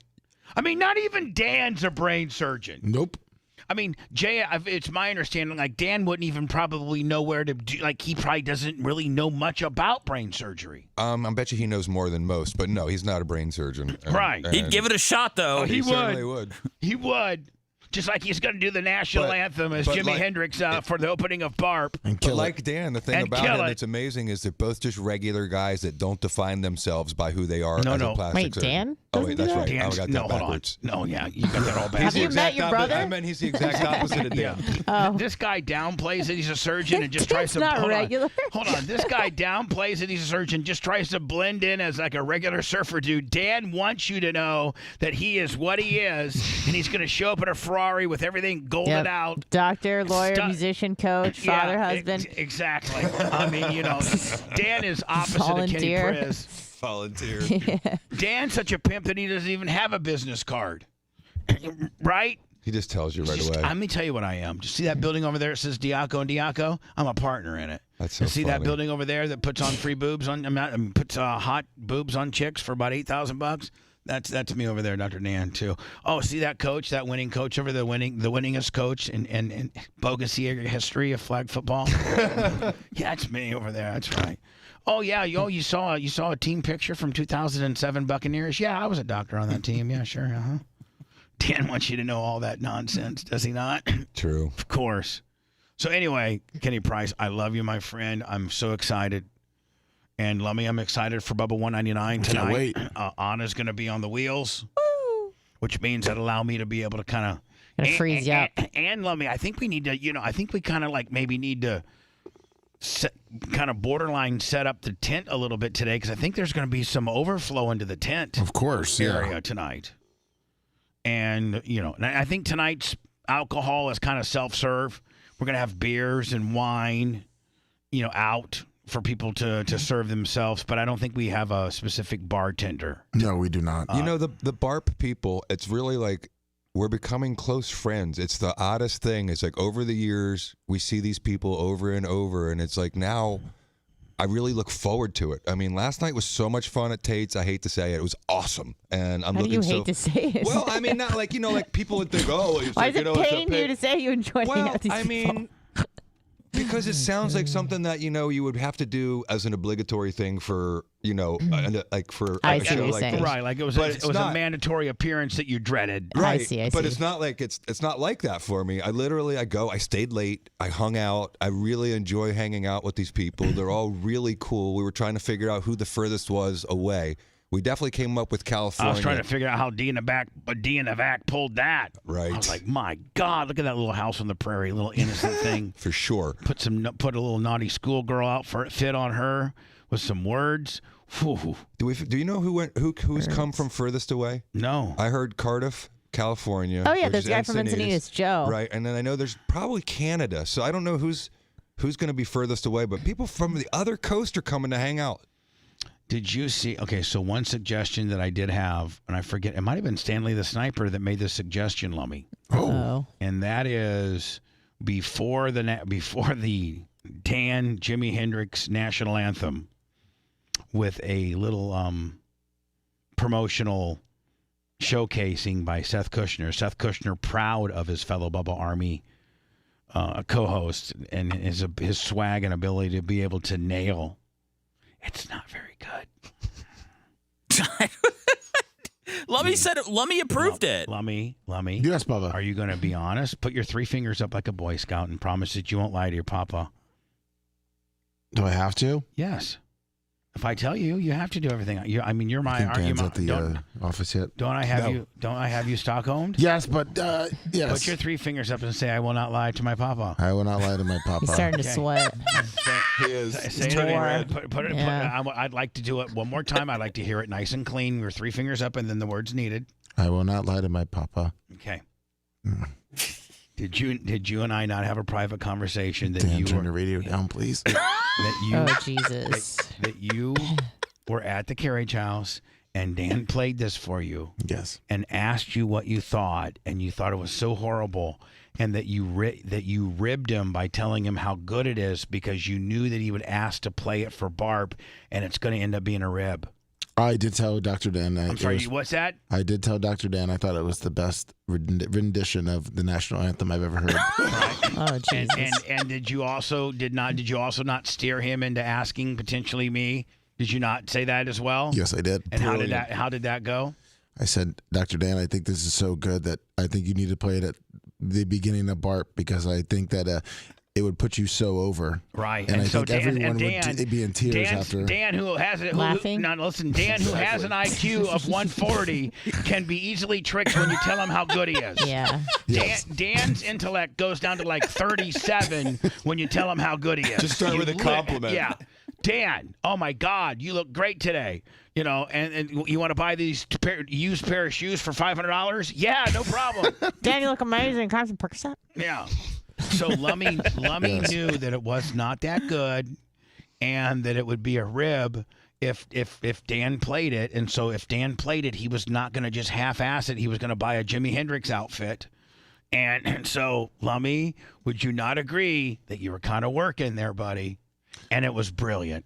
Macho's mic is off. He wants to say something, but also, yes, I was mic's working. on. Macho's mic's on. But yes, I was working. Macho mic's I on. think it would be brilliant for the start of the show. Yeah. Of the start of the Barb. It's on Mach. So can't we just like play the Tuki Bird over and over instead of having to set up all this equipment for this? Oh, poor Macho. You are going to miss out on the brilliance of Dr. Dan. Hold on. Poor Macho Man has now been given a list by Dan that he needs a couple whammy pedals, and he needs poor Mach. No. Poor Mach was just going to hook up a simple sound system just for us to make some announcement, play some music, and now he's hooking up whammy pedals and guitar amps and pickup willies and different kind of microphones. Yeah, he's not happy about it. Oh, actually, Dan did say today that he went to a guitar shop. The person listens to the show and got him a full, I guess, foot pedal thing, so he doesn't have to bring 5 foot pedals. Oh, it's great. all That's on one just station. it still requires Macho having to wire something up. Yeah, but it makes it a little easier. He got for it for Dr. him Dan. for $2,000. Right. Hey, I got something for you, Dr. Diaco. It only cost $2,000. Yeah. So anyway, Lummy, you can put your fingers down. Thank you. And so Macho can't be happy with Lummy right now. Yeah. At the end of the day, Lummy's the one that he's the one that he's the one that set this all up. He's going to be my DD, so it's fine. Do you think that? Wait, you're trusting Lummy to be your DD? I have a DD. That's my +1. What's a DD? A designated driver. Oh, I don't ever drink. I mean, I certainly drive impaired, but I don't. It's not under the guise of drive impaired. I mean, I blow 000s if you got the portable breathalyzer. Don't take a blood test. Yeah, I mean, you might find some stuff. Don't put me in handcuffs, detain me, and make them stick my blood. But I'll blow your little thing all day. Can Macho? That sounded weird. Can we get Macho to apologize to Dr. Dan on Monday when he absolutely just kills the national anthem? I think we all will be apologizing to Dan on Monday. I think that'll be I think Monday's show will be 100% Barb related, and we'll be going through all the awards, and we're going to go through all the just everything that transpired. I mean, sometimes it ends up being 2-3 days worth of content. Whew. And Rhett's going to responsibly be taking a lot more content this year, and Macho Man's going to be taking. We have the back studio now. Lummy is now available to record things, so we're going to take Bubba Army to the back studio and just interview them and ask them what do they think about the show, and record some positioning statements and things like that. Oh, and by the way, Big Red said he has a bartender for tonight. Oh, he does? Yes, he does. Nice. I just got a text from Dan. He just closed the office. He'll be practicing the Star Spangled Banner all day. Believe it or not, Absolutely not. everything you heard about him has been toned down for easier public acceptance. The Bubba the Love Sponge Show returns after these words.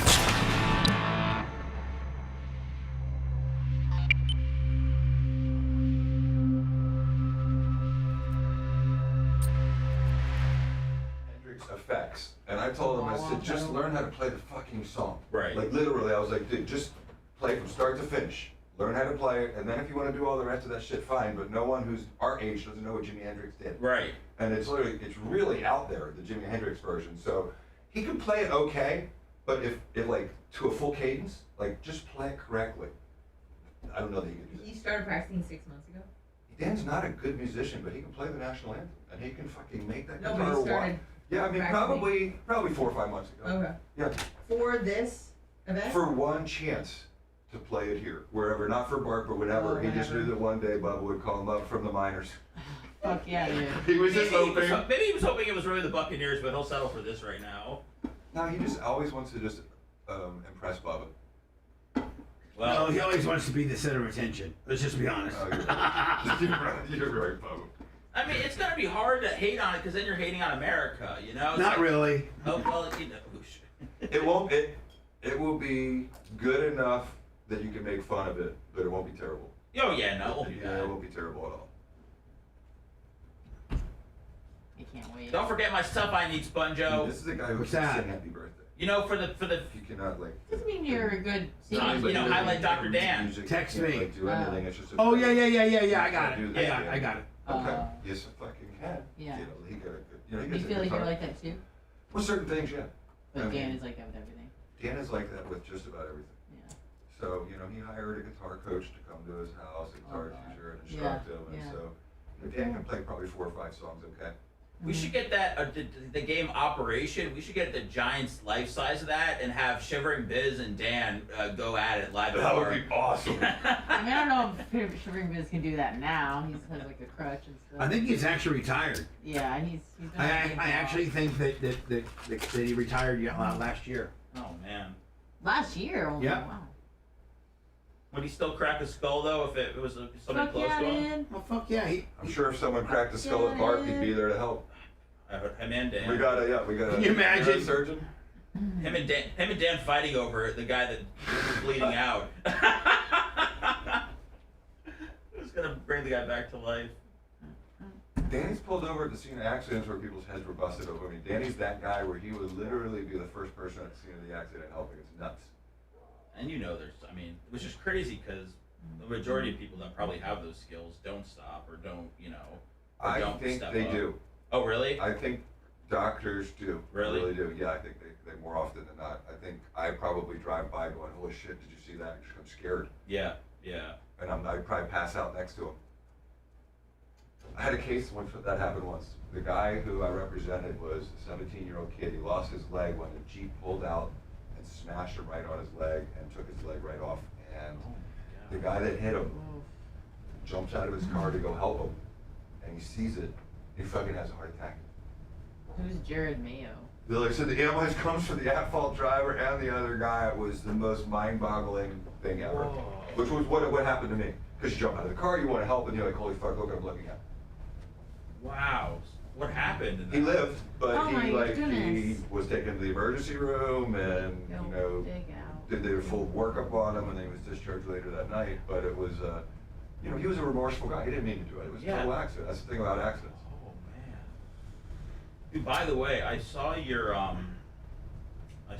Instagram yesterday. The content that you're doing where you're watching. Yeah. Somebody talk about it's fucking great. You like it? Yeah, I don't know who your social Thank media you. people are, but it's very, very good. I have a new girl, and she's really got me doing great stuff. Yeah. So that video got 68,000 views I in saw. 24 hours. I saw you used she used the right hashtags and everything. So Yeah, so she knows what I should be doing. So Yeah. she's given me like 4 or 5 ideas, and then Pitty and I recorded in my office, and so slowly but surely it's been just taking off. No, that's great. Yeah, I do thank you. I do social media for Bill Grammatica as a real estate company. So I'm just like not like he could do that, but I'm always like looking for new But ideas. hearing that makes it, I've now heard from, I would say maybe 10 people who are like you in that arena. Yeah. Who see it and they're like, yeah, I love what you're doing. A couple Yeah. Bubba Army people came up to me last night and said something. Yeah, no, it's very, very good. I mean, Thank you. I haven't seen that at all.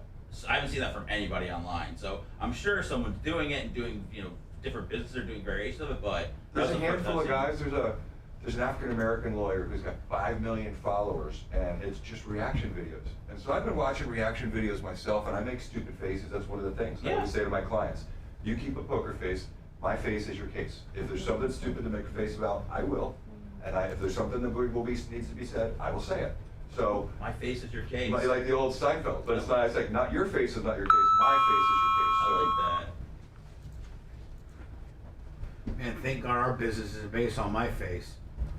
You had the best poker face ever. No, but just my face isn't nearly as attractive as a Italian man, like, you know. Oh, dude, you've gotten more handsome as the days have gone on. You know that. Even Howard Stern's got to say it. You look Whose good. birthday it is today? Stop.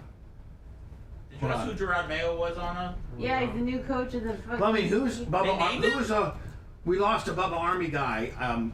Julio Brando? Yeah, there you go. His uncle was there. Uncle Eric was there last night. 2 knock duck, $100. Woo! We lost him like he passed away? Stop. Just be quiet. I didn't know. I just was... Stop. I'm going to talk about it. The quad? Yeah, he was so excited about the day he had.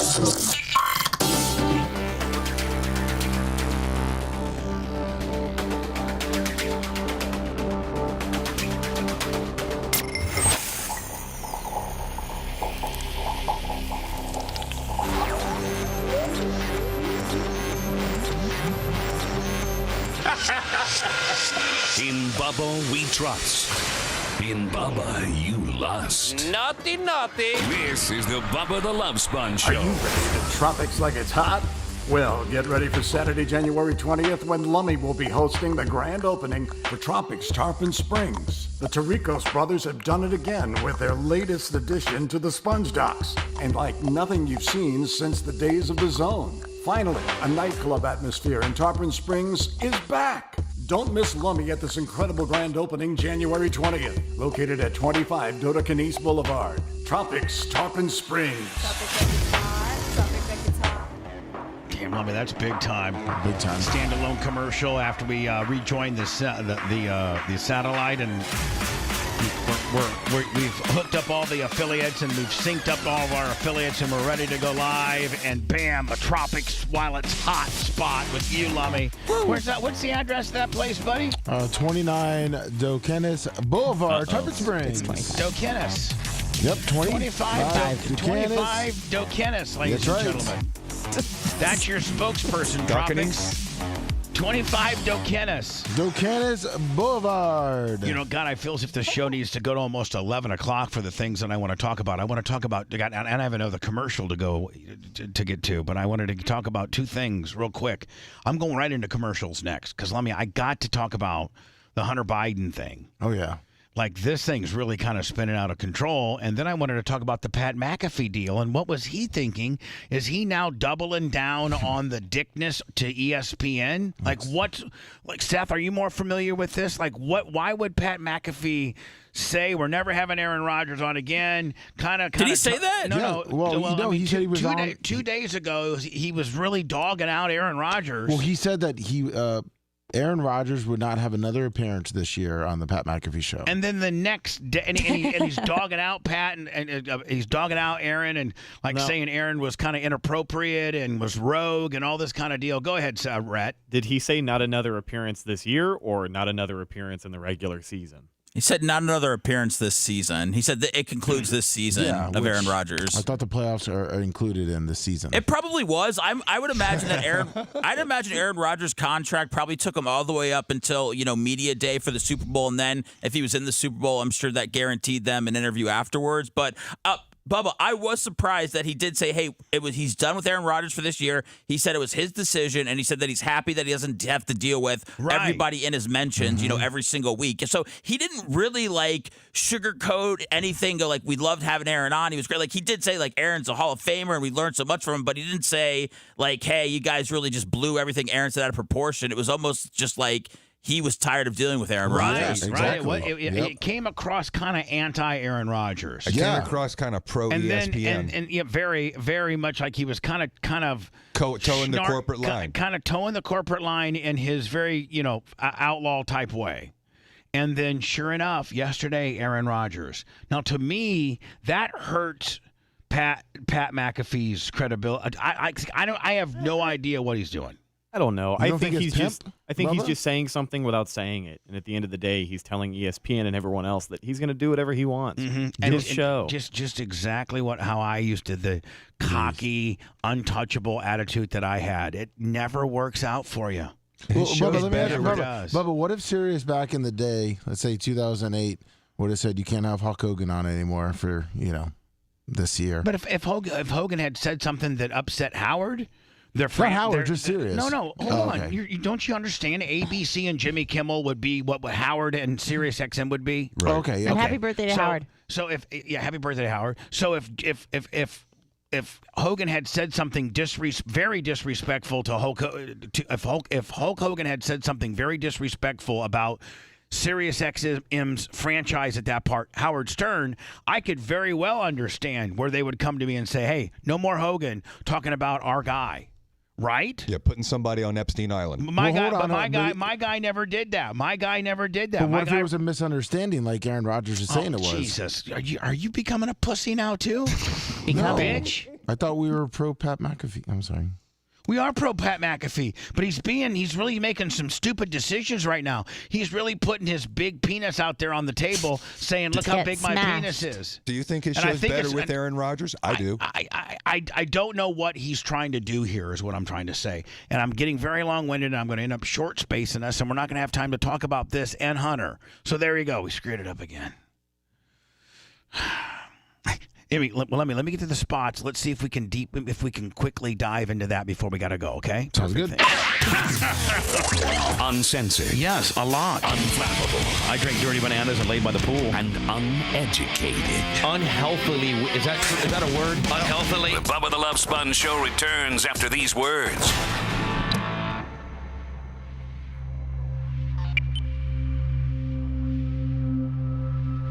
Stephen A. Smith. The more controversial he gets, the more views they get.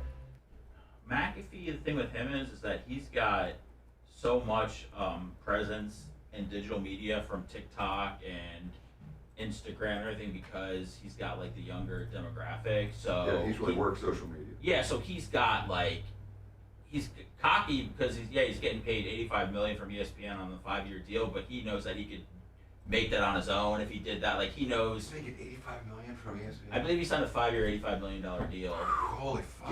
Yeah, because he could go back to FanDuel. He could go back to DraftKings. I take Aaron Rodgers right off the fucking show too. I mean, they like whatever you say. No, he's making 5-year, $85 million. That's a lot of money, man. 85. That's more than. It's like $12 million a year more. That's how they had to fire a lot of those people at ESPN. A lot of those layoffs was because of the Pat McAfee show. So that's why some people don't like him. Yeah, Pat. So he signed with FanDuel alone. He signed a 3-year. Was it 3-year, $30 million? And then his first start was with Barstool. Well, he was doing it all by himself in his little office before Barstool picked him up. He's got his little shtick. You gotta have respect for. Where was his very first gimmick? Like, where was that at, Lummy? I think he was just posting it on like podcast and YouTube for a little bit, and then Barstool picked him up quick.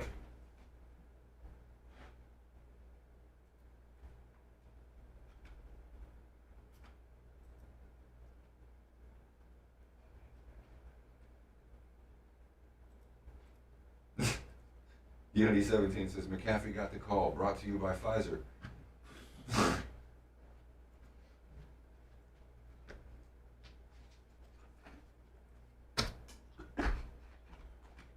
Maybe he just got tired of Aaron Rodgers going off script every week. I don't know.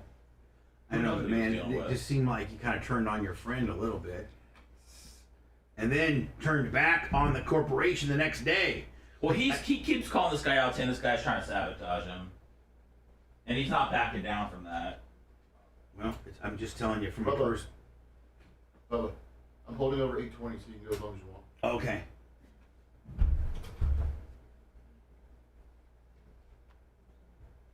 Yeah, it looks like he was doing his little thing, and then Westward One picked him up in 19. I mean, and he's a wrestler now. I mean, like he can. I mean, he's done a great job. It blew up. It blew up right when he went to YouTube.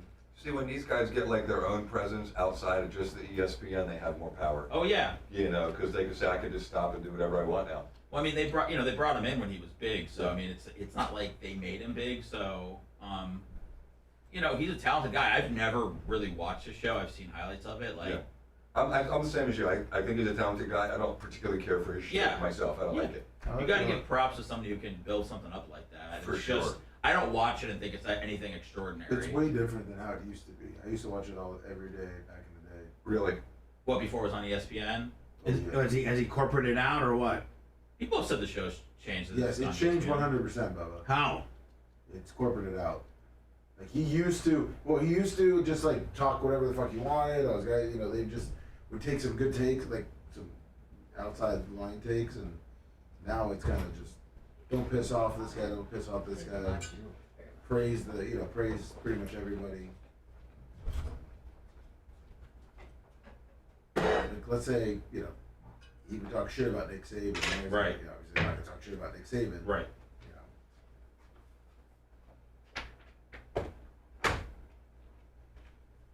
One thing, I don't know if McAfee and Aaron Rodgers were were close. I mean, I don't know because I know AJ Hawk is. No, it was AJ Hawk, and he met him at like golf events with AJ. In the FanDuel event, see, that's what's crazy. Is the FanDuel contract he got was 4-year, $120 million, so it was $30 million a year. That was a FanDuel deal. Does he still have that deal? No. He doesn't have that deal? He had to give it up when he went to ESPN as a 5-year, $85 million. Why can't he have a gambling? Why can't he have a betting site with just? ESPN has their own gambling thing. Do they? Okay. They partnered with Penn. I had no idea. Yeah. Which is the Barstool. Yeah. So yeah, so technically he gave up less money to go to. He took less money to go to ESPN. Net worth $60 million. It says right now. Yeah, because it said he signed a 5-year. Holy shit! Million. That's unbelievable. 60 mil for a punter. He turned it. That's unbelievable. Fuck. Jay, He's got to be the most successful post-punter career ever. Well, he came out like he was brilliant. He retired pretty early in his career, but he did it during the Super Bowl. And he retired during the Super Bowl and then announced the show with Barstool I think right away. No, CBS first. Was it CBS? Yeah. So he had to he came out this punter's retiring and he's got a show and it was CBS and Westwood One. Yeah, he just hit the scene right away. Brilliant. Oh man. For a 7th round pick. Oh, he got drafted? Oh yeah, West Virginia. Yeah. He was a field goal kicker. He was a field goal kicker that turned to a punter. Yeah. But he's Mike Vanderjack. Oh jeez. A drunk idiot kicker. I love the coats. Coats.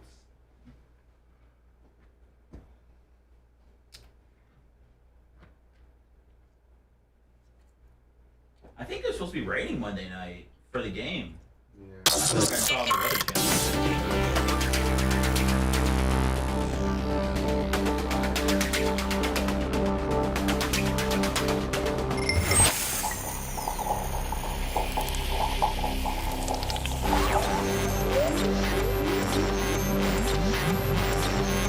They're like a bunch of sharks circling in the water, searching for blood or any sign of weakness, and are ready to strike.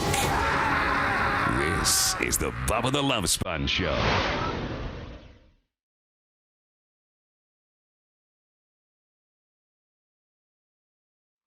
Any affiliates that want to break off now, Mach, would I just hit the close button so I don't make them go over and then we come back on AM 820, or do we just keep it rolling, or what do we do? I believe we just keep it rolling. Just keep it rolling, and they can break off if they want? Yes.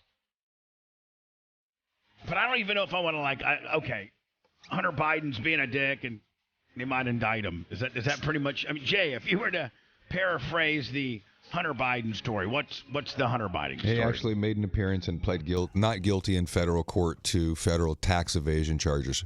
Is that it's a big deal? That's something to put you in jail? Yes, absolutely. Hey, Hunter Biden again in federal court, pleading not guilty to 9 tax charges, 3 of them felonies that could land him in prison for 17 years if convicted. Prosecutors say Biden willfully avoided paying $1.4 million in taxes from 2016 to 2019. Instead, spending, quote, millions of dollars on an extravagant lifestyle rather than paying his tax bills. Inside court, Biden answering brief questions from the judge, who set a tentative June 20th trial date.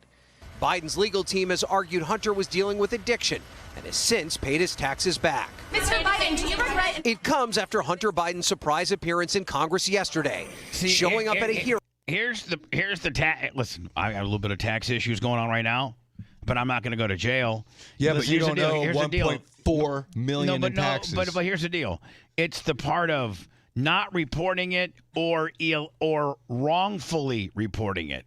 That's the whole deal. Like if you don't have it, you're not in as much trouble as you have it and you didn't report it. That's this situation. Yes. Not listen. Just not you owe $100,000 in tax and you write that you owe that, but you don't have it. Why do people think they can get away with it? Because his dad's president. It's going to be because he's a Where Biden. Republicans were considering recommending contempt of Congress charges against him. Ignoring a congressional subpoena to be deposed. What are you afraid of? Hunter Biden refusing to comply with the subpoena for a closed-door testimony, saying he would only talk in public, leaving the hearing room after a few minutes. Republicans calling it a PR stunt. He was not there to answer questions. This is the second time that Hunter Biden has displayed. If you're subpoenaed to testify in front of Congress, and you walk out before they're done asking you questions, Jay. Yeah. What is that? Is that a? It's a crime. It is. It's a crime. It's what is it? Steve Bannon got convicted.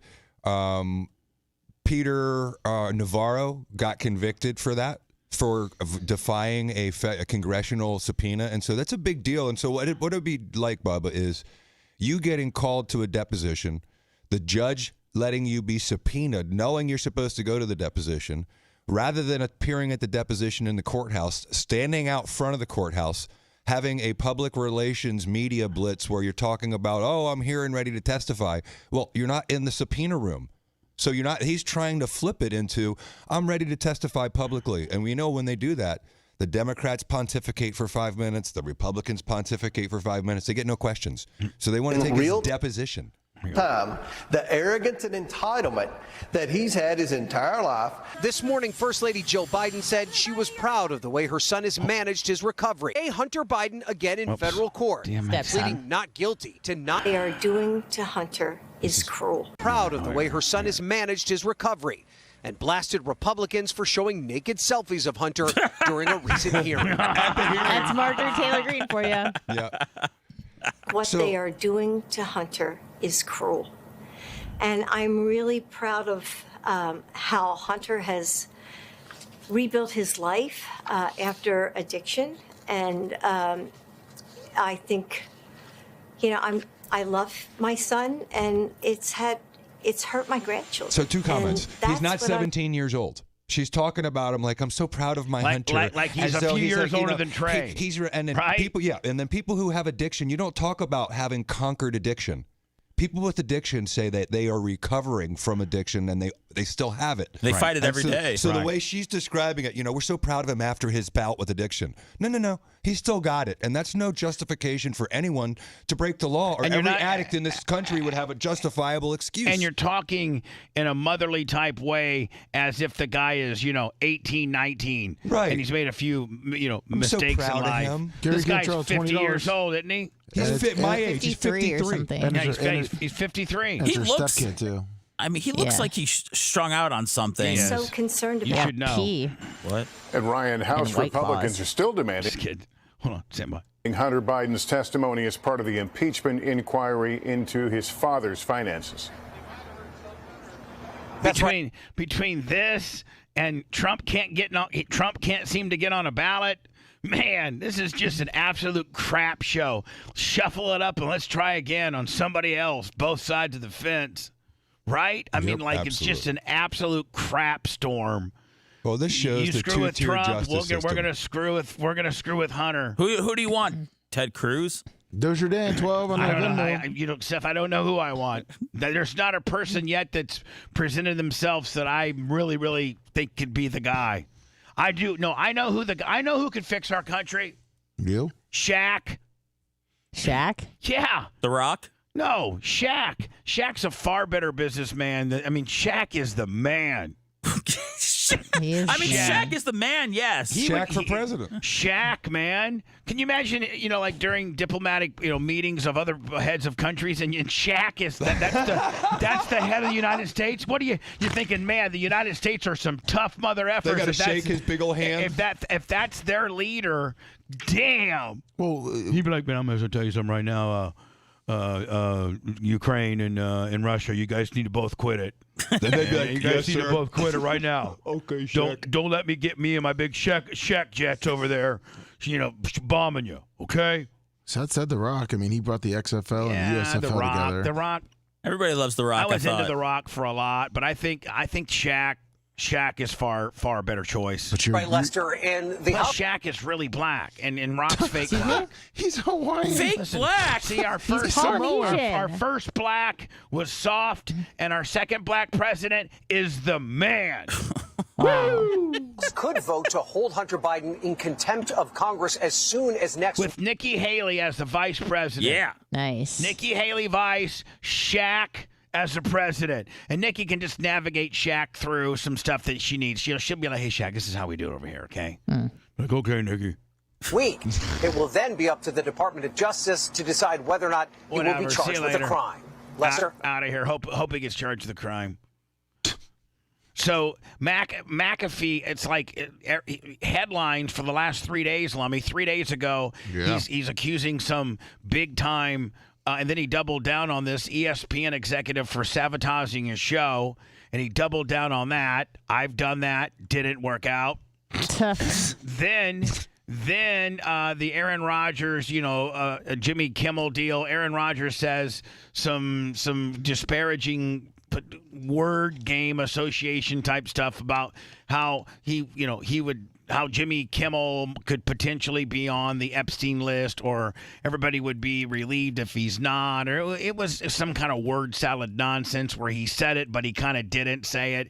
And then the heads of ABC kind of got a hold of McAfee and said, hey, listen, you know what, we're not going to have Aaron Rodgers. Jimmy Kimmel is we pay him $30-40 million a year to host our late night program, and he's a big franchise to us, and he's mad. He's mad as hell. Don't think he didn't pick up the phone to ABC and said, hey, it's Jimmy Kimmel, and either you do something about this McAfee situation, or I am going to, whatever he would threaten, right? Yes. And so I think at that point, ABC told Pat McAfee, listen, no more Aaron Rodgers, right? Then McAfee got on the air and was like kind of dogging and acting like he was relieved that he didn't have to deal with Aaron Rodgers, looseness or arrogance or just how Aaron Rodgers rolls on. What we do know is the guy that stopped by yesterday caused quite a conversation. A little bit, yeah. A little bit. Now, per usual. Not like that. The So Aaron Rodgers Tuesday, season 4 is done. Yeah. Complete. Good season. There's going to be a lot. Does he chew while he's on the air, Lummy? People that are happy with that. Myself, what? He does a lot of things on the air. Included, to be honest. With the way it ended, it got real loud. And real loud. I'm happy that is not going to be my mentions going forward, which is great news. We always, and this is legit, and I think I'm never going to act like people are out to get people. Sure. Well, you just said 2 days ago that an ESPN guy is after you. But throughout my life, there's been a lot of people that have definitely wanted to see me not do good because check. I'm an uber confident human being, loud, and if I think you're trying to hold me or my guys back, like I'm an asshole too. Certainly have zero. Don't need you. Hey, what are you? Nothing. Sweet. See ya. Keep it moving. So there were some people, especially when, I negotiate my own deal here. So that's a whole business there. Right. Couple jobs. Yeah. Connections, a lot of stuff like that. See ya. Hey, I'm running my show. Oh yeah. I keep my creative rights. Okay, 100%. Let's not forget one of the very first personalities to do that. I know. Me. Howard didn't even have. Howard had his creative rights, but he didn't own his intellectual rights. Who's gonna create me and my guys? That's how this. That's a whole nother. That's a whole nother entire profession. No, con man, you could just keep your sound effects to yourself. Okay. in this exact moment. That's a whole nother profession, people. It's like him yelling at Anna right It's there. like you. A lot of people. That was like when I had to give shoot. Is Take it down a Anna notch. even still in here? Yes. Oh, yeah. So you got this group Yes. here, this group here, and then we've cut the line too a lot, because this is supposed to be like a union where you just kind of wait for others, and you go. So then you got like that group, right? So going in, we knew that Pat do mushrooms before the show. He's using Venn diagrams like Kamala Harris. Man, somebody needs to get Wax maybe on, wax off. readjust his medication. he potentially ruffled some feathers in about 3 to 5 That London pound cake that he hit before the show was really hitting. professions that have a lot of power and a lot of say. And we understood it. We completely understood it. I appreciated it. I have a lot of respect for a lot of agents. There's a lot of horrendous horseshit ones, though, that somehow get by. And they kind of make the good agents look bad, by the way. So I don't understand, Lemmy, how that's now okay on cable, but not okay with us. I think if it's okay with cable, it should be okay with terrestrial. Yeah. It's just that with it. This whole thing, I don't believe in any of them. Like ESPN, I didn't know that you can say horse shiz now. All of a sudden, it's allowed. Producers that run shows and stuff and create headlines. See, he's getting way too down the in the business Well, he rabbit doesn't, hole. Bubba. I mean, this is just a clear case of someone who doesn't really know what they don't know. They didn't map out what they were going to say, and he's all over the place. None of them have a lot of respect for me. I don't have a lot of respect for them, which is why I'm like, don't put us up for the Emmys. Don't want to be an Emmy person because these are the humans that are voting on them. Now, through our times, I've found like 3 to 4 of these people that are good at their jobs and creative and fun. Most of them, though, just kind of very, Oh, that makes sense. He's a puppet. So don't really get along with much of them. I mean, does he get it? Who've been waiting for us to fail. A lot of ammo and things to attack us for over the last week. And we would love to get back to the point where we just move on and continue to silence all the haters over here who can't negotiate as good as I can, all the people over here who can't create a show as good as us, and all the people up here who are just going to always be here, and they're going to hustle and do their thing, which I respect. But we need to do that, and that is our focus. That is our goal. And Aaron Rodgers is a Hall of Famer. He's a 4-time MVP. He's a massive piece of the NFL story. Whenever you go back and tell it, he will be a huge part of it. We are very lucky to get a chance to chat with him and learn from him. Some of his thoughts and opinions, though, do piss off a lot of people. And I'm pumped that is no longer going to be every single Wednesday of my life. See, now that to me is kind of an underhand, like that's a slight on Aaron. Which it has been for the last few weeks. On Friday, obviously, I threw us into the fire as well. Forever stand by that. Everything else, though, just can't do that and not what we want to be known for. And I'm also pumped that I don't have to do these types of talks anymore. So with that being said, sports are alive right now. I think he said it right there, Bubba. He doesn't want to be known for that kind of stuff. Well, but then yesterday, he has Aaron Rodgers on. Huh. And let me hear. Is it? I got to try to. I thought I had. Is this it right here? Did he really? Yeah, he did. Is that a gift? Is this it right here? I don't know, but I sent you the full show, but I have the timestamp. Oh, you do? Okay, because that's how I want to end it here. Okay. All right, there we go. And so, Seth, if you were to watch what we all just cumulatively watched, one would think that okay, Aaron Rodgers ain't going to be back on, right? Yes, I would definitely think that. Kind of threw Aaron Rodgers under the bus a little bit. I thought we were boys, but I guess not. So let me where we at? I would go about 127-ish because it gets to it. I had no idea this happened. I don't know what. You were the last human that he talked to on the field as the New England Patriots head coach. Now we know that for sure. Whenever you think about them moving on, Connor got emotional about the dynasty ending officially. What are your thoughts on Bill Belichick leaving New England, but definitely going to play somewhere or coach somewhere else? Is that what he said? Did he say he's going to definitely keep coaching? Yeah. I mean, he's a lifer. Yeah. He seems like a lifer. It's tough. I mean, you have not just Bill, but Nick Saban announced his retirement. Is that true as well? Yeah. Yep. Yeah. If you want to see how he introduces them, it's at 127-21. I love Rodgers sitting in front of his bookshelf. Yeah. I know. That was his big thing last year. Two teams at a very, very high level. Is a 4-time NFL MVP and a man who is a Super Bowl champion. Ladies and gentlemen, the last human that Bill Belichick talked to on the field as the New England Patriots head coach, Aaron Rodgers. So is it like if I introduce him as just a ball player who spoke last to Bill Belichick while in Lambeau Field, that's okay? Yep, we're and just that's talking sports. That's not hypocritical in what you just mentioned the day before? Well, what he said a couple of days prior was, quote, Aaron Rodgers Tuesdays season 4 is done. So he will not be on for the rest of the regular season doing Aaron Rodgers Tuesdays. Welcome to Aaron Rodgers Thursdays, apparently. I mean, like, it's just a big troll job to get back at everyone, especially the Kimmel nerds who were celebrating all day about what had happened. You know, nobody has a lot of things to say about it. It was a big troll job because everybody got punked.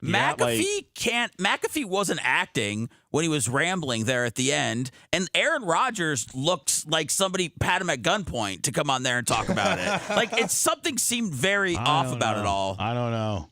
Is it just ESPN working all of I think us? it's just how they have to literally tip around all the corporate BS. And look at every one of us are talking about it now, aren't we? Yes. And that's exactly what they wanted. Yep. They made us their bitch. Oh, Anna Hummel. Yep. Speaking of bitches. Yep, that's me. She'll do her show next. It's everywhere. It's YouTube. It's Twitch. It's Facebook. It's Rumble. It's everywhere. It's the Anna Hummel show. And Seth is telling me that the Two Live Jew show, our podcast that we did with those two yesterday, is blowing up. It's a very healthy franchise, is it not? People like it. That's what the numbers say. Good. Numbers don't lie. Tonight, 8 o'clock, Rumble and Twitch. It is the BARP version of Bubba 199 tonight at 8 o'clock. We're expecting 100+ people here at the studio. It's going to be unbelievable. Anna will provide the music. We'll see you then. Thanks for letting me finish. You've been listening to the Bubba the Love Sponge Show, starring me, Bubba the Love Sponge. Co-host and show historian, Lummox. Co-host, Anna Hummel. Co-host, Dr. Dan Diaco, Esquire, of Council. Co-host, J. Diaco, Esquire, the Spitting Cobra of Council. Brett, the Filthy Ginger, video editor. Yeah, back here wiring up. It's Mini Macho. The BRN agent, Thomas Buttoned Up B. And for everything else, go to thebubbaarmy.com. Now, time for the legal disclaimer. Exactly. The Bubba the Love Sponge Show is intended solely for the enjoyment of our listening audience. Any rebroadcast, retransmission, or other use of this show without express written consent of the Bubba Radio Network is prohibited. We must dissuade him of this delusion. Until next time, always remember. I'll repay